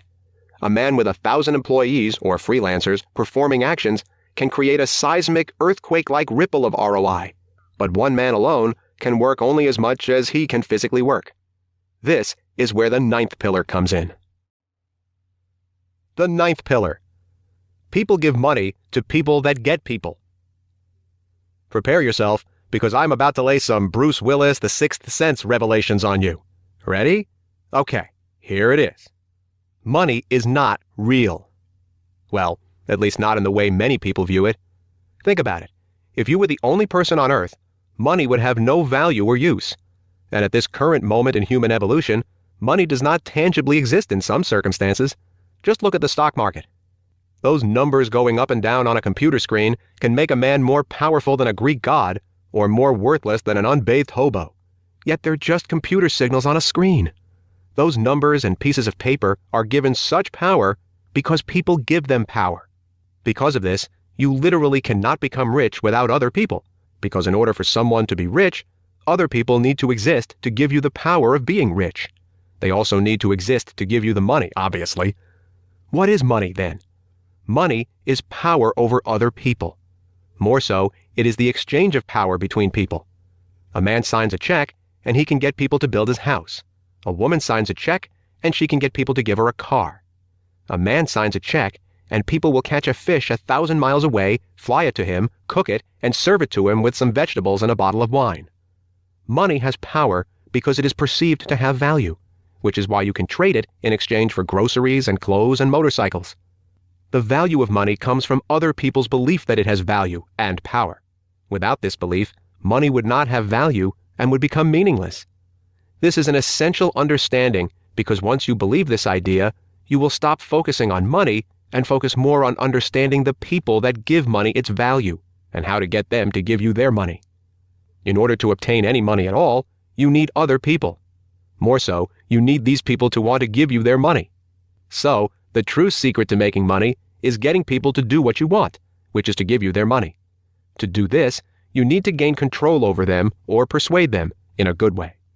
In short, if you are trying to get rich, you are actually trying to gain control over other people. If you start to think like this, then you will start to discover how to become wildly successful. This is what this pillar is all about. People. But it's also about getting out of the mindset of viewing money as just money. Thinking like this is a surefire way to miss out on the most valuable lessons of wealth creation. Over the course of whatever the hell you decide to do, people are going to decide whether you are successful or not.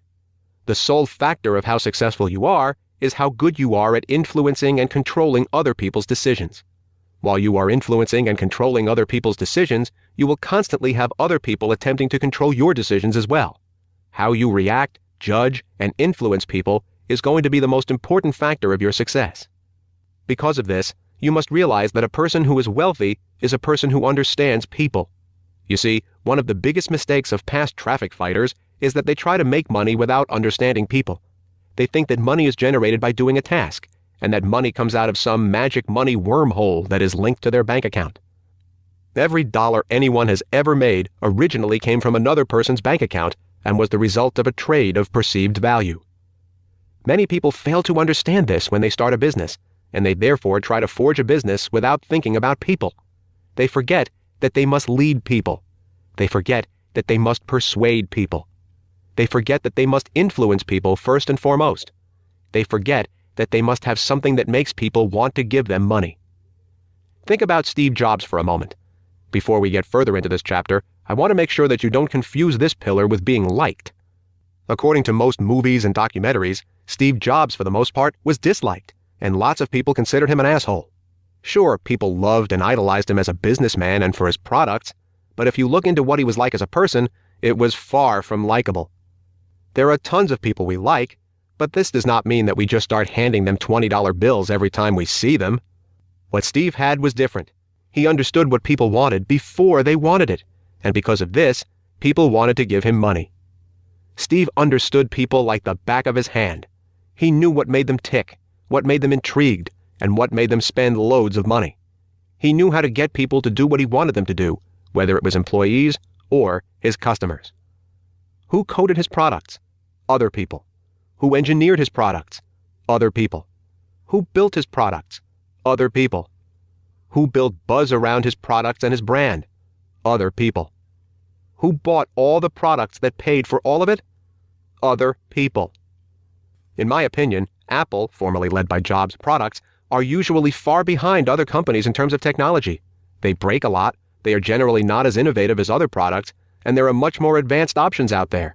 Yet Apple could always get people to hand over hundreds or thousands of dollars in exchange for a cool new gadget. This is the power of understanding people and how to push them to do what you want. You must realize that reaching your goals without being able to control people is impossible. You cannot become rich by yourself, and at the end of it, other people will have more to do with your wealth than you do. Got it? Good. Warning: people are scary, and dealing with them is difficult. Now, before we start, the goal of this chapter is not to train you to be a charismatic leader of man and a champion of sales. The goal is to alert you to and make you brutally aware of this pillar. All too often, people try to become rich while never leaving their people comfort zone, meaning they don't treat people any differently or learn how other people think. You have to understand how important people are to your success and how vital it is to really understand them. Once again, this doesn't mean that you have to be personally likable, and it doesn't even mean that you must like other people. You can be mean, rude, and unappealing in your personal life, but you must understand people and know how to make them do what you want them to do in order to become successful. That's just the truth. Okay, I think I repeated myself enough. The question now is, how does understanding people translate into making money? If you figure out what your target audience wants and needs, how does that make them hand over cash in exchange for whatever you're selling? Well, there is one skill that is the liaison between knowing people and making money, and that is learning how to sell. If you learn one thing, learn how to sell. What you must understand is that at the core of gaining money, there is an interaction between two people. Whether it is via an internet ad, a boardroom table, or a face-to-face handshake deal at Starbucks, there is always a party convincing another party to spend some money. No business deal happens without this interaction. With that in mind, the most important part of any business is selling. There are horrible, semi-worthless products that have made millions of dollars, and there are amazing products that have made close to nothing. It all comes down to how good you are at persuading others to give you money and be happy about giving you money. Because of this, the quickest hack to making it is becoming amazing at selling. Now, selling can come in many forms. For example, I sell to thousands of people every day via advertising. Every single day, there are hundreds of thousands of little Alex clones, ads, selling to people on Facebook and YouTube. Those little clones sell the living hell out of stuff too. This is because I understand how people will think and react and what they will do when they see my pages, ads, and videos. Selling comes in 1,000 shapes and forms, but at the core of it is understanding people and knowing how to influence their actions. Once you know that, everything becomes quite easy. Opening a real estate business is easy because you understand what people really want and you know how to make people buy houses better than anyone else. Running an online business is simple because your people-pleasing ads convert so highly and your products are impossible to say no to. Starting a protein powder business is smooth sailing because your product and advertising influence potential customers more than your competitors' products. Hitting $100,000 in profits per month from your SEO marketing service is child's play because you know how to convince multiple large companies to pay you $20,000 per month for your SEO consulting. Selling makes everything easy. I kid you not, I know people who walk into massive corporations and leave with a $100,000 check every day of the week. This is because they know how to pull corporate people's heartstrings and make them feel like they are being presented with the cure for cancer. This is something you could do right now if you knew how to sell. With that being said, not knowing how to sell can make every product you work on a living hell. This is why you don't want to leave selling up to someone else. Someone else can code your software. Someone else can make your products. Someone else can do just about anything for you. But no one else knows your product like you do, knows your target audience like you do, or cares about your ROI as much as you do. Therefore, no one can sell like you can. The first line of every business is selling. A business's growth is determined by its sales. A business with a great product but no sales is a dead business. More than likely, if you were listening to this book, you cannot sell yet. If you could start a real estate business tomorrow and close a $1 million deal this week. But since you probably can't do this yet, becoming a master seller needs to be your #1 priority. If you are interested in learning more about selling, stop by alexbecker.org for a free course on selling and starting an online business. Wealthy entrepreneurs know that emotions drive people. Mediocre entrepreneurs provide and sell products. Wildly successful entrepreneurs provide and sell emotions. Other search engines versus Google. Other smartphones versus iPhone. Other cars versus Ferrari. Generic coffee shops versus Starbucks. Generic clothing stores versus Louis Vuitton. Every other energy drink versus Red Bull. In all of these situations, one brand is clearly the winner. The iPhone greatly outsells the BlackBerry. Everyone knows this, but if you ask them why, they wouldn't be able to give you a real answer. They might say something like, iPhones are just cooler, or they're cutting edge, or they're easier to use. They will not tell you the technical specs or be able to explain why they're cutting edge or how they're easier to use. The truth is, the actual reason why people buy iPhones has nothing to do with the phone at all.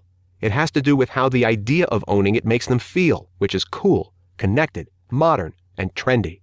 This applies to so much more than selling, though. When you get a hold of people's emotions, people will unconsciously flock to you, and everyone will want a piece of what you have. The best employees will want to work for you, the most important people on earth will want to network with you, and consumers will line up for days to spend 5 times what your competition charges on a product that isn't even half as good. At the end of the day, people are ruled by their emotions and just want to feel positive, happy, and accepted by others.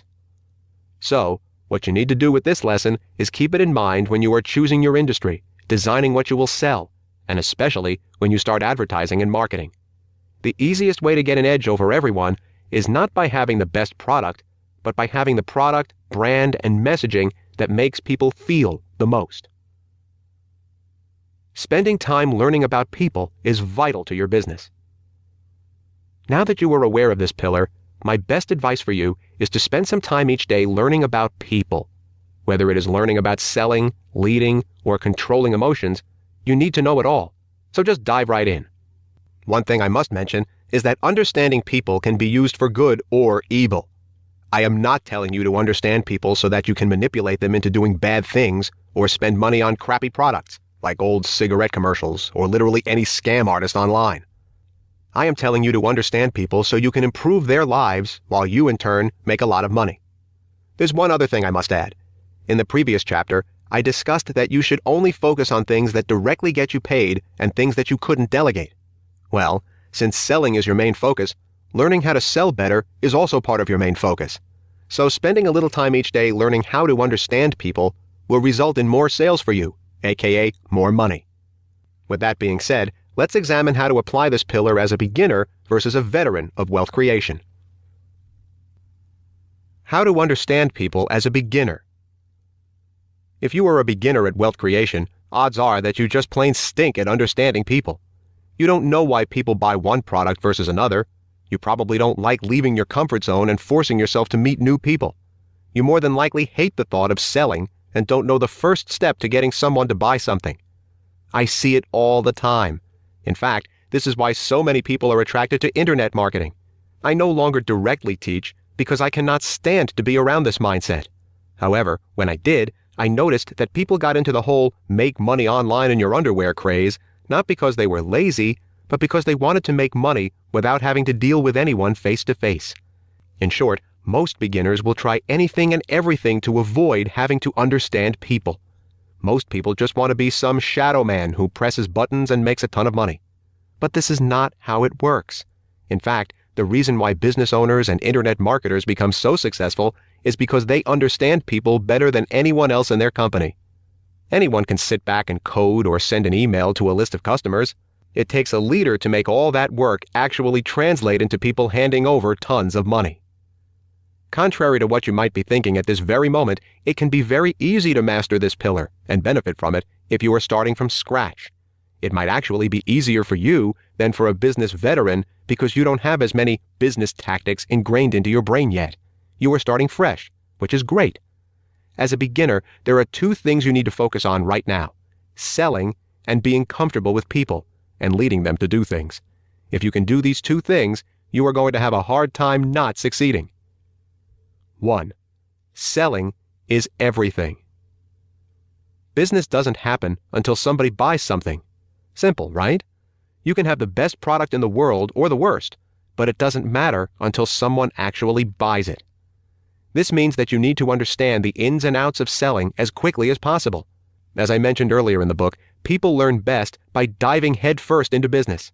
But, in this case, you must also supplement your experience with some outside learning from books and internet courses. Just make sure that whatever you are learning or reading will directly help you to increase your sales, and in turn, increase the amount of money you make.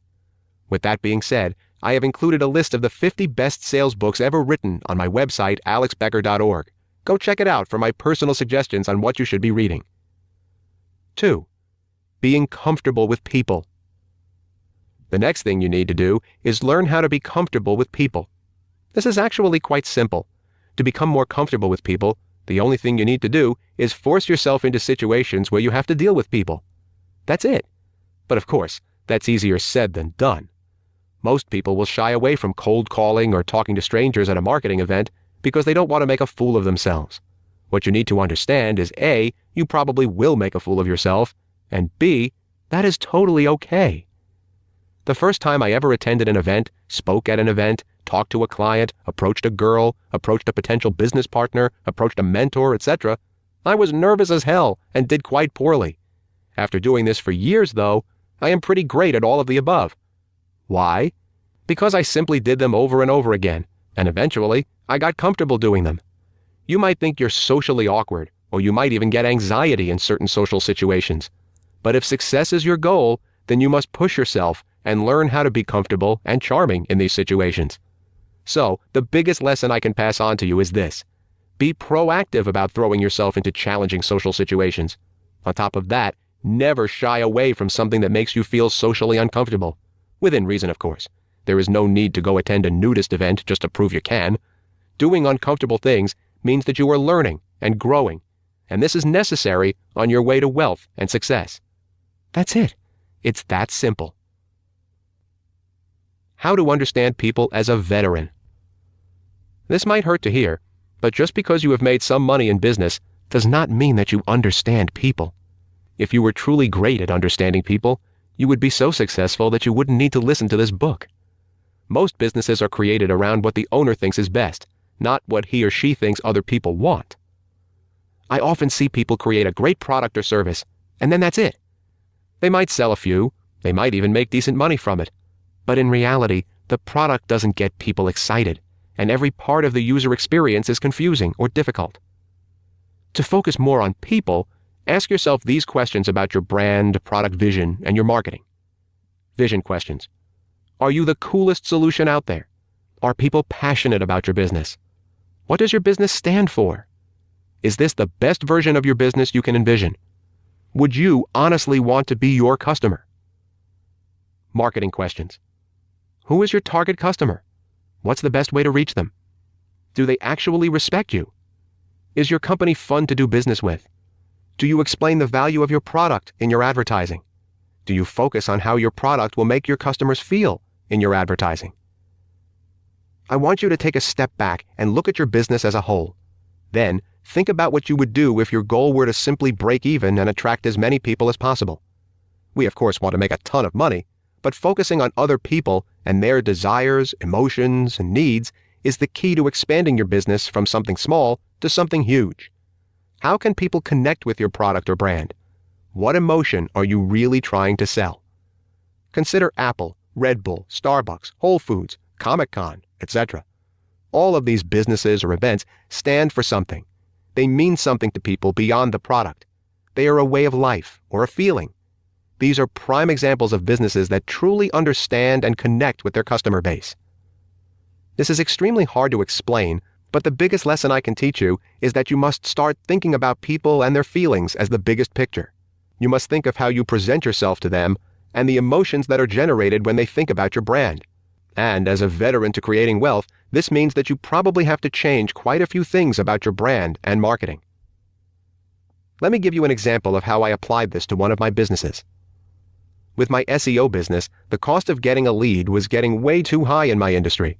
My employees and I tried everything to lure people in and get them to give us their email addresses. It kept getting more and more expensive, because at the end of the day, people don't want to be lured in. We were only thinking about people as numbers and focusing on the business and our income first.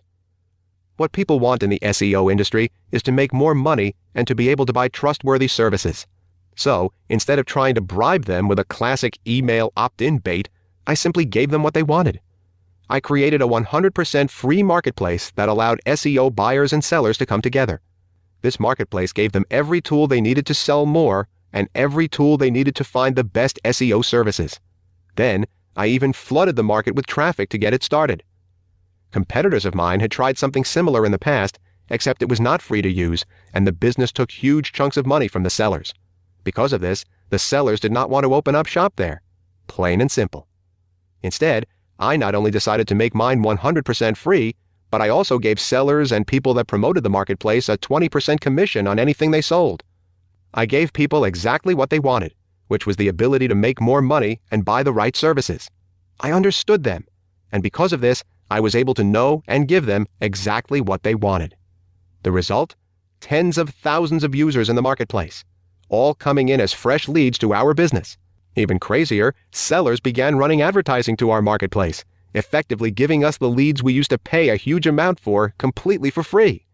These were leads we could then bring into our business and turn into customers. Essentially, we were getting new customers to our business with no hard cost to obtain them. This almost doubled the amount of sales I was able to create in our business, and it dropped our advertising cost to zero. See how that worked? Instead of thinking about my business and what I wanted, I tried to understand people and what they wanted. Now, what I suggest is that you remember this short lesson and start applying it to your business every day. On top of that, start researching why the most popular brands create such loyal followings. You will find that it rarely has to do with the product. Last, if you are a veteran and want to take your business to the next level, I have included a list of the 25 best books on improving your business via understanding people at my website, alexbecker.org/booklist. No one ever got rich until someone else paid them enough money to make them rich. Get it? Good. This is a pretty simple pillar, and I can only beat a dead horse so many times. In this chapter, we have discussed how we can control other people. In the next pillar, we will talk about how other people can affect us and how we can use their influence to drive ourselves to do incredible things. The 10th pillar: finding competitive friends and suitable mentors. This pillar is a two-part pillar. Almost all of the other pillars in this book have to do with mindset shifts, but this pillar is a physical life hack that you can use to make money without even changing your thought process. While I do not recommend doing that, I just need you to understand how powerful this pillar is. Let's jump straight into part 1. Find competitive friends. In part 1, I want to talk about one of the dumbest yet greatest experiences of my life, playing World of Warcraft, WoW, for hundreds and hundreds of hours. I assume that if I had devoted these hundreds and hundreds of hours to work instead of video games, I would be worth about 10 times what I am worth right now, but that's beside the point. The reason I want to talk about WoW is because it is a true testament to the first part of the 10th pillar. If you don't know what WoW is, then let me fill you in, because the effect this game has on people's lives is comedically dramatic. You see, WoW is a massively multiplayer online role-playing game, MMORPG. An MMO involves playing a game with thousands of other people at the same time, and an RPG means, well, that you're pretending to be someone else on the screen the whole time. While you are having a lovely dinner at home every night, there are thousands of people interacting in online hosted cities and living in a land made up of internet servers. I look back and smile at being a part of this experience because I was truly part of an online world and community, one very different than the one I'm currently involved with. Now, the goal of WoW is to get better weapons and items to help your character fight better. On top of that, the more you fight, the stronger your character gets by leveling up. For example, a person who is at level 5 wouldn't even come close to beating someone at level 70, the highest level, in a fight. Then, once you hit the highest level, WoW becomes all about who collects the best gear. Gear has levels just like the characters. But to save time, let's just sum it up by saying if you have better gear than the other people at your level, you can destroy them in a fight. Now, here is the thing about WoW. Getting to the highest level and having a moderately strong character takes months of full-time playing. Yes, I mean between 8 and 10 hours per day. You could sit at your computer for 40 hours straight and barely make any progress. I can tell you from experience that this is not fun, but it is extremely addictive. In fact, it is so addictive that at one point, WoW had over 14 million players paying $19 a month to play the game. On top of that, about 5 million of these players reached high levels because they played a lot. At any time, you could jump on a server and there would be thousands of people running through the cities who were at the max level. Now, let's take a step back and remember that most people are not experts at any one thing, and most people quit new endeavors once they get a little bit challenging. Seriously, our society is filled with bunches of people who have never followed through on anything. Guitar, books, fitness, success, you name it, and people will find a way to make a half-assed effort at it even though they really want to succeed, or they say they do at least. The insane thing about WoW is that it's able to take people from all walks of life and get them to work hard at something for hundreds or even thousands of hours. If you put this amount of work into anything, you will become an expert at it. The thing is that most people can't do that because of time restriction, laziness, or other priorities. However, the second you get them hooked to WoW, they can stay up for 20 hours straight working on their character and fighting strangers. See the messed up logic here? Imagine if, right after listening to this book, you spent every waking minute working at getting rich like a psycho. Seriously, picture waking up, turning on your computer, working for 20 hours, and stopping only to pee and eat whatever food you own that doesn't need to be cooked, then passing out from exhaustion and waking up 4 hours later to do it all over again. Then imagine doing this for months and months without taking breaks or vacations or even weekends off. If you put that much time and effort into making money, you would have no problem getting rich. In fact, you'd have no problem getting anything you want in life. Unfortunately, this level of obsession is very hard to trigger, unless you know how to trigger it. WoW definitely knows how to trigger it. Do you want to know how to trigger it? Do you? Do you? Okay, I'll tell you. Being in a community of like-minded people with the same goal will trigger an obsession to work hard, succeed, and compete, in a friendly way, usually. Humans are like pack animals, and every single person wants recognition from their pack. When we find the group that we want to be in, we also start acting like them so we can blend in and feel like we are part of that group. Therefore, you are going to act like the people whom you spend the most time with. When you first start playing WoW, you are thrust into the game and thrown into a society where you are at the bottom of the social ladder. When you are in the game, you see super decked out, high-level characters in the city, and they naturally garner respect. In order to be one of the cool kids and do the cool stuff in the game, you have to get to that respected level, which means you must play the game for hours and hours, and even more hours. Not only that, the more you play, the more people you meet, need to work with, and need to fight. This causes you to become extremely competitive, and it will make you constantly desire to play more and get better. In short, by playing WoW and being surrounded by people that play WoW, you will quickly become competitive and feel the need to keep up.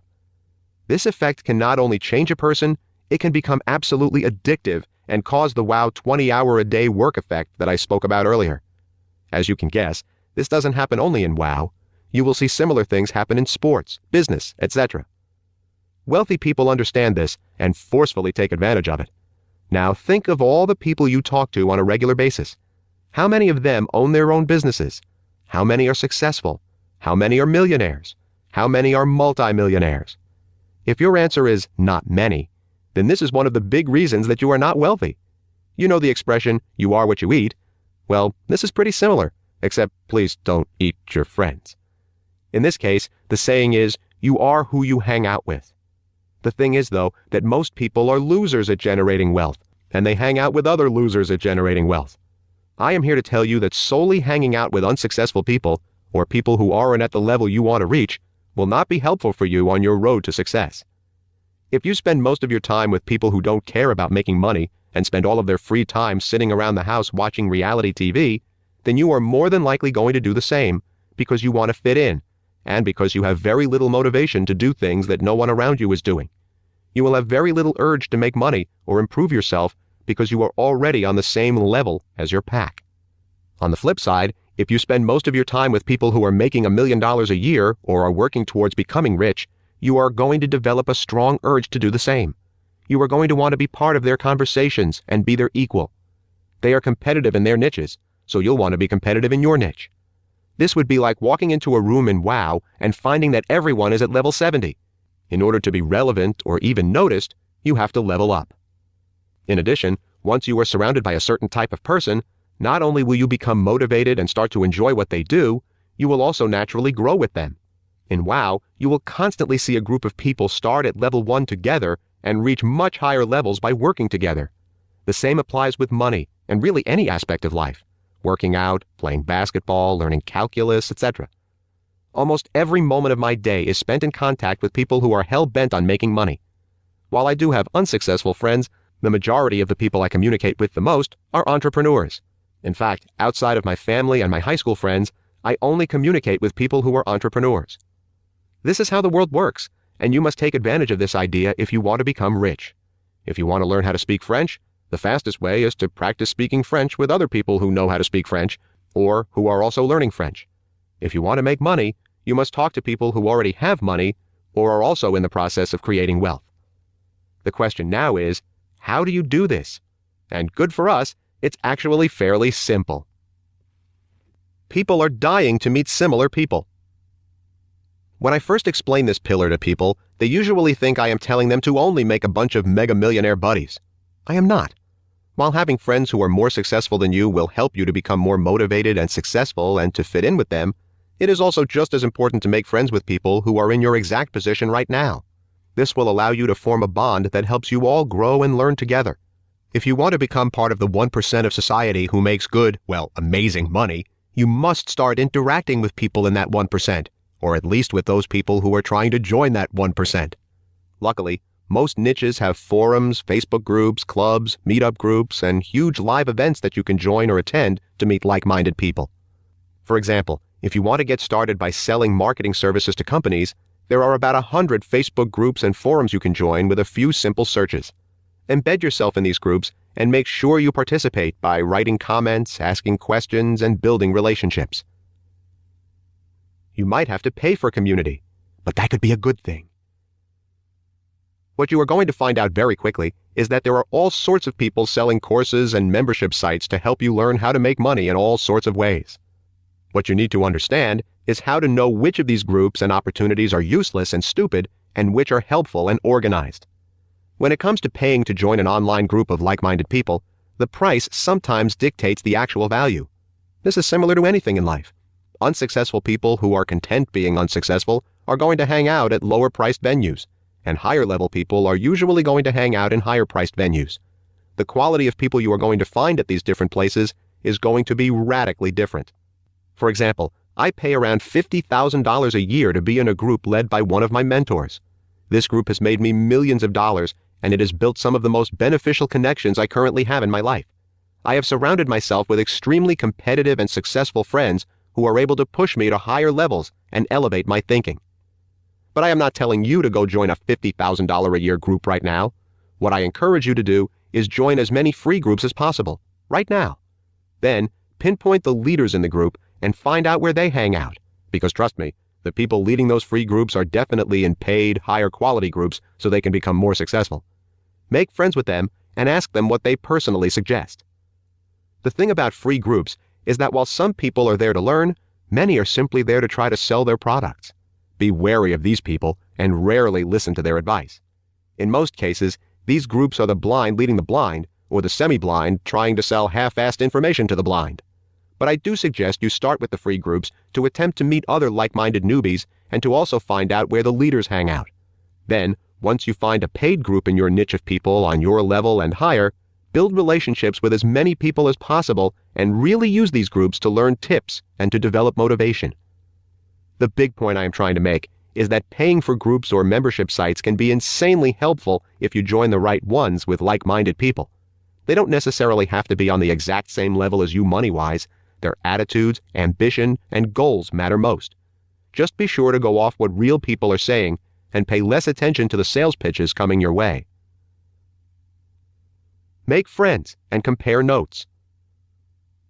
Once you join a group, or 5, and start talking to some people, my next advice is that you develop a group of friends with whom you regularly communicate and share information. Right now, the world you live in is probably not open to the idea of becoming rich. If you cannot go up to your group of friends and talk about making money without being met with skepticism or disinterest, you are in a damaging group. Quickly pull yourself out of that group and start networking with people who are excited to talk money and talk business with you. If these people are in the same niche as you, there will be 2 huge advantages for you. First, you will have someone with whom to compete, which will cause you both to succeed quicker and share your successes. I cannot stress how beneficial it is to have someone who can help push you forward. Second, you will have someone with whom to share notes and learn. The progress they make will be freely shared with you and vice versa. This will allow you guys to leapfrog each other for even faster results. Be a good friend and a jealous asshole at the same time. Some people, such as Martin Luther King Jr., Gandhi, etc., are naturally born with a relentless desire to be great and change the world. These are all selflessly driven people. If you look at other greats, though, one of their greatest motivators is kicking the shit out of other people and rubbing their faces in it, or simply proving people wrong. If you ever hear these people talk, there is quite a bit of anger and focus on beating others and being the best. If you're listening to this book, you probably don't fall into the first category, and that is completely okay. Like I stated before in this book, humans are not motivated by surface-level crap, and this is especially true when you are just starting out. The honest truth is that deep emotions such as anger, jealousy, and a desire to beat the crap out of other people are some of the strongest motivators you can bring into your life, if you focus them the right way. You have to understand that emotions are neither innately good nor innately bad. When Michael Jordan got his butt whooped in a game, he got angry, and then he focused 10 times harder on his next game. This is good. When a traffic fighter gets pissed off, he cusses out people on YouTube and takes it out on his friends. This is bad. Notice the huge difference in how a winner uses emotions versus a traffic fighter. One of the best parts about having competitive friends and surrounding yourself with winners is that they will help you to create these emotions. The biggest mistake I see, though, is people failing to use these emotions for good. Imagine if Jordan never cared about losing a game and never let that loss force him to try harder the next game. I doubt he would be the sports legend he is today. In fact, he probably would have never become a professional athlete in the first place. The same applies to you. Perhaps one of my most respected entrepreneur friends has a business in the exact same niche as I do. He is also one of my most brutal competitors in this niche, and in my opinion, he is a wee bit smarter than me. I consider him a friend and will personally help him out with anything. But on the business battlefield, we are at war. And yes, I get extremely pissed off when he beats me, and I get jealous if he makes advances before I do. This is actually a good thing, because this competition has forced both of us to up our games to such a high level that no one else can compete with us. We have pushed each other from having ragtag companies to being very refined tech entrepreneurs. It is unlikely that I would have the skills I have today if it weren't for him constantly breathing down my neck in the business world. Thankfully, we are both launching new tech companies that can work together, and I believe that both companies could make $100 million per year each. See how focusing my emotions the right way and allowing myself to be almost childishly competitive with my friends has pushed me to go way farther than I could on my own? I know that this sounds a little immature, but if you can find ways to use your friends and competitors to bring this emotional, jealous, passionate drive out of you, you are going to have a severe advantage over your non-competitive competitors. Pretty simple, right? Everything I just went over is something you probably already knew in the back of your mind. But there is a second part to this pillar, and it is another huge cheat code when it comes to cracking success. Part 2. Find appropriate mentors. Finding competitive and successful friends is important, but there is another important person or group of people with whom you need to form a relationship. Appropriate mentors. For whatever reason, many people try to reach massive success on their own without personal mentors. Maybe they think they're smart enough to do it on their own. Maybe they are afraid to ask for help. Maybe they have no idea how to find a mentor. Most of the time, they just do not know how important having a mentor is. I want you to imagine that getting rich is like a minefield. If you try walking blindly through a minefield, you are going to get blown up. And that's it. Game over. Now let's imagine that you are playing a minefield video game and hitting a mine doesn't kill you, it just makes you start over from the beginning of the game, on the same minefield every time. Each and every time you try to walk through the minefield, you will learn a little bit more about where each mine is, but it will take you hundreds of tries to finally learn enough to walk through the whole thing in one piece. Competitive friends will give you the motivation to get through the minefield, yes, but only a mentor can get you through the minefield 10 times faster and with 1/10 of the effort. So what is a mentor anyway? A mentor is a person who has already accomplished what you want to accomplish and knows the problems you are going to run into. More importantly, they know the cheat codes to hack your way to the top as fast as possible.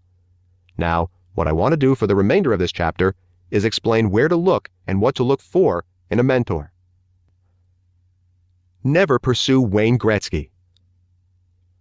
The first lesson in finding a mentor is understanding that you need a suitable mentor. A suitable mentor is someone who is a few steps ahead of you in business, making about 10 times what you're making. For example, if you were just beginning to learn how to play hockey, getting a lesson from Wayne Gretzky would be wasted on you. Wayne Gretzky knows how to play hockey at the highest possible level, and because of this, he would probably have trouble understanding or remembering the problems of a complete beginner. He would also have to waste weeks teaching you how to skate properly, when his actual expertise is playing hockey. Because of this, only an advanced player could truly benefit from his mentorship. Gretzky would understand the problems of the advanced hockey player because he relates better and probably sees those problems quite often in other people around him. On the flip side, a beginner hockey coach or a person playing in an amateur league or even an advanced ice skater would have a great positive effect on a beginner. Why? Because they understand the exact problem a beginner has and they know how to quickly fix them. This is again because they experience or see these problems on a regular basis. In addition to these facts, getting Wayne Gretzky to coach a beginner would be nearly impossible. Not only would Gretzky probably not want to teach a person how to skate backwards without falling down every 10 seconds, but a beginner probably doesn't have the money to pay Gretzky what he's worth when there are thousands of other, more advanced players who would be willing to pay him the money he deserves. This is common sense, but I see people make this mistake all the time. Every day I get hundreds, yes hundreds of messages online from people who have never built a website asking for mentorship on starting a software company. I want these people to have success, but my time would be wasted teaching someone how to set up a basic website. These people would also probably not want to or be able to pay the coaching fees I charge. And lastly, my expertise is in building a software company, so why would I waste my time and energy on helping someone build a website, which is the stuff I make my employees do anyway? I've also seen newbies message my friends with net worths of up to $500 million and ask them to teach them how to build a business. The God-honest truth is that my friends couldn't do that even if they wanted to. They are thinking and moving at such high levels that they have no idea how to explain what they do or did to a complete beginner. Because of these facts, you'll want to look for a mentor who is above you, but not too above you. If you are making close to nothing, you want to find someone generating about $3,000 to $5,000 a month in earnings. This type of person will be able to give you the most relevant advice on getting started, because they were in your position pretty recently. They are moving at a level higher than you, but not so high that you can't understand them or they can't understand you. This is why participating in a large community is so important when you are starting out. You will meet a few people who are doing much better than you, but can still relate to you. These people will be able to teach you what to learn, who to learn from, and what to avoid. In short, if you are a total beginner, find someone playing in the amateur league instead of trying to get mentorship from your niche's Wayne Gretzky. Finding real mentors and avoiding false mentors. There is definitely no shortage of people trying to make money in the coaching world, but there are definitely two types of mentors. Mentors who make most of their money mentoring, and mentors who make money from their main business and just mentor on the side. What you want to look for is a person whose main business is not mentoring. That would be like taking hockey lessons from a hockey fanatic who might know all the rules, but has only gotten on the ice a dozen times in his life. There are tons of entrepreneurs making hundreds of thousands of dollars a year that do not coach or mentor. That is because they are busy running their own businesses. These are the people you want to get a mentorship from because they are doing what you want to do, having made the same mistakes you might make, and have taken steps similar to those that you are taking to succeed and become wealthy. For example, if you are looking to start a business based around selling insurance, you do not want to go and join a giant $2,000 advertised coaching program led by some celebrity insurance seller. What you want to do is find someone generating around $5,000 to $10,000 a month whom no one knows about, and pay him $1,000 to teach you strategies and give you advice. You can easily find these guys in Facebook groups, forums, events, etc., and talk to as many people as possible. Once you find someone who fits the description of your perfect mentor, ask them if they'd be interested in helping you. Even if they don't have the time to help you, they might be able to give you the contact information of someone who can. This is a very simple lesson. Again, you want to find someone who is at a level of success you desire to achieve in the near future, who was also in your shoes relatively recently, maybe 6 to 12 months ago. Choose others who bring you up rather than those who drag you down. Trying to become rich without surrounding yourself with other people with the same mindset is like trying to become good at basketball without knowing any other basketball players. It just doesn't happen that way. With the right people in your life, you will be driven to be successful and have the cheat codes to get there. It's like the steroid shot of success. On the flip side, if you surround yourself with only traffic fighters, you are going to have an extremely hard time escaping your own inner loser. These people will fill you with what-ifs and fears because they know nothing else. At our core, we humans are merely mimic machines. Our language, our thoughts, our nuisances are all derived from the people we surrounded ourselves with. Yes, at a certain level we are our own people, but it is undebatable that we are greatly affected by who we look up to and the community with which we surround ourselves.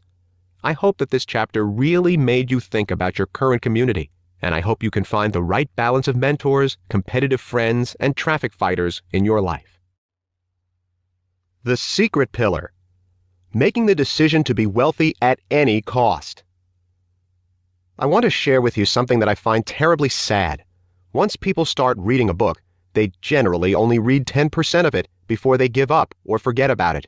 Only 10%. What's sad about this is that from this statistic, we can see that very few people actually follow through on what they commit to, at least when it comes to reading. The reason for this is harsh but understandable. Most people are too spineless to hold themselves accountable. People want and want all day, but very few actually have the fortitude to put in the work, even when they know undeniably that this is the best way to achieve success. Did you know that only 4.4% of people who try to lose a large amount of weight, 20% of their total weight or more, successfully do it and manage to keep it off? This blows my mind.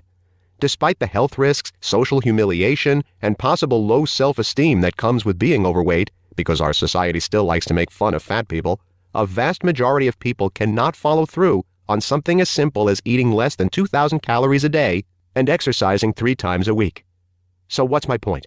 First, I am trying to tell you that if you are listening to these words in the final chapter of this book, you are a statistical anomaly, and I am grateful for you.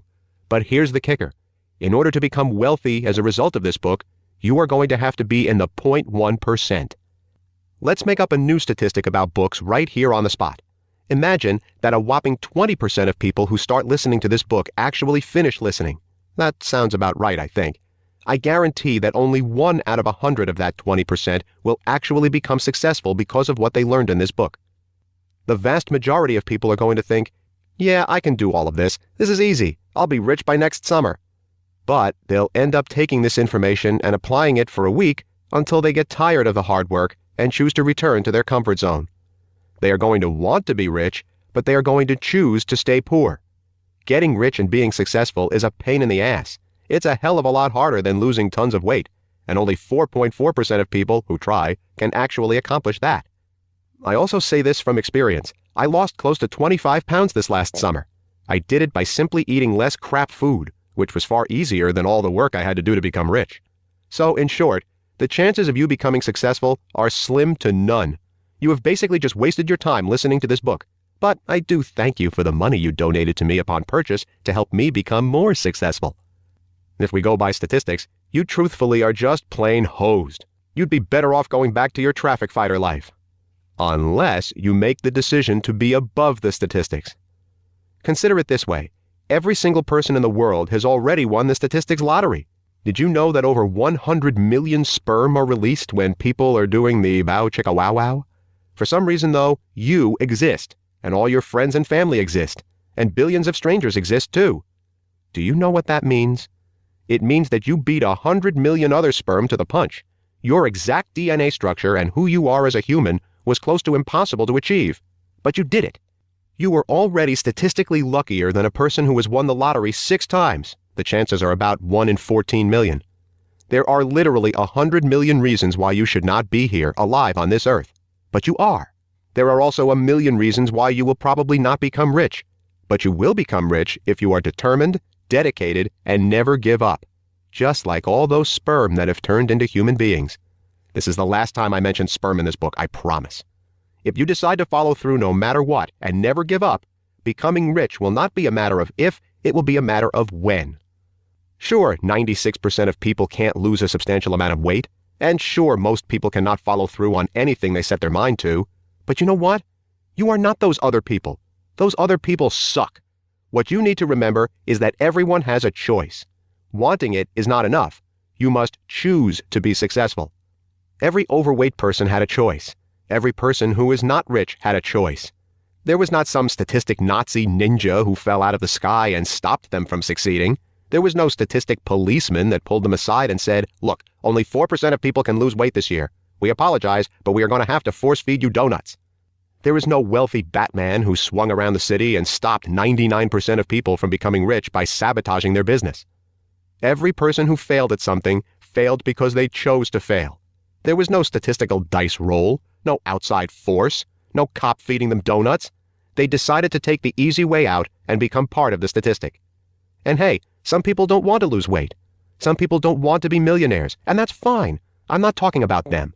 I'm talking about the people who want it, the people who may have started working towards a goal, but then gave up after a week or 6 months because it was too difficult, too much work, or because they had some other lame excuse, yes, excuse, to go back to their comfortable lives.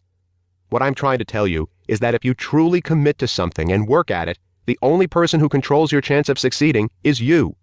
People will tell you that you are likely to fail. People will say that you're taking too many risks. People will try to convince you to go back to the life of mediocrity they have chosen because they secretly don't want to watch you succeed. Nothing is more painful than watching someone you think is just like you leave you in the dust and become something greater, because then you have to face the reality that you could have done that but chose not to. Don't listen to unsuccessful people. I repeat, do not listen to unsuccessful people. 99% of people don't know jack about anything and can't even commit to tying their own shoelaces.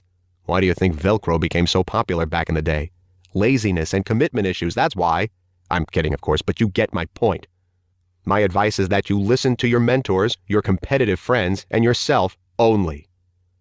What you have been given in this book are lessons and mindsets that the wealthiest people on earth all share. The only difference is that millionaires and billionaires went through pain and trial and error to learn these mindsets, while all you had to do is listen to this book. I have adopted these pillars and decided to write them down in book form because my personal success and the success of everyone around me proves to me that they are all not only true, but necessary. Now, there is just one more pillar, mindset, decision, belief that you must adapt to become wealthy. Ready? The 11th pillar. Decide to become wealthy. Every self-made wealthy person decided to become rich at some point. They said, screw statistics, screw whatever tries to get in my way, and screw logic. I want to be rich, and I will be rich. In order for this book to have any impact on your life, you have to make this decision and truly believe it with every fiber of your being. You can listen to this book and mentally jerk off to the idea of being rich as much as you want, but until you decide to get rich or die trying, you will not get there. When you are doubting if you can become rich, or when traffic fighters are trying to keep you in their comfort zone, apply the first pillar. Decide to forget what you have been told about wealth from people without wealth, and decide to believe in what actual wealthy people believe, and what this book teaches you. When you are building a business and you're not sure if you are creating wealth the right way, you can refer to the second pillar. Simply ask yourself if you are separating your time from money, or if you are simply creating another job. When you are intimidated by a problem that you might not be able to solve, think about the third pillar. Conquer your challenges by accepting the fact that you must be greater than any challenge or person that comes your way. When you are moving forward in your business and want to prevent setbacks, go back to the fourth pillar. Remember that you are solely responsible for everything that happens to your business. When you do this, you will be able to predict and fight problems that are outside your assumed responsibility. If you are letting fear stop you from expanding and taking financial risks, ask yourself if you are adopting the fifth pillar. Try to recognize whether you're thinking with the abundance mindset of a future billionaire or the scarcity mindset of an 8-to-5 traffic fighter. When you are deciding what to focus on, but you're not making any progress, think back to the sixth pillar. Pinpoint the immediate problem you have that is stopping your progress and solve that first. Do not let yourself get distracted by what-ifs. Instead, focus on what is. If you are falling into the bad habit of setting mental masturbation goals, aka giant goals that have no plan of action to obtain, remember the seventh pillar. Go back and break down your goals into smaller goals, and then break those goals down into even smaller actions that you can do today. When you are moving forward with your business and thinking about how other people can help you, reread the eighth pillar. It is imperative that you remember that people are going to make you rich, and in order to get rich, you need to convince people, in a good way, to give you money. If you find yourself struggling to make money, reflect on the ninth pillar. Check to see if you are focusing on low ROI actions and looking past what is actually getting you paid, and then switch your focus solely to high ROI actions and make other people do the rest. The next time you are hanging out with your friends, Ask yourself if you are really attempting to live out the 10th pillar. Are you interacting with people that move you forward and drive you to succeed? Or are you hanging out with people that keep you in a traffic fighter mindset?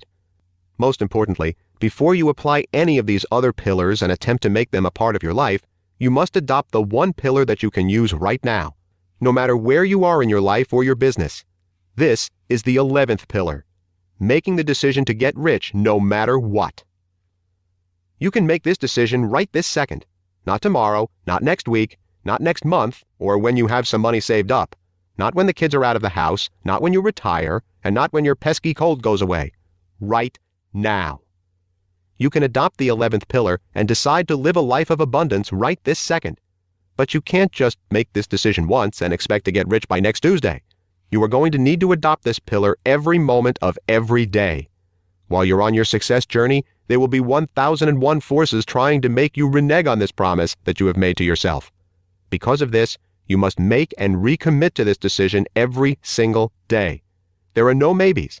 There are no "I'll do it tomorrows." You must embrace this idea and mindset with every fiber of your being every second of your life. Every decision you make and action you take must line up with your goal of becoming wealthy. This belief must completely consume you.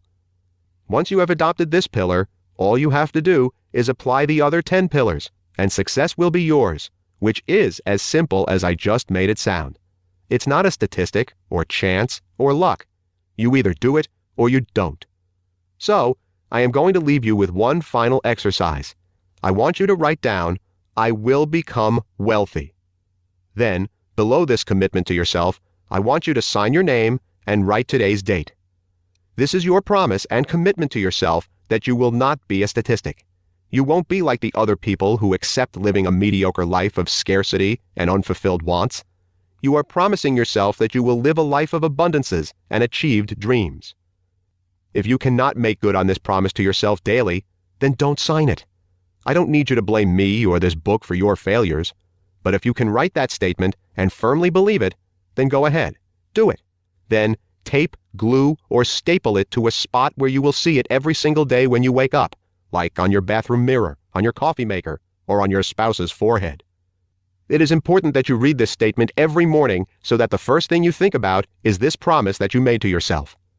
Also, if you have a Twitter or Instagram, you should take a picture and tag me at @AlexBeckerTech with the hashtag 10pillars. Seriously, do it.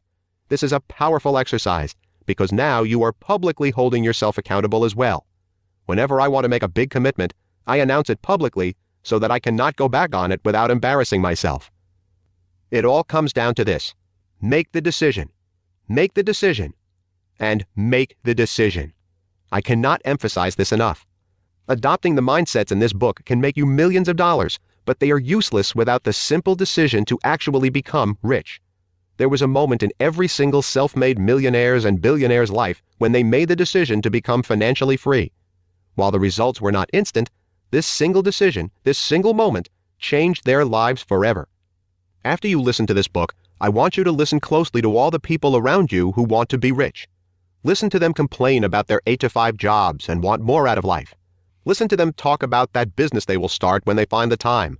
Listen to them worry about simple bills and fret over the price of dinner at a restaurant. These people all want to be financially free and would love to be wealthy. In fact, almost every person you see wants to be rich. That hobo you see under the bridge wants to be rich. Your family members want to be rich. The next person you see after you finish this book wants to be rich.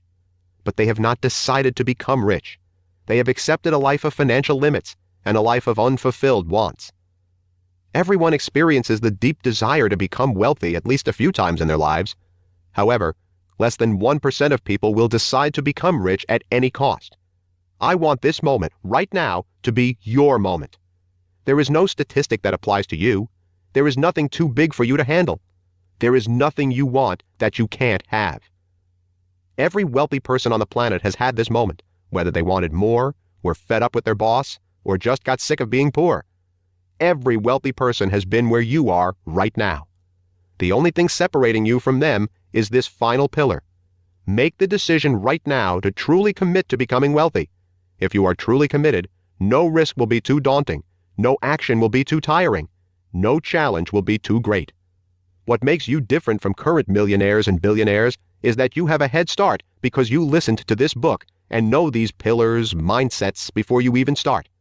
Listening to this book will mitigate your mistakes and lessen the time it takes for you to become successful, if you truly adopt them. So, decide to be wealthy and leave the rest of the world behind. Decide what type of life you are going to live and who you are going to be. Decide that you deserve whatever comes your way, so you might as well make it good. This is your moment. Make the decision to become wealthy right now. Bonus: starting your own business the right way. Hopefully, by now you have learned, and possibly already have adopted, some new mindsets that will change your level of success. As I stated in the first chapter, income is the result of our actions, and actions are the results of our beliefs. Therefore, if we want to become rich, the hardest but most necessary challenge is changing our belief system. In this bonus chapter, I'm going to get away from the mindsets for a minute and give you some tactical advice on how to get started in the business, entrepreneur, wealth world. More so, I want to teach you some tactics that will minimize risk and maximize reward. Note, I have also created a completely free business quick start video series at alexbecker.org/go. Simply go to the URL and you can get the entire course at no charge. Please keep in mind that I would have to write half a dozen books to fully explain all of these types of businesses and how to start them. I simply wanted to give you some ideas so you could get the ball rolling right now. There are thousands of ways to become wealthy. Some people start a business, some people invest in the stock market, and some people go on reality TV shows. No matter what you want to do, as long as you apply these 11 pillars of wealth and never give up, you will eventually become rich. Now, let's talk about how to start your first business. Understanding the 3 different kinds of businesses. Here's a fun, obvious fact. Not all businesses are the same. And I don't mean some businesses are grocery stores and some businesses are vacuum repair stores. Do those even still exist? I mean, the ways businesses start, run, and become profitable are all completely different. Here are the big 3. Cash flow business, CF. Cash flow businesses are businesses that have very little overhead but take a lot of personal time to start and run. For example, if you sell online marketing services and do not have a staff, your hard cost is going to be near zero. Basically, you just need enough money to buy a domain name and some hosting for your website. But you will be spending a lot of time getting clients and actually providing the service. Because of this, you can bring in a profit at a high margin, usually close to 90%. The issue with this type of business is that everything relies on you. You are the only person selling, marketing, and working, which limits the amount of clients you can have. This means you will eventually and inevitably plateau at some point. Also, these businesses are almost impossible to sell since removing yourself from the equation is nearly impossible. AKA, you cannot separate time from money in this business. So the main benefits of this type of business are high profit margin, no investment to start. And the cons are time intensive, difficult to scale past a certain point. Note, cash flow businesses can transform into high investment scalable businesses at a certain point, which I will talk about right now. High investment scalable businesses, HIS. High investment scalable businesses are the types of businesses you hear about in news stories. They are those apps or massive businesses that explode out of nowhere, making millions of dollars. The core to making these businesses succeed is, of course, building them the right way, hiring the right staff, choosing the right business venture, getting into the right marketplace, etc. But HIS businesses also cost quite a bit of money to start. An example of this would be starting a software company. Depending on the type of software you are building, it could require $10,000 to $500,000 to get your first sellable version completed and ready to go. Then, it will cost even more to market the software and start bringing in buyers. The benefit of this business, though, is that once the business is set up, it can scale to the moon with ease. When it comes to software, maintaining it at 10 users is not much different than maintaining it at 100,000 users, unlike a cash flow business. The software will do its job automatically, and the staff you hired to design it will grow in order to maintain it. Because of this, these types of businesses are highly sellable, and it is possible to get 9-figure valuations with a proper setup. The reason for this is because the business can be operated by anyone since your personal time is not involved. For example, if you have a social media app business that is doing $12 million a year, it would be fairly easy for Facebook to buy you out and integrate it with their current platform. They did this with Instagram, actually. What's crazy about these types of businesses is that often the creators do not even try to create a profit for years. Amazon is a perfect example. In its first 20 years in business, Amazon did not make a dime, but was worth billions because of how fast it was growing. The reason businesses can do this is because of the perceived potential profit. While they were in reality not making any money, all signs pointed to Amazon becoming the biggest online retailer in the world. Funny enough, Amazon actually outdid every business on the planet in 2015's Black Friday sales. So you can see that this future valuation was well-founded. It required an insane amount of money and time to get to that point, though. So here are the pros of an HIS business. Highly sellable, able to be automated, easy to scale into extreme riches. Here are the cons. Expensive to start, cannot usually be done by yourself, can be profit negative for years. Long-term investment businesses, LTI. Long-term investment businesses are businesses that take a lot of money to start up, but can yield a 10% to 20% ROI year after year with very little time and very little risk. For example, if you bought a bar that makes $200,000 a year for $1 million, you would make a 20% return from the business year after year as long as you maintained the business. More times than not, these businesses are brick-and-mortar businesses that are not going away anytime soon and are easy to maintain. For lack of better words, these are businesses at which you can park your money and get a consistently safe ROI. The best example of this would be real estate. If you bought a ton of apartments and rented them out to dozens of people, you would consistently get an ROI. On top of this, the apartments would hold their value and be sellable for what you bought them for at any time as long as the property value remained the same. These types of businesses are great investments because they are turnkey and low risk. On the flip side, these businesses require a very large initial investment and are impossible to scale by themselves. For example, you can only make so much money from a single bar location, and scaling it would require you to open a second location, which also has a capped amount of revenue. You will also likely not make your money back until a couple of years after the business opens. So here are the pros of an LTI business. Safe and consistent investments, easy turnkey and passive income, can generate a high ROI year after year, sellable for the initial value as long as maintained. And here are the cons. Takes a large investment to start, takes a long time to make your money back, almost impossible to scale by themselves. What do these terms and definitions have to do with anything?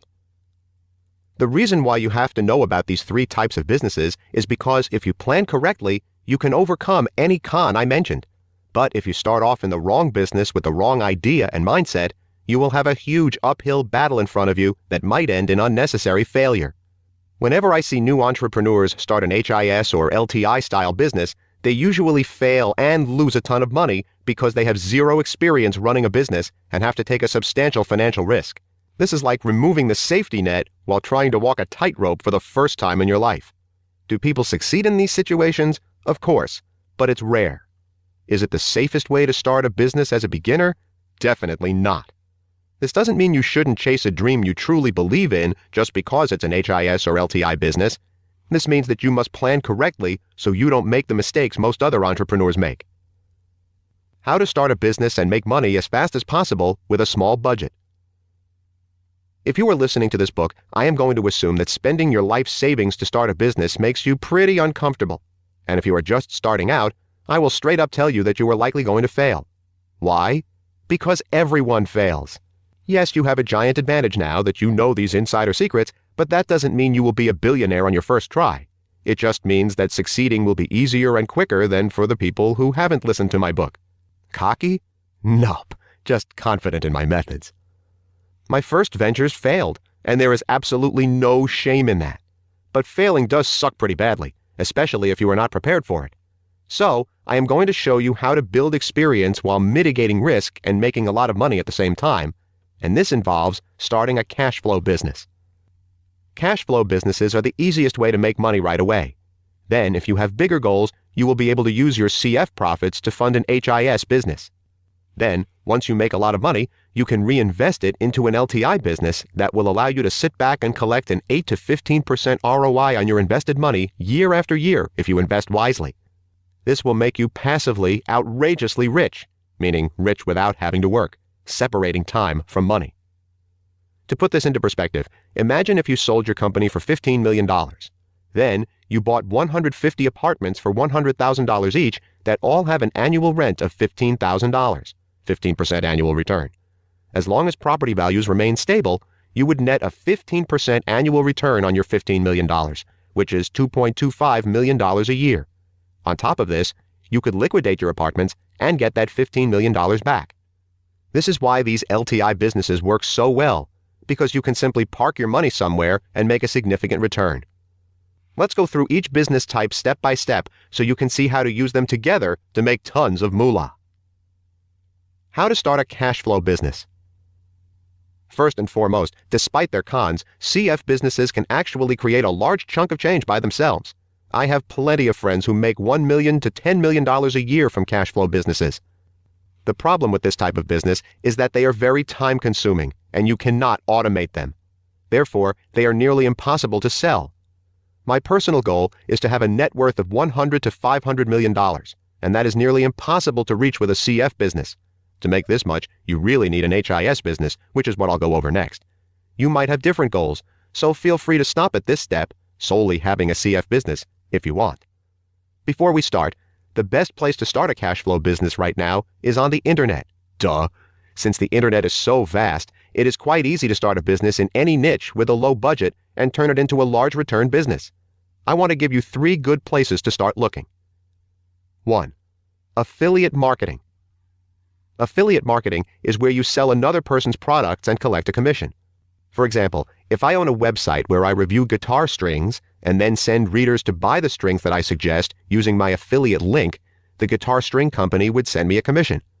Another example would be if I somehow sent traffic to a company's acne product. If people buy the product, the acne company would pay me a commission. All you have to do is sign up for the company's affiliate program before you start selling, and they give you your own special link to use for their product that will track your commission. This type of business is great because it takes no investment on your part, besides website costs and maybe some ad space. You do not have to create a product or manage its delivery to customers. Your sole job is to send targeted traffic to the product in hopes someone will buy it. You are the epitome of a middleman. For example, as I've mentioned a few times in this book, one of my first businesses was based around SEO. In short, I was very good at making websites show up at the top of the search engines for relevant searches. So for example, when people would Google piano lessons, my website that promoted piano lessons would show up on the first page of Google. Then, I would send the traffic to a piano lesson website, which in turn would pay me for every sale I sent to them. There are 1,001 ways to do affiliate marketing online though, and focusing on SEO is just one of those ways. Some people buy ads and send people to sellers' websites. Other people buy emails and send a seller's offers to people. Others create blogs, Instagram pages, or anything that attracts fans and readers, then promote relevant affiliate products to their followers. 2. Info marketing. Info marketing is exactly what it sounds like, the selling of information. Go and visit sites like jvzoo.com or clickbank.com and you will see people making millions of dollars selling products that teach people about any topic under the sun. Dating, getting rid of acne, getting a six-pack, how to make money, how to revive dead plants. It's all there. The reason why I suggest this is because info products take no money to create, are the easiest types of product to create, can be sold instantly via online download. On top of this, I am going to assume that you are really, really good at something. Maybe it's knitting, or how to stand up to bullies, or how to keep goldfish alive for more than a week. Whatever that something is, there are probably other people who want to learn about it. All you really have to do is pick a topic, write a course or ebook explaining all you know about that topic, and sell it on a site like JVZoo or ClickBank. Info marketing is a topic that I could talk about for days on end, but I can't explain everything that I know in this little chapter. If this seems like something you'd enjoy doing, I highly suggest checking out The Official Get-Rich Guide to Info Marketing by Dan Kennedy. 3. Marketing, consulting, and direct selling-based services. Out of the 3 suggestions for CF businesses, I recommend this one the most often. Why? Those 2 suggestions require you to learn quite a bit about how the internet works, and obtaining true wealth from them will take a while. But I consistently see people get rich quickly using this 3rd method based around direct selling. This is because the only thing separating you from a payday is convincing someone to give you a check. Once you get good at convincing, selling to people, you can accumulate large checks very quickly. There is no investment to picking up the phone and selling, and there can be an almost instant reward in doing so. What is direct selling? It is anything that you can directly sell to people and businesses at a high profit margin. The reason this is so lethal is that the only thing you really have to learn is selling, and it takes zero investment until after you create the sale. A few examples of this would be selling real estate, marketing services, SEO for clients or advertising management, or business consulting. Let's imagine you decide to pursue selling real estate. Of course, you would have to loosely learn the ins and outs of how to sell real estate, but once you got good at selling it, you could go from $0 to $20,000 a month with zero investment. The same goes with marketing services. I have seen so many people learn how to perform SEO or manage people's paid advertising and then generate hundreds of thousands of dollars a year simply by selling the hell out of it. When you are selling something, you can charge $1,000 per month per client, and you won't need that many clients to make $100,000 or more a year. This is why I have spent many paragraphs in this book pushing you to learn selling above all other things. In most high-end services, you can outsource the work, but you cannot and should not outsource the selling. I would again highly suggest that you pick up some Dan Kennedy books on direct selling. Not only will you learn how to sell directly to businesses, you will learn how to provide selling services for businesses as well. Be prepared to fail, stress out, and go through growing pains. Before we continue, I want to be blunt with you. Creating and growing a cash flow business is going to be a challenge. You are going to mess up and probably fail quite a few times. Fortunately, if a CF business fails, you don't lose much. If you start off with an HIS or LTI business, you will probably fail too, but the difference with these businesses is that there is usually a ton of money on the line. If you fail at a CF business, the only consequences are minor embarrassment and learning some necessary lessons, and maybe losing $100. What you want to do is get used to running and growing your business when the odds are low, which is why starting with a CF business is perfect. Your CF business is going to teach you what you need to know to grow larger businesses and turn you into a hardened business person, because you have to be completely self-dependent. After a year or two of constant action, you will be able to sell the hell out of anything. Should you quit your job to pursue your business?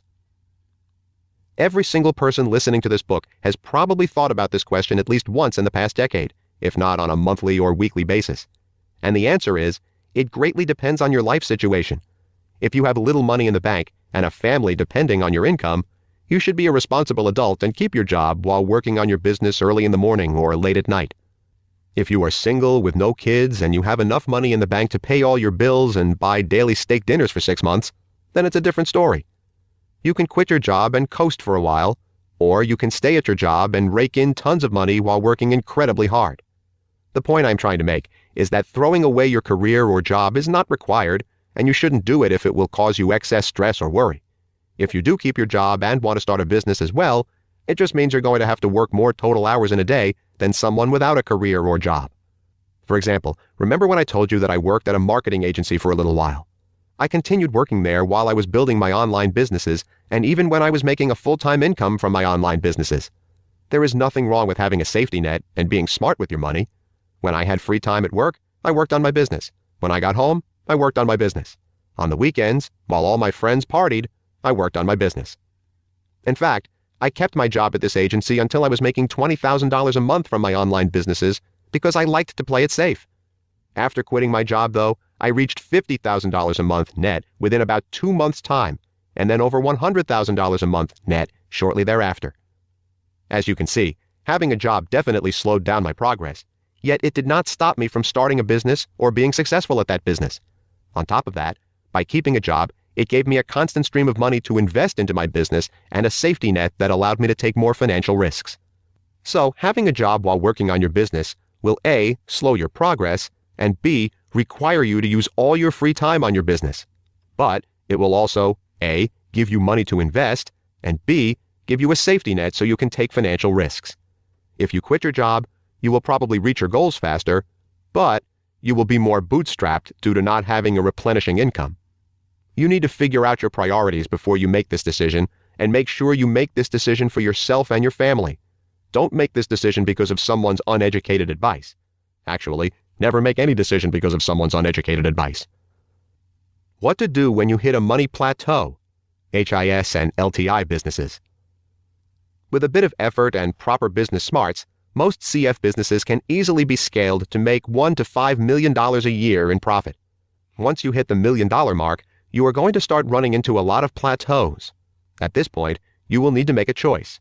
Stick with your CF business, start an HIS business, or funnel your CF income into an LTI business. What you need to understand is that there is a difference between being rich now and being wealthy forever. If you want to be wealthy forever in a CF business, you must be okay working at your CF business for the rest of your life, since you can't have other people run it for you and you can't sell it. But you must also be aware that your CF business might not last forever because of changes in consumer demand or changes in your ability to perform the work. So, it's always a good idea to consider other options, such as building your business to an HIS business or investing in an LTI business. I know plenty of people who make hundreds of thousands of dollars a month from their CF businesses and are completely content to stick with them forever. If that sounds like you, then that's great. You found what you love, and you found what works for you, which is amazing. The only thing I suggest is finding ways to automate your business better or manage clients with less of your own personal time. I also suggest finding ways to charge more money for whatever you are selling, because this is the only way to increase your income, since your business is likely still based around your individual time, of which you have a finite amount. On top of this, I highly encourage you to park this money into an LTI business that allows you to make a 10 to 15% ROI year after year, but I will go over that in a few moments. Let's say you want to get really rich, like disgustingly rich, where you can lose $5 million and barely even notice. The easiest way to do this is by converting your CF business into an HIS business, or by starting a separate HIS business. Converting a CF business into an HIS business can sometimes be easy and sometimes be impossible. For example, one of my first businesses was completely based around me. I was the brand, and people wanted to buy information from me and only me. Because of this, I could not exactly bring in employees to handle the business and create the products. You are going to run into the same problem as well if you are a one-man show with a business focused solely around you. With an HIS business, our goal is to have a business that runs the same whether we have 10 customers or 100,000 customers. If we do that correctly, we can then scale this business well past the $1 million per month mark with general ease. Now, the easiest way to convert a CF business into an HIS business is to find ways to clone yourself. Let's imagine you are selling marketing services. All you need to do is hire a staff that can provide the service you are selling, aka create an agency. Then, at some point, you need to hire people to sell the services for you as well. As I stated earlier in this book, no one will be able to sell your business quite like you do, and you will always be the best seller of your products or services. However, if you can clone your tactics to smart people, similar to Jordan Belfort in The Wolf of Wall Street, you can pass your selling to others with great results. I suggest you do this after you have perfected your selling strategy so that it's easier to pass it along to others. Eventually, your time will be spent directing people and focusing solely on finding ways to grow the company. This is the end goal. Getting to this point means that you've won. Examples of this would be a web designer creating a web design company, or real estate agent getting staff and creating a firm. See the pattern? Basically, you just need to clone yourself as many times as possible. Now, let's imagine you can't do this or don't want to do this. Let's say that your CF business was your baby, and you don't want to grow it for some reason. But after 25 years doing the same things every day, you are finally sick of it and want to start a completely new and separate business. This means that it's time to take what you have learned from being a business person for 25 years and create a separate HIS business from scratch. And yes, even if you choose this option, I still suggest starting a CF business before an HIS business for the main fact that your CF business can completely fund your new HIS business. When starting an HIS business, I encourage you to think big. Your goal is to have hundreds of thousands of customers, so avoid picking small markets. If you are having trouble thinking of HIS businesses, simply go to your local Walmart, look at your phone, or log on to Facebook. You will see thousands of examples thrown in your face. Look at all the products in the store aisles, all the apps on your phone, or even your phone itself, and all the advertisements on Facebook. Behind each of these, there is a person, usually, collecting millions of dollars from thousands of people without ever being there. Everything is automated. The thing about these businesses is that they usually cost a bit of money to start. That is because they usually require quite a bit of labor to create. For example, if you were starting a protein powder business, you would need to pay a company to create the formula, and then spend quite a bit to get the initial product made, anywhere up to $50,000, like we spoke about earlier in this book. On top of that, you will need to run ads and get storage to house the product, as well as 100 other things. The good thing is that you should be able to fund all of this with your CF business fairly easily. You are already successful, so you do not need this business to make money right away, or even at all in some cases. The other upside is that once this new business takes off, you can not only make 10 times what your CF business made with the same amount of effort, but also easily sell the business for 5 or 10 times what it's making you. This is how you can go out and get the $100 million payday that everybody dreams about. With that being said, you will also be doing something that impacts hundreds of thousands of people, which is pretty dang cool. Who doesn't want to say, I'm the CEO of PayPal, or I created 5-Hour Energy? That's just grade A neato stuff right there, if you ask me. Also remember that these businesses don't need to make you a profit for you to be able to sell them. There are countless businesses that sell for hundreds of millions to billions before they ever make a profit. It's all based on where the business is headed or whose business it disrupts. Investing your CF or HIS business money into LTI businesses. Let's imagine you just sold your company for $100 million. Woohoo! What are you going to spend it on? Cars? Houses? Private jets? If your answer is yes, yes, and yes, then you're an idiot. And here is why. If you spend $100 million on buying a house and a private jet and living the good life, do you know what happens to the money? It goes away forever. The second you spend $500,000 on a car, that money is gone forever. The second you spend $100,000 on a private jet to Europe, that money is gone forever. The only way you can make actual cash from these items is if you sell them. But owning these things is not going to make you any more money. Now let's imagine that instead of buying a house and a jet, you spend all the money on LTI businesses that net you a 10% to 15% return year after year. Do you know what happens to the money then? It keeps its value while making you a profit. It is just transferred somewhere else. And you can always sell your share for what you paid for it at any time. Do you know what you get in return? Renewable money forever. For example, one of my friends has a net worth of over $500 million. Instead of blowing all his money on polka-dotted unicorns, he invested it all in LTI businesses. Now my friend passively makes over $50 million a year. He invests 90% of that into more LTI businesses and only spends $5 million of it on himself. By the way, unless you are incredibly frivolous or have a very expensive hobby, such as buying mansions or covering every inch of your life in diamond-encrusted wallpaper, it is very hard to spend $5 million every year. So, all my friend has to do is follow this pattern and he'll become a billionaire in 10 years. This is why LTI businesses are so amazing. I want you to understand that starting an LTI business without ever having a CF business is difficult. Say you wanted to buy a bar for $1 million, but you don't have any CF money to spend. So, you raise some money and take out loans to buy it. Since this bar is worth $1 million, you will likely make a profit of $200,000 a year, which means it will take you at least 5 years to pay off your debt. However, if you already have $5 million lying around that you made from your CF business, parking it in 5 bar businesses that make you $1 million a year combined is smart and easy. Bet the farm without risking the farm. That outline is simply my opinion on the smartest way to go about becoming rich for life while mitigating much of the risk. Keep in mind that there are tons of exceptions to these ideas and dozens of other ways to start businesses. In fact, most entrepreneurs don't follow the route I just laid out for you. I've seen many people start their first businesses by raising a ton of money to create an app or start a restaurant. This isn't necessarily wrong, it's just harder than the way I just explained.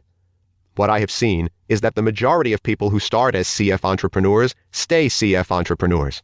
Most HIS entrepreneurs stay HIS entrepreneurs. Most LTI entrepreneurs stay LTI entrepreneurs. This, to me, is a mistake. HIS entrepreneurs could fund their businesses with CF businesses.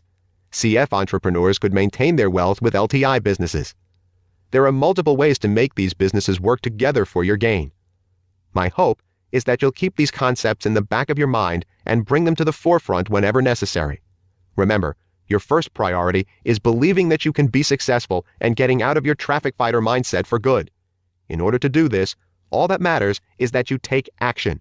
You can use that blueprint, Or you can say screw it and try to raise $1 million for software by having a bake sale. The choice is yours. This concludes The 10 Pillars of Wealth by Alex Becker.